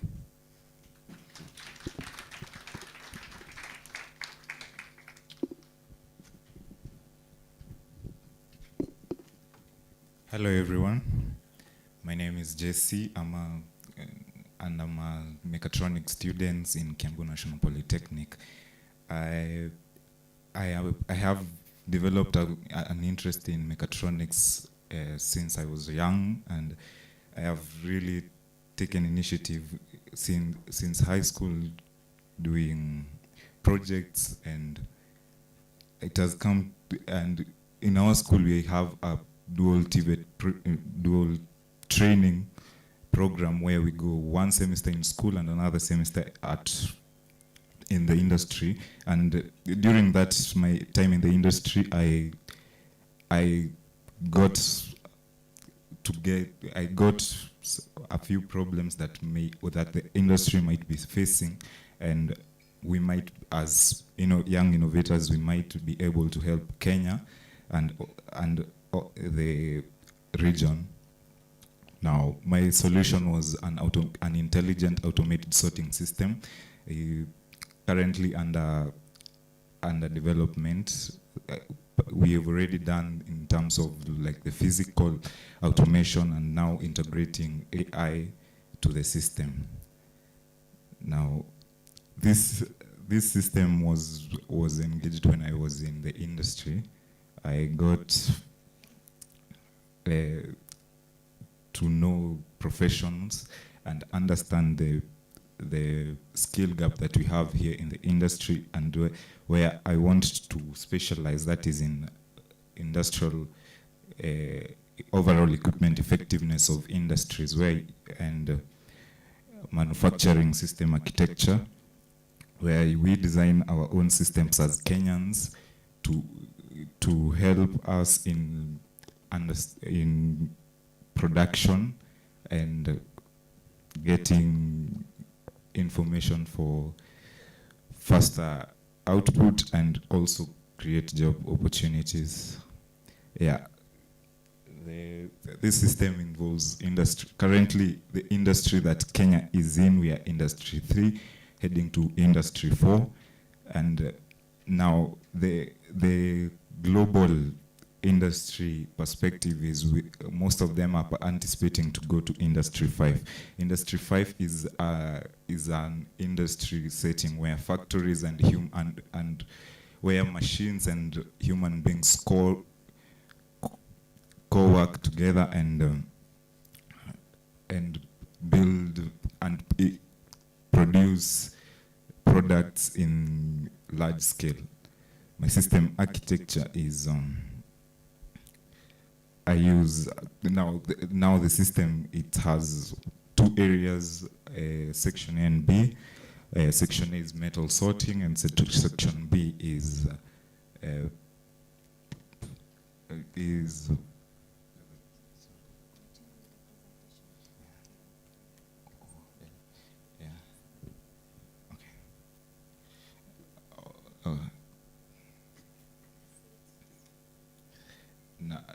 it has section A and section B, where section A we are separating the metals and non-metals. Section B sorts the color of the plastics. Now, between section A and section B, we do have a robotic arm where it places, removes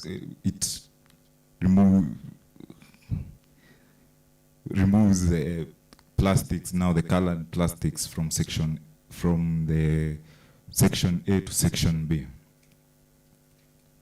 Now, this is the architecture that we are using a PLC controller, ESP32, Node-RED HMI for remote communication, and MATLAB analytics for analyzing the systems.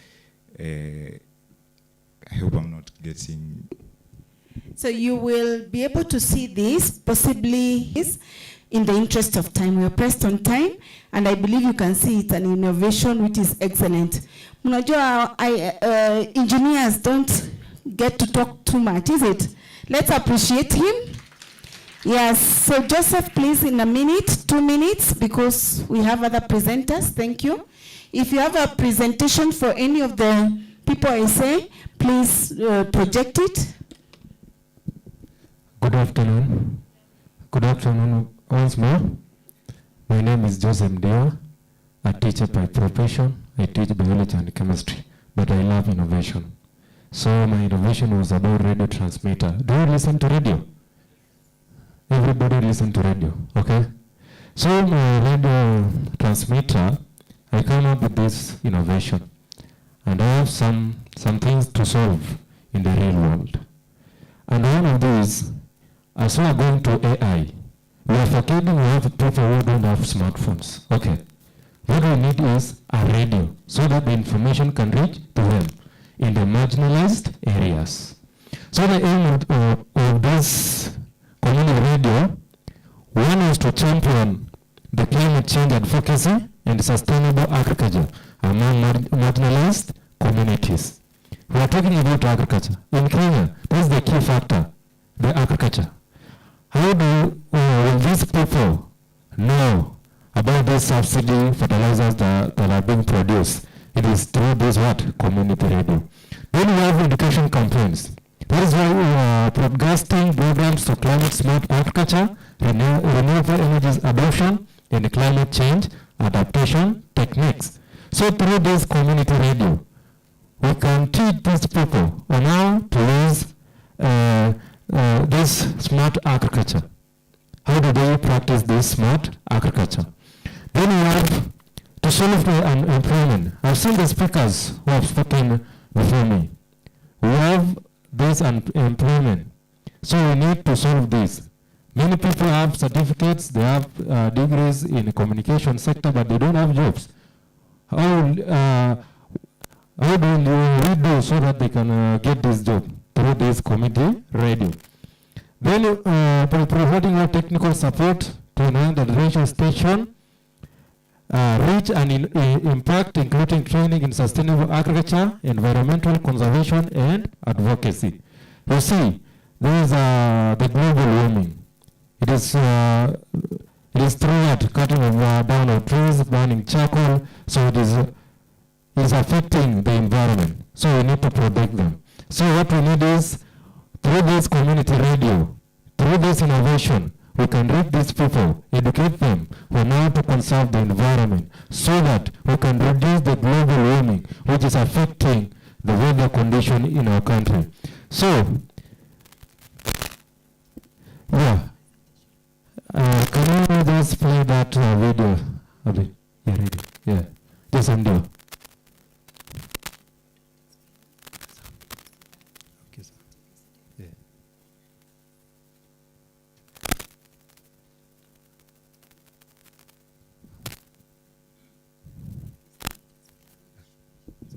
I wish we can get the volume. You can see it. Haina. Okay. Joseph did this. He's been doing a radio in Mount Elgon, is it? And it has been operational. He will tell you when you meet him where it is at. Both and the team kindly Yes. Anasema kuwa Ndiwa tangu akiwa mtoto mdogo alionyesha dalili za kuwa mvumbuzi. Ndiwa hakusubiri kuwa na vifaa vya kisasa, bali alijitengenezea njia yake mwenyewe ya kufikia ndoto yake ya kuwa na kituo cha redio.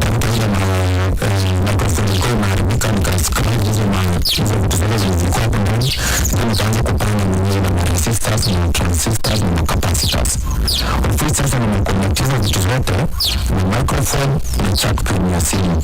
So nikichezesha mrembo kwa chatpin inakuwa ma transistors, ma resistors na capacitors, ndio unaunda radio waves na transmitter tu. So tuko kwa studio huko kama ilivyo katika vituo vingine, ndio wameajiri baadhi ya vijana. Thank you. You have seen him there. He's already doing it. Let's appreciate that innovation. Please partner with him. When I called him, he said it's off because of a few things. He will tell you when you meet him if you're interested. These presenters, kindly, 2 minutes each. Just tell us, don't read. Tell us what you're doing, kindly. Ladies and gentlemen, good afternoon. Good afternoon. My name is Rose Washera. I'm the founder of Bioma Foods, which is a haven for value addition and innovation. This is a company that deals with food processing, which right now we believe is the backbone or one of the pillars of the current current move towards food security in the country. So I'm grateful for this chance. I'm going to create a brief break between the other presenters, which was about tech, and now I invite you into value addition. So this is, be ready to listen to terms like food security and such terms. So this project is on dried fruits, the processing of fruits, also the season of fruits into dried fruits, which is a project that is going to enhance on their value, their longevity, and their shelf life. This is also going to be accompanied by other projects, but today I'm focusing mainly on dried fruits, which from then we can produce products that are safe for, that can be able to reach to international market, that is export markets, through their extended shelf life. On the other side, we are also going to create an impact to the community. As we know, most of the fruits, and especially seasonal fruits, we saw what happened during the mango season in Makueni. We had tons and tons of mangoes going into losses. So that is one of the projects, one of the downsides that we are going to address.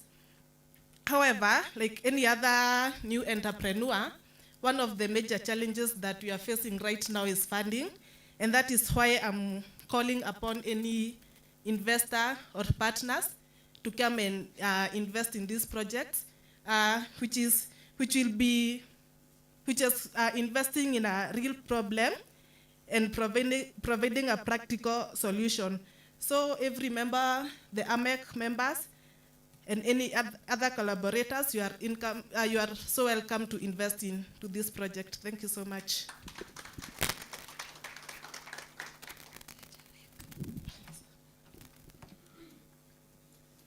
Good afternoon. My name is Margaret Nduta, a food scientist and a founder of Tavid Foods, who is, I'm mostly passionate about food innovation and development, and especially in the utilization of the underutilized foods, which are locally available. Over 90% of snacks in Kenya are unhealthy, yet there is a drastic increase of consumer demand for more healthier options. So at Tavid Foods, we are addressing this gap by producing bamboo-enriched cookies made from locally sourced bamboo.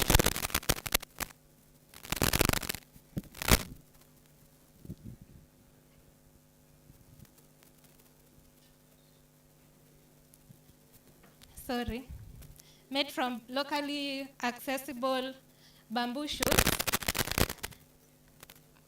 which are rich in fiber, essential nutrients, and minerals. The product offers a unique value proposition by combining health, taste, and sustainability, making our cookies a healthier alternative to conventional snacks without compromising on taste. The market opportunity is significant with a healthy snack sector in Kenya projected to grow by over 35% in the coming years.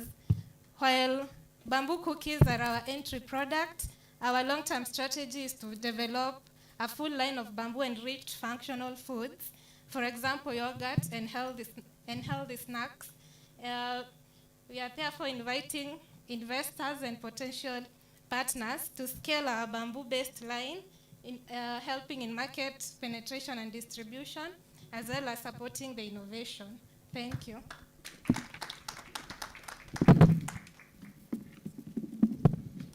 Good afternoon. My name is Evelyn Wamboi, a data analyst stroke science student. Mine is just to say about sales and profitability analysis dashboard. Just that says, my goal was just to understand why some businesses make strong sales but still experience low profit. So after building the dashboard using Excel, SQL, and Power BI, I came with the insight that businesses should focus. My insights were that with the data I used, that the sales increased over time, meaning that the business also grew over time, and also high discounts also reduce profitability in a business, and also different classes of shipping also direct and affected sales differently, and also different regions and also customers contributed to more profit or either losses to the company. And to answer the problem, if this analysis can solve the problem in a business, it is a yes, because it addresses all real business problem. That is what drives sales and profitability, and many businesses generate high sales but struggle with low profit because of pricing, discount levels, or operational costs. And to implement it, you need to work with the finance department, the sales department to get this data, and to also have a perfect dashboard. So my final thing is, using data analysis, businesses can make better and understand performance trends and make better decisions that improve sales and profit. Thank you. Thank you so much. I know it's been fast because of our time, but I want to invite one last person. I know I had promised more time for David Kariuki come over. David is working with one of my colleagues who is abroad doing his studies. It's a project that has taken 7 years. He will tell us in 2 minutes what it's all about. But the beauty about David, he works with innovators in our institutions and is able to help them get it right. So he will tell us in 3 minutes so that we are able to move. Thank you. Let's appreciate David. Hello, good afternoon, everyone. My name is David Kariuki. Sorry. I'm a founder and a partner with very many students in this country. I identified this opportunity in terms of where we are going as a country and where we are as a country and where we are going as a country. My challenge from beginning was how things are addressed locally and how things are addressed internationally. We have a gap in the industry and academia, and which I stepped in to the ability in the retro steps that I was able to do to enhance the student, bring up their thoughts, articulate them in a way that they're able to process to give a product. By that, I have helped so many students, and amongst them is one of the product I have. I have a product for one of the students here whom was able to achieve a patent, and I've kept it very, very, very integral to myself, and I have kept advising him on the way forward. But unfortunately, in one way or the other, it was not able to see the light of the day, and we are still hopeful someone from here and even beyond here we can also partner. By this, I want to present a project for the visually impaired persons, and in this case happens to be Mr. Nicholas Osoro. He's currently pursuing something in South Africa, and I want to show you this is something we did in a very basic way, and it means a very simple item in terms of look, but if you look at it, I have some 2 sensors here. I'm representing this on behalf of Osoro. He has not fully impaired, but he has a small challenge, which he has overcome. But this is a blind stick, which is a smart eye, which will tell you there is an object ahead of you. from 5 meters closer, because when you're walking, you need to know who is ahead or what's the object ahead of you, so that you can either navigate or hold for you, because there's an impaired person we are talking of. So he's holding this taken, finding his way, and this system we were able to integrate GSM. It was able to give voice over the ears, so that if there is this tool ahead of me, it's in form of an object, it's able to tell you there's an object ahead of you, maybe 10 centimeters, 5 centimeters, or 20 centimeters. It has that accuracy. I have kept it very simple, very basic, because I want to simplify things. For the youngsters who are coming up, you can see them here, they don't have to think complex to solve simple problems. You need to go simple and then grow, so that you're able to advance, so that you're able to catch up with other countries. Because if we don't do it ourselves, we remain subordinate of the countries that are doing it themselves, and we remain recipients of their technology, which we have invested also. That is, this project is up for partnership. Whoever want to partner, we are working on another model, which has to integrate cameras and reader sensors for us to be able to commercialize this. We are ready and open to partner whoever want to invest in this. So everyone is welcome, partner with us, and thank you so much for AME coming in for us and working, and we are going to be fostering the way forward about this. So any other person is welcome. Thank you.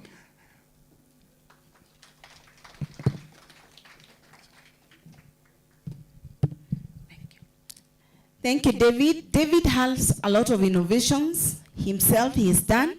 Kindly engage him, and I believe you will be able to get something. Look at what you can be able to, work for whatever your ideas are, whatever you believe in. If it's there, please partner. Today, then, we will not invite questions. We'll invite the CEOs and the investors to go to our students and see how to partner. If you want to support in any way, this is welcome, and this is a beginner. And this is the first time we're doing this. We promise next year we'll involve other countries, and we'll go wider, and we'll structure it in a better way, so that we can even do before you come, so that you're able to know what to expect, and then we'll be able to set it up in a decent way. Allow us to do this, and forgive us if we didn't do it to your best way, because it is the beginning, and you can see our students, the way they're coming up. So as a wing of education in AMEC, we will put them together well, because now they haven't belonged, they're not members. When they do, then we'll structure it in a better way. Please partner with AMEC to make innovation for students a great opportunity. Thank you so much. Thank you so much, Salome. Let's clap for her once again. Thank you so, so much. That was amazing. And for the innovators, we really applaud you. That was great. That was amazing. Let's keep doing this. It's out of that we do business. Is that not so? Isn't it? Yeah, it's out of that we do business. So I want to take this opportunity now to just allow us to have a short break, because a majority are already pulling this side. We just have a short break. In the meantime, we are testing videos that should be playing immediately. So as you take your tea, you can even come back in, and then we will immediately start that up. All right.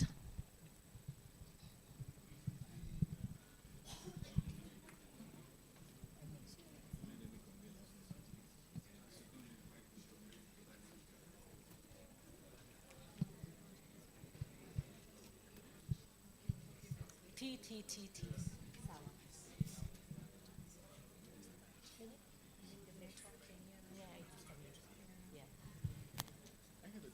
Yes.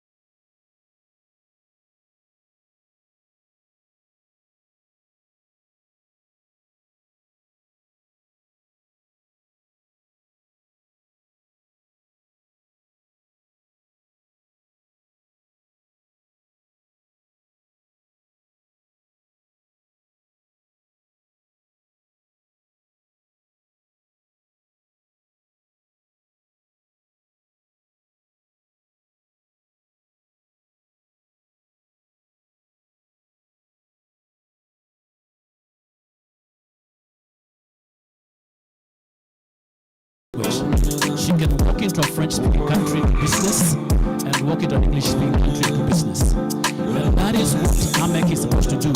Present you, if, for example, my work, what I do is training and presentation.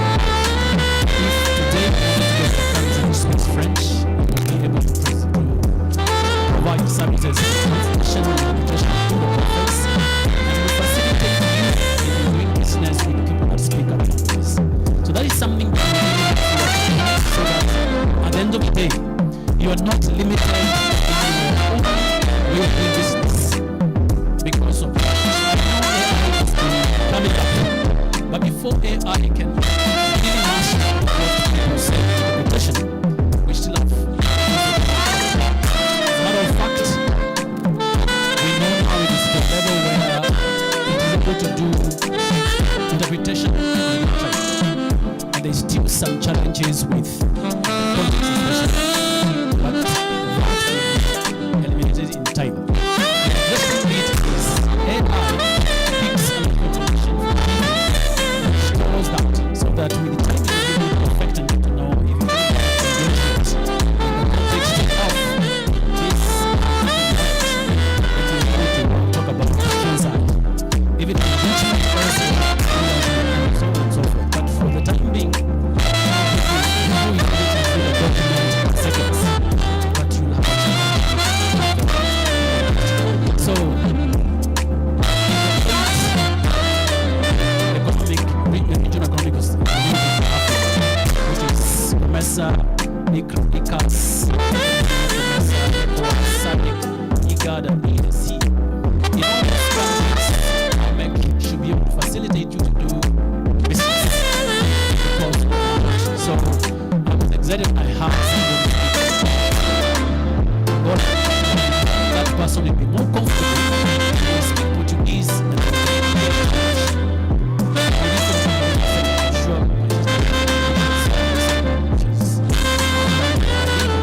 so we are not limited. We are capacity to provide a platform where you can do business. So let me the profile of the person online so that we can get his presentation. Before we done that, we'll listen to, we'll watch a video from him. So this is Dr. Hansen.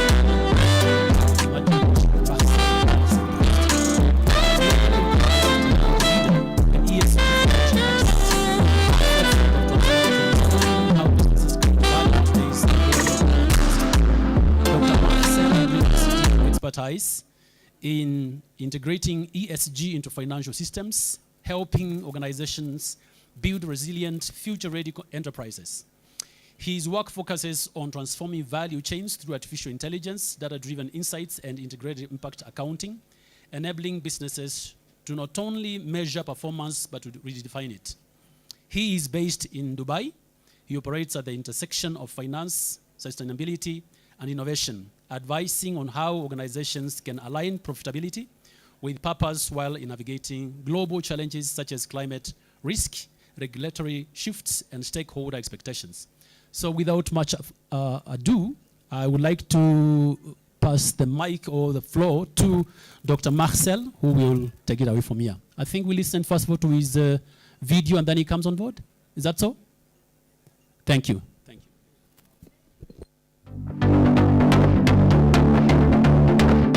Good afternoon and jumbo to everyone in Nairobi and online. Peter, thank you for sharing the floor. I truly wish I were there with all of you to share this incredible energy during this fourth CEO Conclave. I'm joining you from the Netherlands today because as we speak, the engine room of a new partnership is already running. We want to share with all of you this new partnership, one that creates added value for AMEC and its members. It further strengthens the global partnerships across the various continents. My name is Marcel Jacobs, and together with the AMEC team, the AMEC board, and especially Peter Mutinda, we have created this strategic partnership. And thanks to Peter and his team, we have been able to finalize this before this CEO Conclave. So let me take you by the hand and guide you why ESG is so relevant and important, what's in it, for you as an AMAC member. And in other words, welcome to the AMAC ESG Readiness Index launch. I hope you will enjoy, and if you have any questions, we will have a Q&A at the end of this session.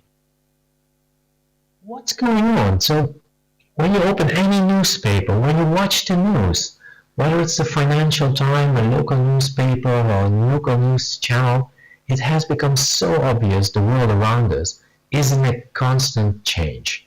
So think about globalization, geopolitics, supply chain disruption, extreme weather conditions, climate change disruptions, standards, whether they're voluntary or internationally, legislation, trade barriers, the list goes on and on.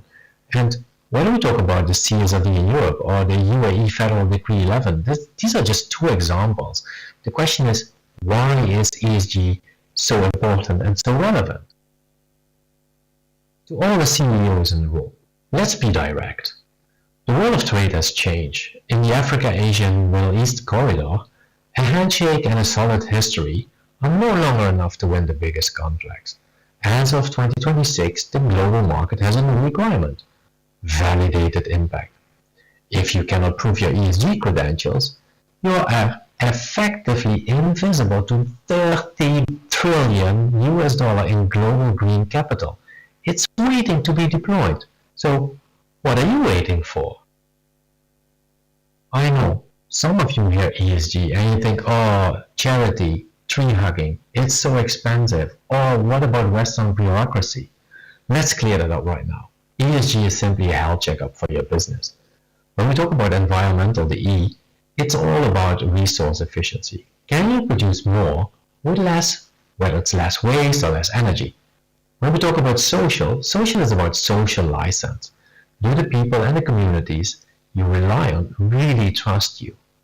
And what do you think about governance? The G, governance is the bridge of trust. Is your leadership transparent and ethical? In your corridor between Africa, Asia, and the Middle East, ESG is your green passport. It's that tool that prevents your exports from being hit by green tariffs and allows you to access loans with significantly lower interest rates. So that's why we have put here ESG in the center of this slide. And on the one hand, we see the SDGs, Sustainable Development Goals, which actually bring the communication across the globe to a standard way of sharing and reporting. Whereas on the other part of this slide, you see standards and frameworks. They all have a different stakeholder group, a different topic, different requirements, and they're used to either by governments or your customers to report on, or by rating agencies to combine different sets of standards and frameworks to rate you, including their own rating agencies. So they all use different kind of settings, different kind of criteria to give a value about who you are, what you do, and how you act and interact in ESG.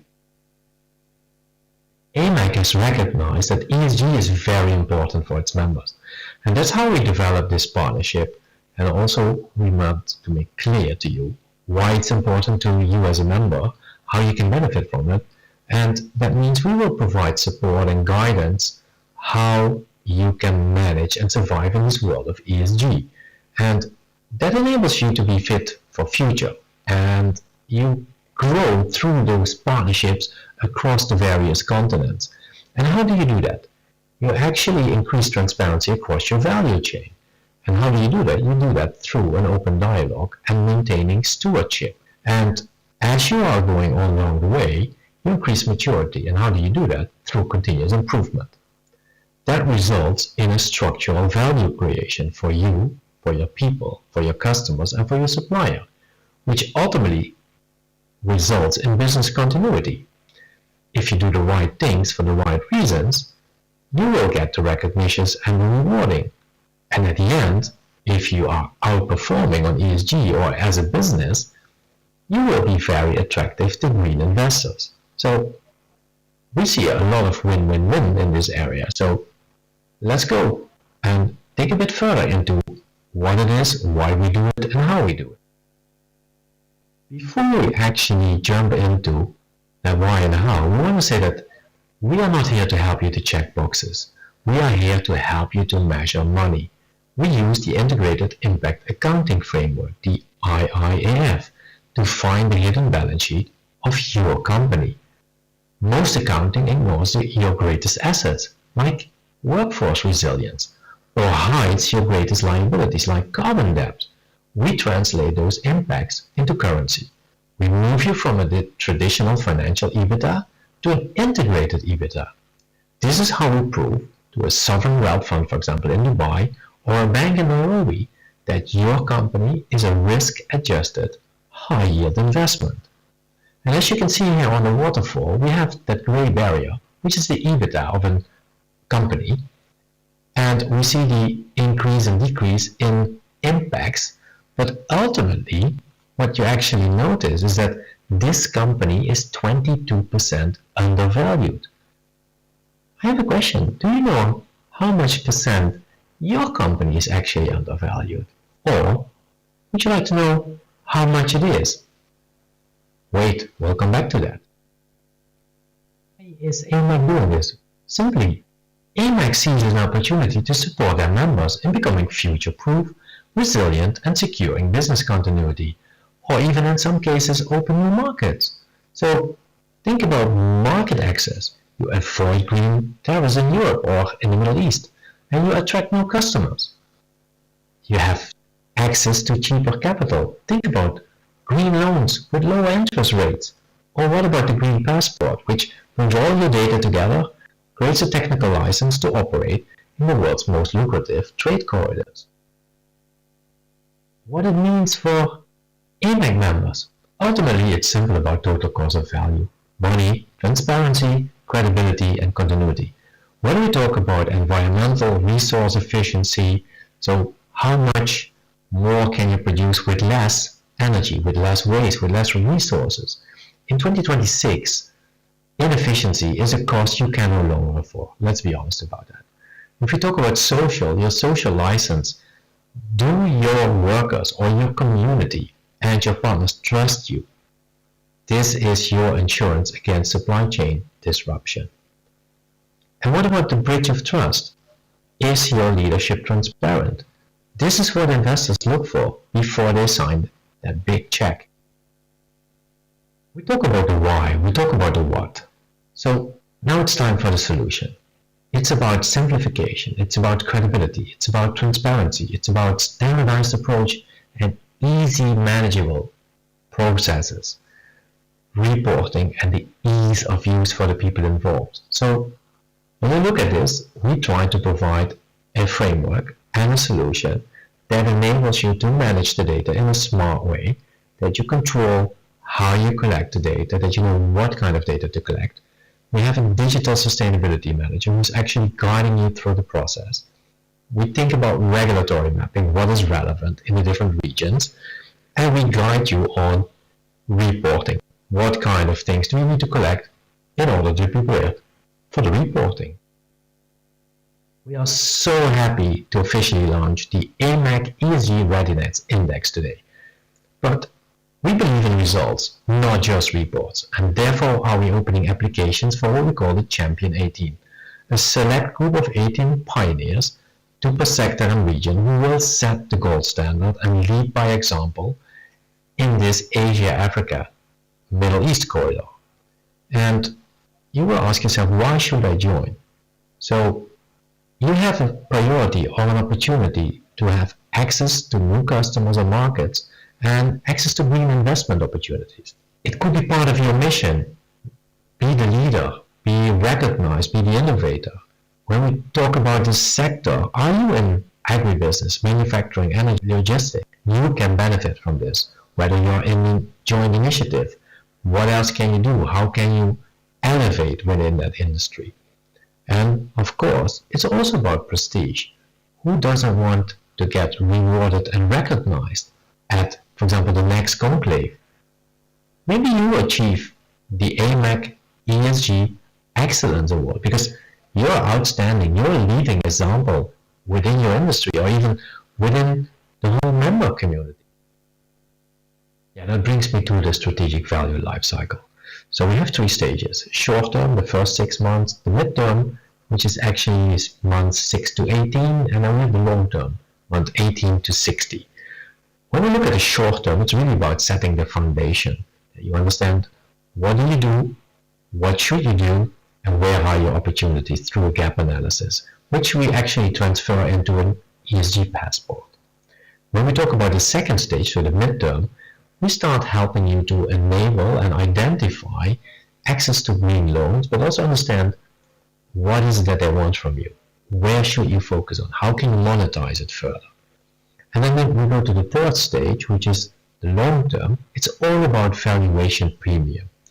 We are helping you to uplift your enterprise value. We help you to identify your integral EBITDA, and we help you to position in market leadership. So you will be able to communicate in the right way with the right data, what you're doing, why you're doing it, and how you're doing it. So you can claim that, which gives you a better proposition to your existing customers, to new customers, and to new markets. Imagine turning ESG from a cost center to a profit engine. So quantifying the Green Passport advantage to AMAC members. That's what we want to do. So there are 4 benefit categories. We will have direct audit savings because we create one area where you capture all the data, and the people in the pilot, participating in the pilot, the Champion 18, they will get an immediate 25% discount on our service and our solution. Secondly, if we talk about cost of capital, you will see an interest reduction, and these are our average numbers. So for small SMEs, talk about roughly 1%. The big corporates, it's 1.25 up to 1.5%. And for the institutionals, it's a lower risk because of the increased value across their whole portfolio. They have better returns on investment. If we talk about tariff avoidance, so the better you know how your value chain is, the easier you can switch to an alternative supply chain. I think even these 3 to 5% export savings are on a fairly low level. And remember, the better your documentation is prepared, the faster you can move your goods, the earlier you get your money back. And what about operational yield? So think about energy and waste efficiency. 5% is absolute minimum. And there's a benefit for everyone. So please change your mindset. ESG is not a cost center. If you treat it right, it is a profit engine. Imagine in less than 6 months, you will celebrate, you will be recognized. What else do you want? As mentioned, ESG is not a cost center. We want to talk about premium value with you. So if you join the Champion 18 today, your 3,000 euro or your 12,500 euro isn't a fee. It's a strategic down payment that we expect to return at least 5 times in interest savings alone within the first 18 months. We are here to find hidden money on your balance sheet. I can't imagine that you don't want to be part of this ESG Readiness Index today. So sign up. It's that easy. Reach out to Peter or one of the AMAC staff during this conclave. And another thing you can do is reach out to us via esg@amac.org if you have any further questions or you want to know how you can join, what the next steps are. We are really forward looking to see you soon as one of the Champions 18. And remember, by the end of the year, you are on stage representing AMAC by whatever you're doing and how you're doing it. I'm representing Dutch Government as your guide on your own ESG journey, and we will help you and guide you in how you move ESG from a cost center to a competitive advantage. And if you have any questions, feel free to reach out via esg@amac.org. Before we're heading into the Q&A, you might ask yourself, is this too much work for me?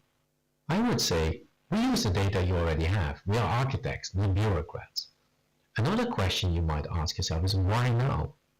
Simple, because the 2026 mandate is already here. If you want to join and become a Champion 18, reach out to Peter and his team. We have 18 slots.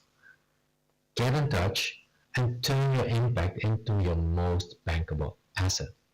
So, Peter, the floor is yours. Let's make history together with your members and prove the world that this is a really incredible initiative, that it is driving the AMAC to the next level.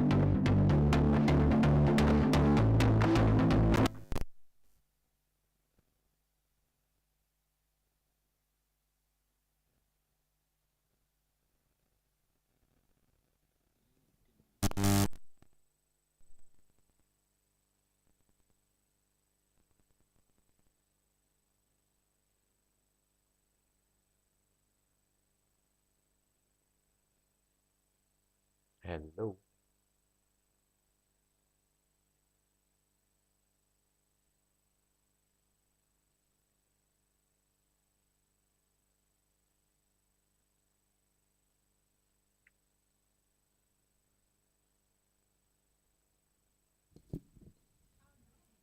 So he's coming live on the screen. If you have any questions, then and you would like to ask, then you can take the moment to ask questions.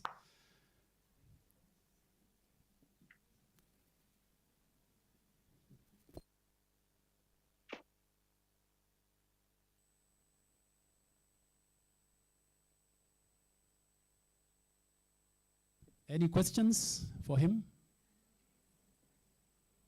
Anybody with a question for Marcel is there? He can hear, he can answer any question, just in case.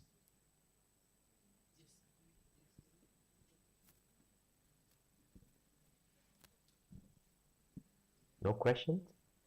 Just wait to his checkout. Any question?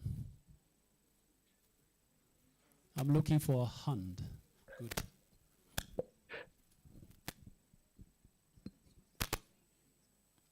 Hi, my name is Marinilla. Company is Jen Kemerald. I'm an exporter in agricultural industry. So my main area of focus will be market access. We have so many platforms that offer market access, giving us all sort of datas and all. So what's the level of your accuracy in the kind of data collection that you have, and how do you go about the market access bit? How will I benefit as an exporter in this particular platform?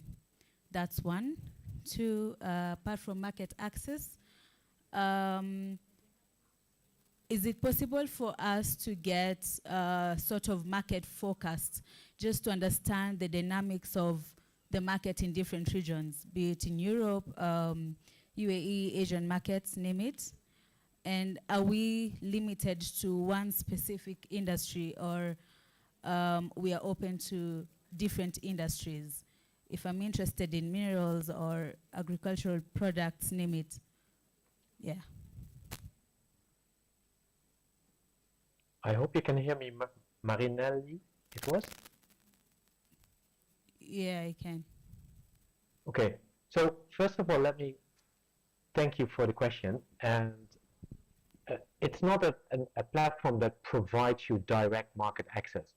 What the platform actually does, it collects information from you, from your partners in the value chain, and it creates transparency. And we only use data that you already have. So we use a lot of AI to collect information, and by doing that, we can give you a certain rating. So based on the rating, we can give you directions on what you need to improve and where you can improve, so you get better options, either to attract investments from better, more green-oriented investors, or you can lower the risk for an investor because you have a better outlook and a better forecasting. That's the first thing. Secondly, if we look to the increase in the number of legislations and standards, what we want to do is we want to enable you to have faster response to all these kind of requests. So if you get a customer request, why should you set up a separate system? So the idea is that we bring all the data together in one place, that you can reply to multiple requests using one single source of truth. That should provide you more access to different markets because you can respond faster to any customer, respond to a compliance response, to a standard response. That is the whole purpose of this exercise. So it is not that we have a platform for different markets. What we do is we try to enhance your credibility and your transparency beyond just the financial and the logistics. I hope that clarifies your answer a bit, or your question, sorry. All right, thank you for that response. In that regard, how best then can I vet or verify some of these buyers? Is it possible to do that through this platform? Yeah, so if we purely look to ESG data, so we talk about environmental, social data, there will be situations that we need to have on-site checks. You know, if we only go for uploaded information, there's a risk that there is falsified documents. And we will be limited by understanding what has been uploaded. So we will build in checks to make sure that we have credibility, and we will work with local partners who will do the site visit. It's not the idea that we extend extreme tough audits, but from a credibility point of view, we need to have some physical checks what's going on. And that's not a PO box that is sending us the information, which is generated by AI. You know, in the worst case, that could happen. So that it will have different levels, and it's a growth model. So to keep the cost low, we initially start with just sharing information, learning with each other, growing with each other. And of course, it's always the accountability and responsibility of the company who provides the data. I hope that Thank I you. see you nodding, so Thank you. Thank you. Thanks for the question.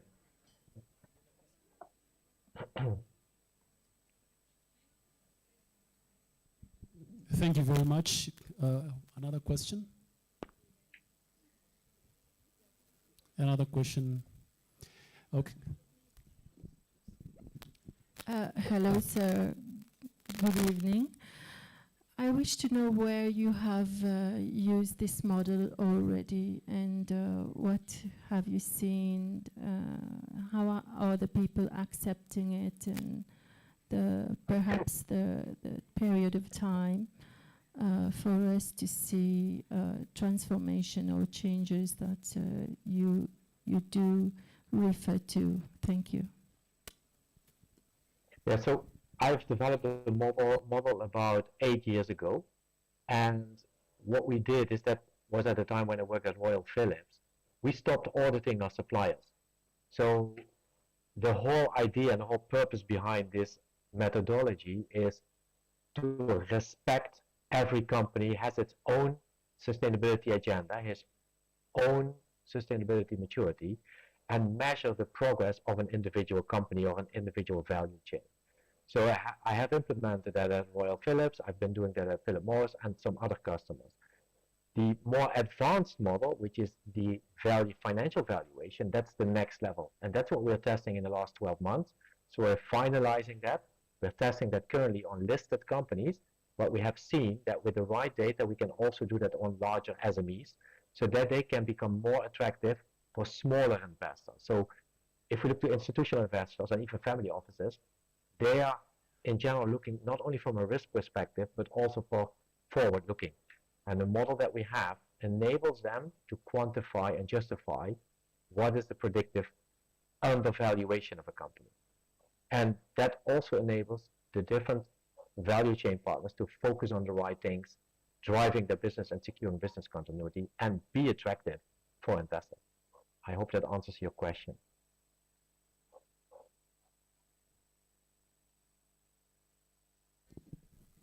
Another question? Yes.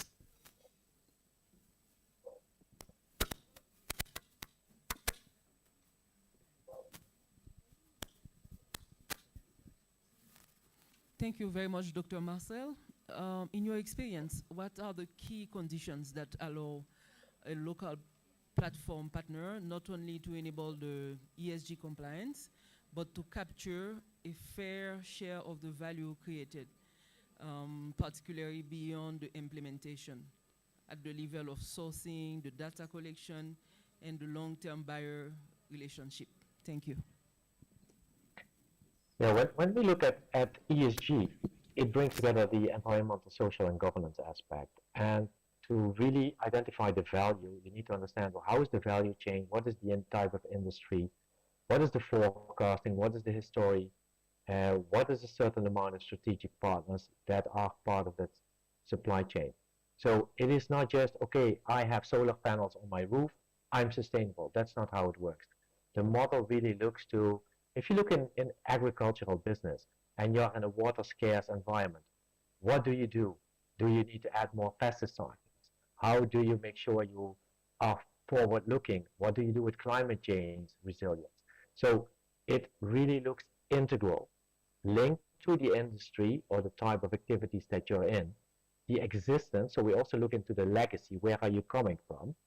Where are you today and where you're heading into? So what is your purpose of your organization? What is the strategic direction? Is the sustainability or the ESG purpose linked to your business, to your core operations?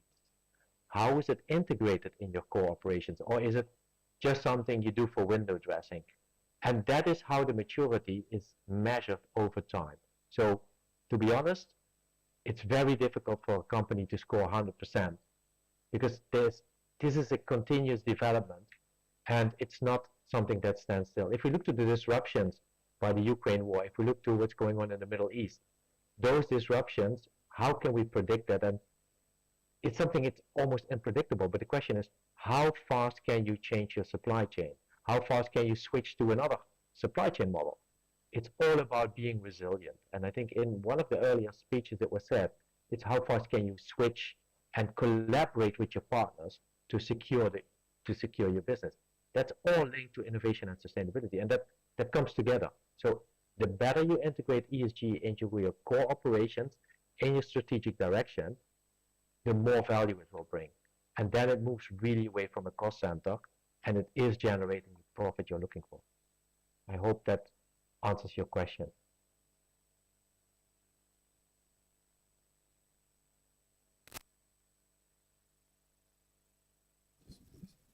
Yes, so my question is, when I maybe log into this platform, let's say I'm a business owner, and so are you saying that I'll be able to get information about my workforce, inventory, maybe profits and losses, all in this one platform?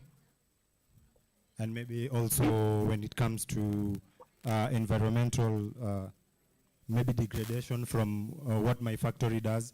So is this exactly what you're explaining?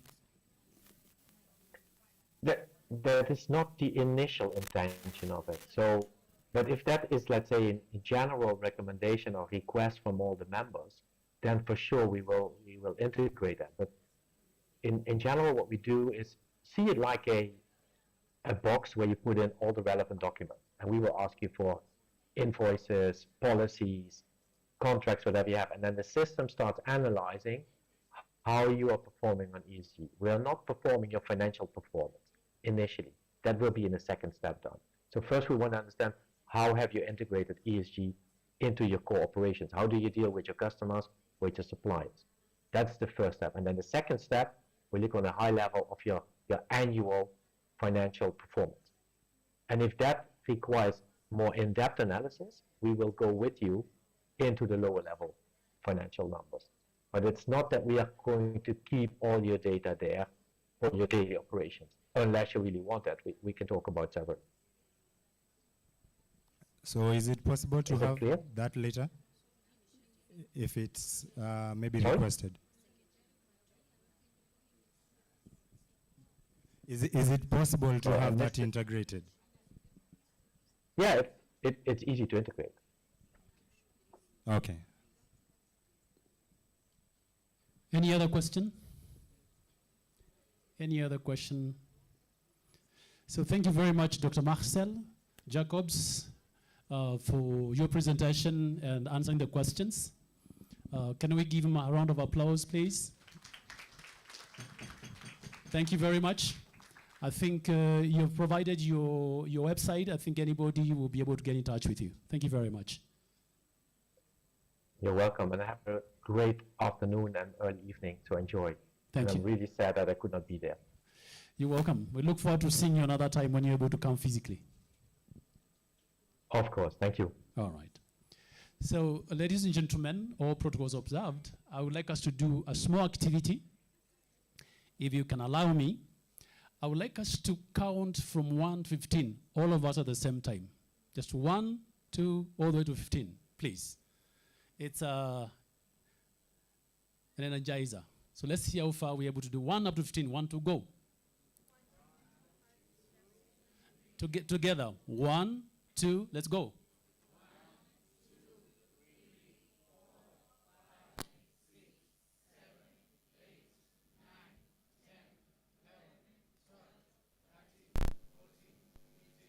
Very 15, up to 15. Thank you very much. Now, we're going to do it differently this time. We shall count one person at a time. We don't want to pick anyone who kicks off the counting. If 2 people say 1 at the same time, we'll repeat until the time we have somebody alone say 1, another one say 2. Any number mentioned twice or thrice by 3 people, more than one person, will come back to starting. Let me repeat that. We'll count one person at a time without necessarily picking who counts 1 first. Any time between 1 and 15, 2 or more than one person mentions that number, we come back to 1. And let's see how far we can go. So here we are free to start.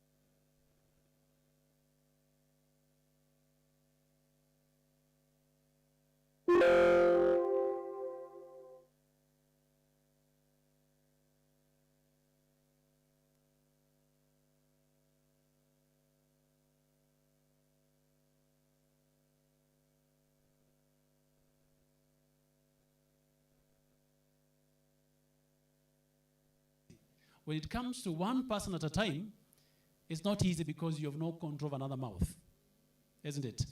And the other thing is, many a time, we think alike at the same time. I'm sure you know about social intelligence, where your brain is able to connect to another brain within the same vicinity, and you go to somebody and you ask them, there's something about you, why do you look so familiar? You talk, realize nothing at all, you don't know each other, but you can't explain why there is that connection. Anybody who can confirm that? Social intelligence. Yes.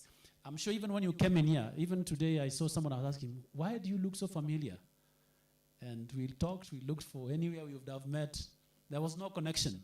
But I can't rule out the fact that I feel like I know this person. All right. So before we go to the next presenter, we have our sponsors at the back there. So let me just, when I mention one, please, let's have the people in that booth maybe lift up their hands or clap so that later you can go to these people and talk to them. Afrobarometer, where are you? Afrobarometer, where are you seated? They're not in the room? They left. Anyway, because they're part of our sponsors, let me read what they do. They're a research organization. They conduct public attitude surveys. They give informed problem solving based on data collected and analyzed. Building capacity is their area for survey research and quantitative analysis. They build partnerships of ecosystems actors to disseminate data and analysis, and are specialized in studies for audiences based on need.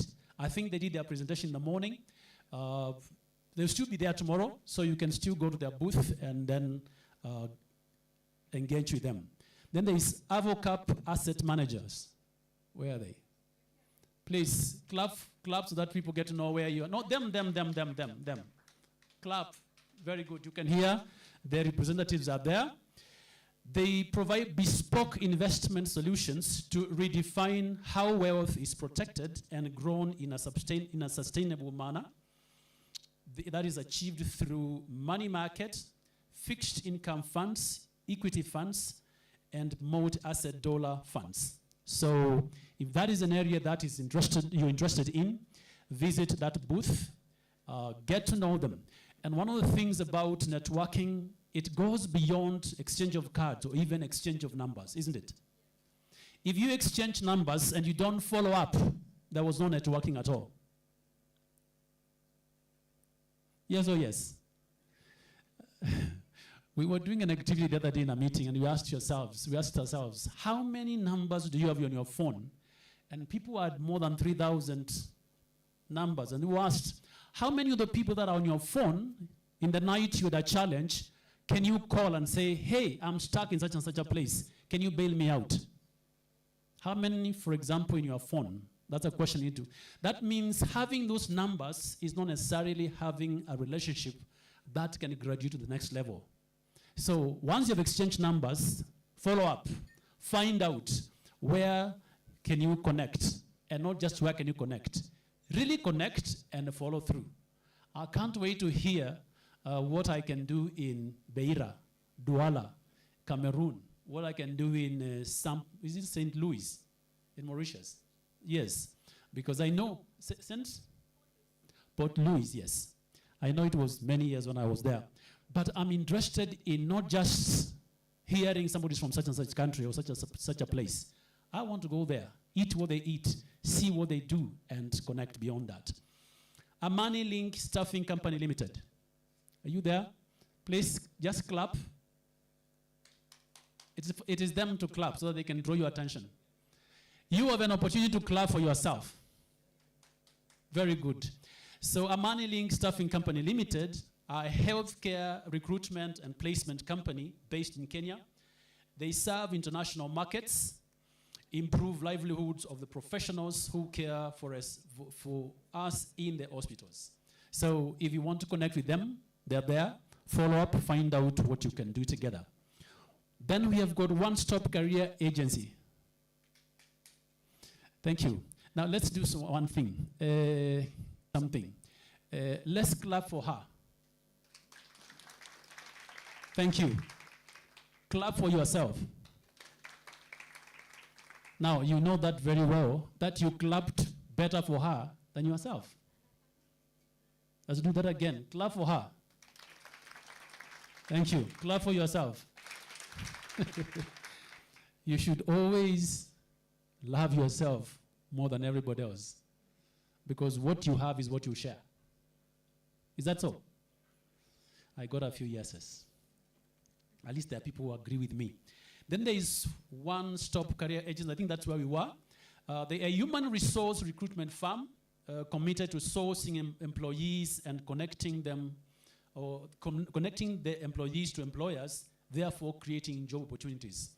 I saw somebody who does this from Nigeria, and she has created a lot of jobs in the US by actually recruiting people from Africa and teaching them to speak English with an American accent. So that when that African employee speaks, you cannot distinguish between her accent and the people living in maybe, California. And I thought that was fabulous. Or was it fantastic? Or fabulous? Whatever it is. That was very innovative for me. So when you hear One Stop Career Agency, that should be something that you should think about. Then we have got Affordable Lands KE. Very good. They are. They're a real estate company that sells land in acres in the outskirts of Nairobi. Real estate, I didn't know real estate is Spanish. So a real estate company that sells land in acres in the outskirts of Nairobi. I'm sure every country represented here, you've got people doing real estate in your company, or in your country. Then you have got Prive International. Prive. Clap. So that's where they are seated. They are a wellness, innovation, and entrepreneurship. Wellness, innovation, and entrepreneurship. So you need to get there and find out what they do and what you can pursue together. Then we have Britam. Britam, you have had some are seated here, the others at the back. In fact, can you lift the umbrella? If you can see that umbrella, it has got the name on the logo on that umbrella. We offer the following solutions: pensions, retirement package, education, savings, and insurance. If that is an area that you're interested in finding what to do, you can get in there. Then we have got Lavender Life Exporting. Lavender. Still within? Oh, they left.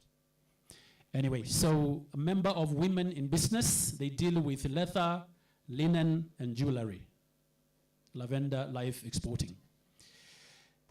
Then, oh, you're there. Oh, thank you. I didn't is C. I didn't is C. I couldn't see that. So please, can you clap then for yourselves? Yes, there they are. You can walk in there and find out what they do. Then last and not least is Lofty Cuban Investment Limited. Voila. So you can hear they have clapped for themselves loudly. They empower people to achieve financial freedom, and they make people rich and avoid poverty. That's a good statement.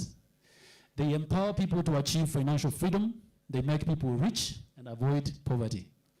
So those are our sponsors. Can we give them a round of applause, all of them? And thank you very much. At this juncture, I would like to call upon my co-director, Flora, if she's there. Oh, very good. So thank you very much. I wish you a beautiful evening. Thank you so much, Ben. Let's give a round of applause for Ben.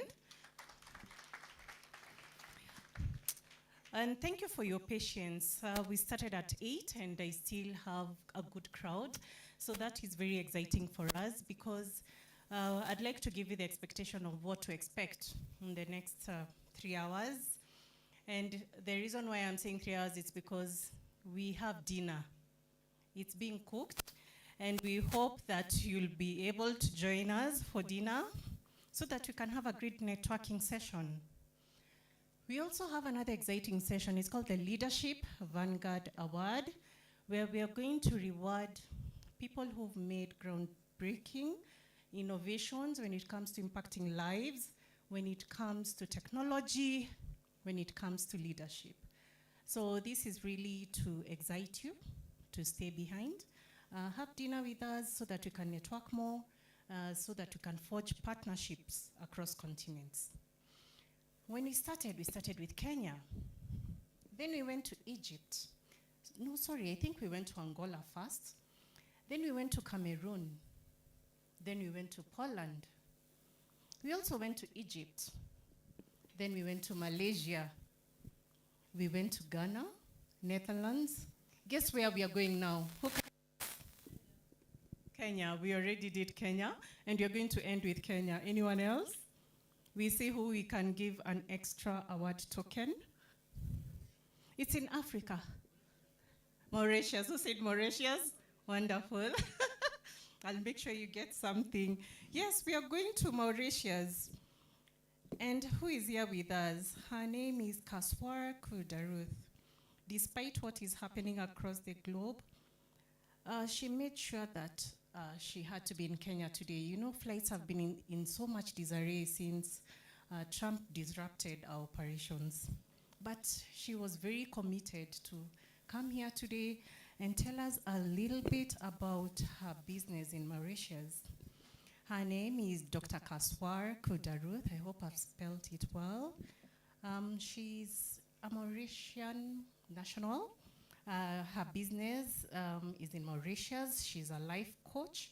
She's a physiotherapist and founder of Psychotherapist. Well, we'd like to learn more about psychotherapists. And she's the founder of Mount View Care Home. She's very passionate about helping individuals unlock their potential and lead purposeful impact lives. Ladies and gentlemen, help me welcome Dr. Kaswar Kudaruth on stage.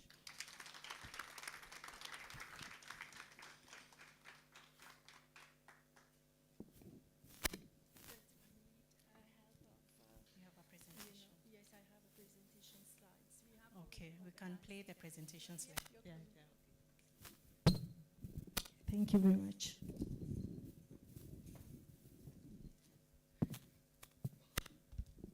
Good evening, everyone. It's so good to be in Kenya. Kenya is one of my favorite places. I go to Ethiopia, I go to Uganda. That's where I met her. But Kenya has a special place for me. Like in my heart, it is special and it will remain special. So thank you for inviting me, Peter. Is he here? And thank you, ladies and gentlemen, for making this event possible.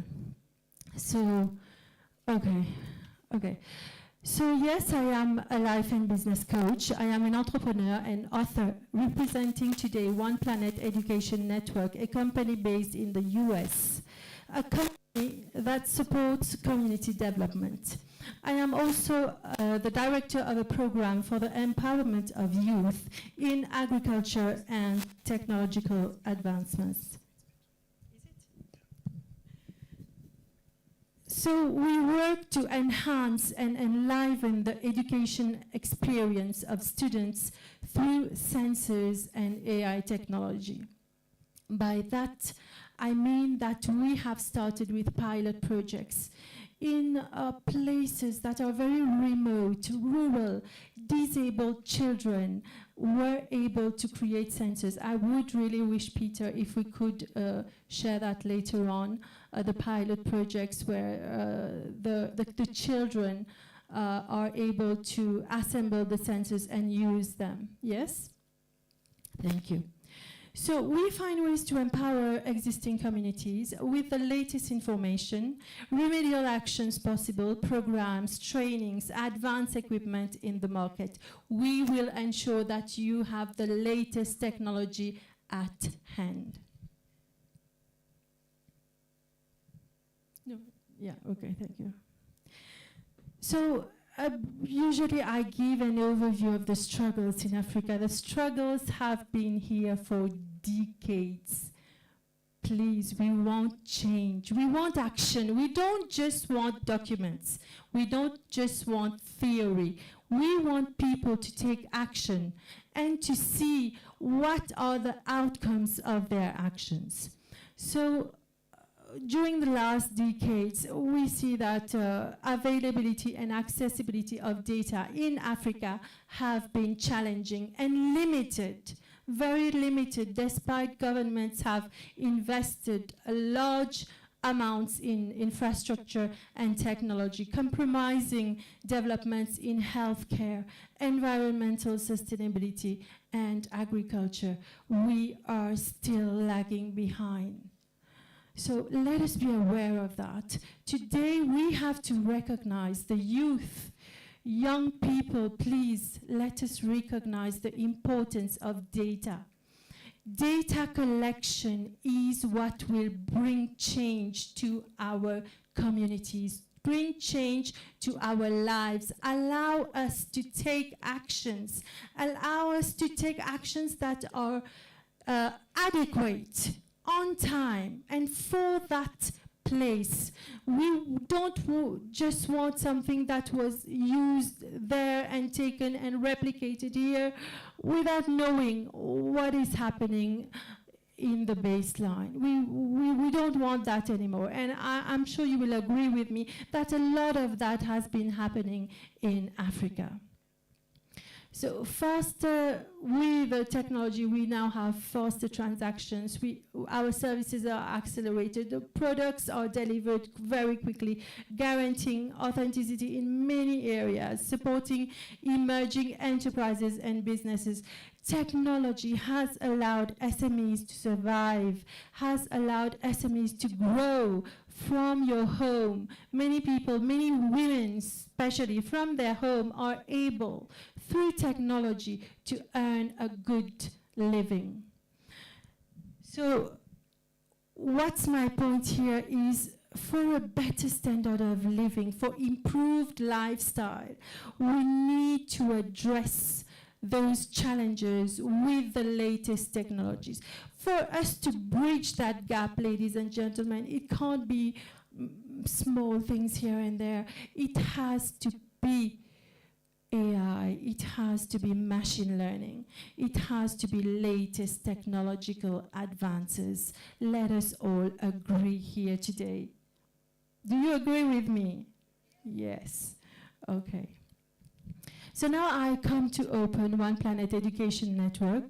So One Planet Education Network has been existing for a very, very, very long time. It's initiated in the US, but because of love of nature, wildlife, it has done enormous work in Africa. So we can say that at One Planet Education Network, technology meets sustainability.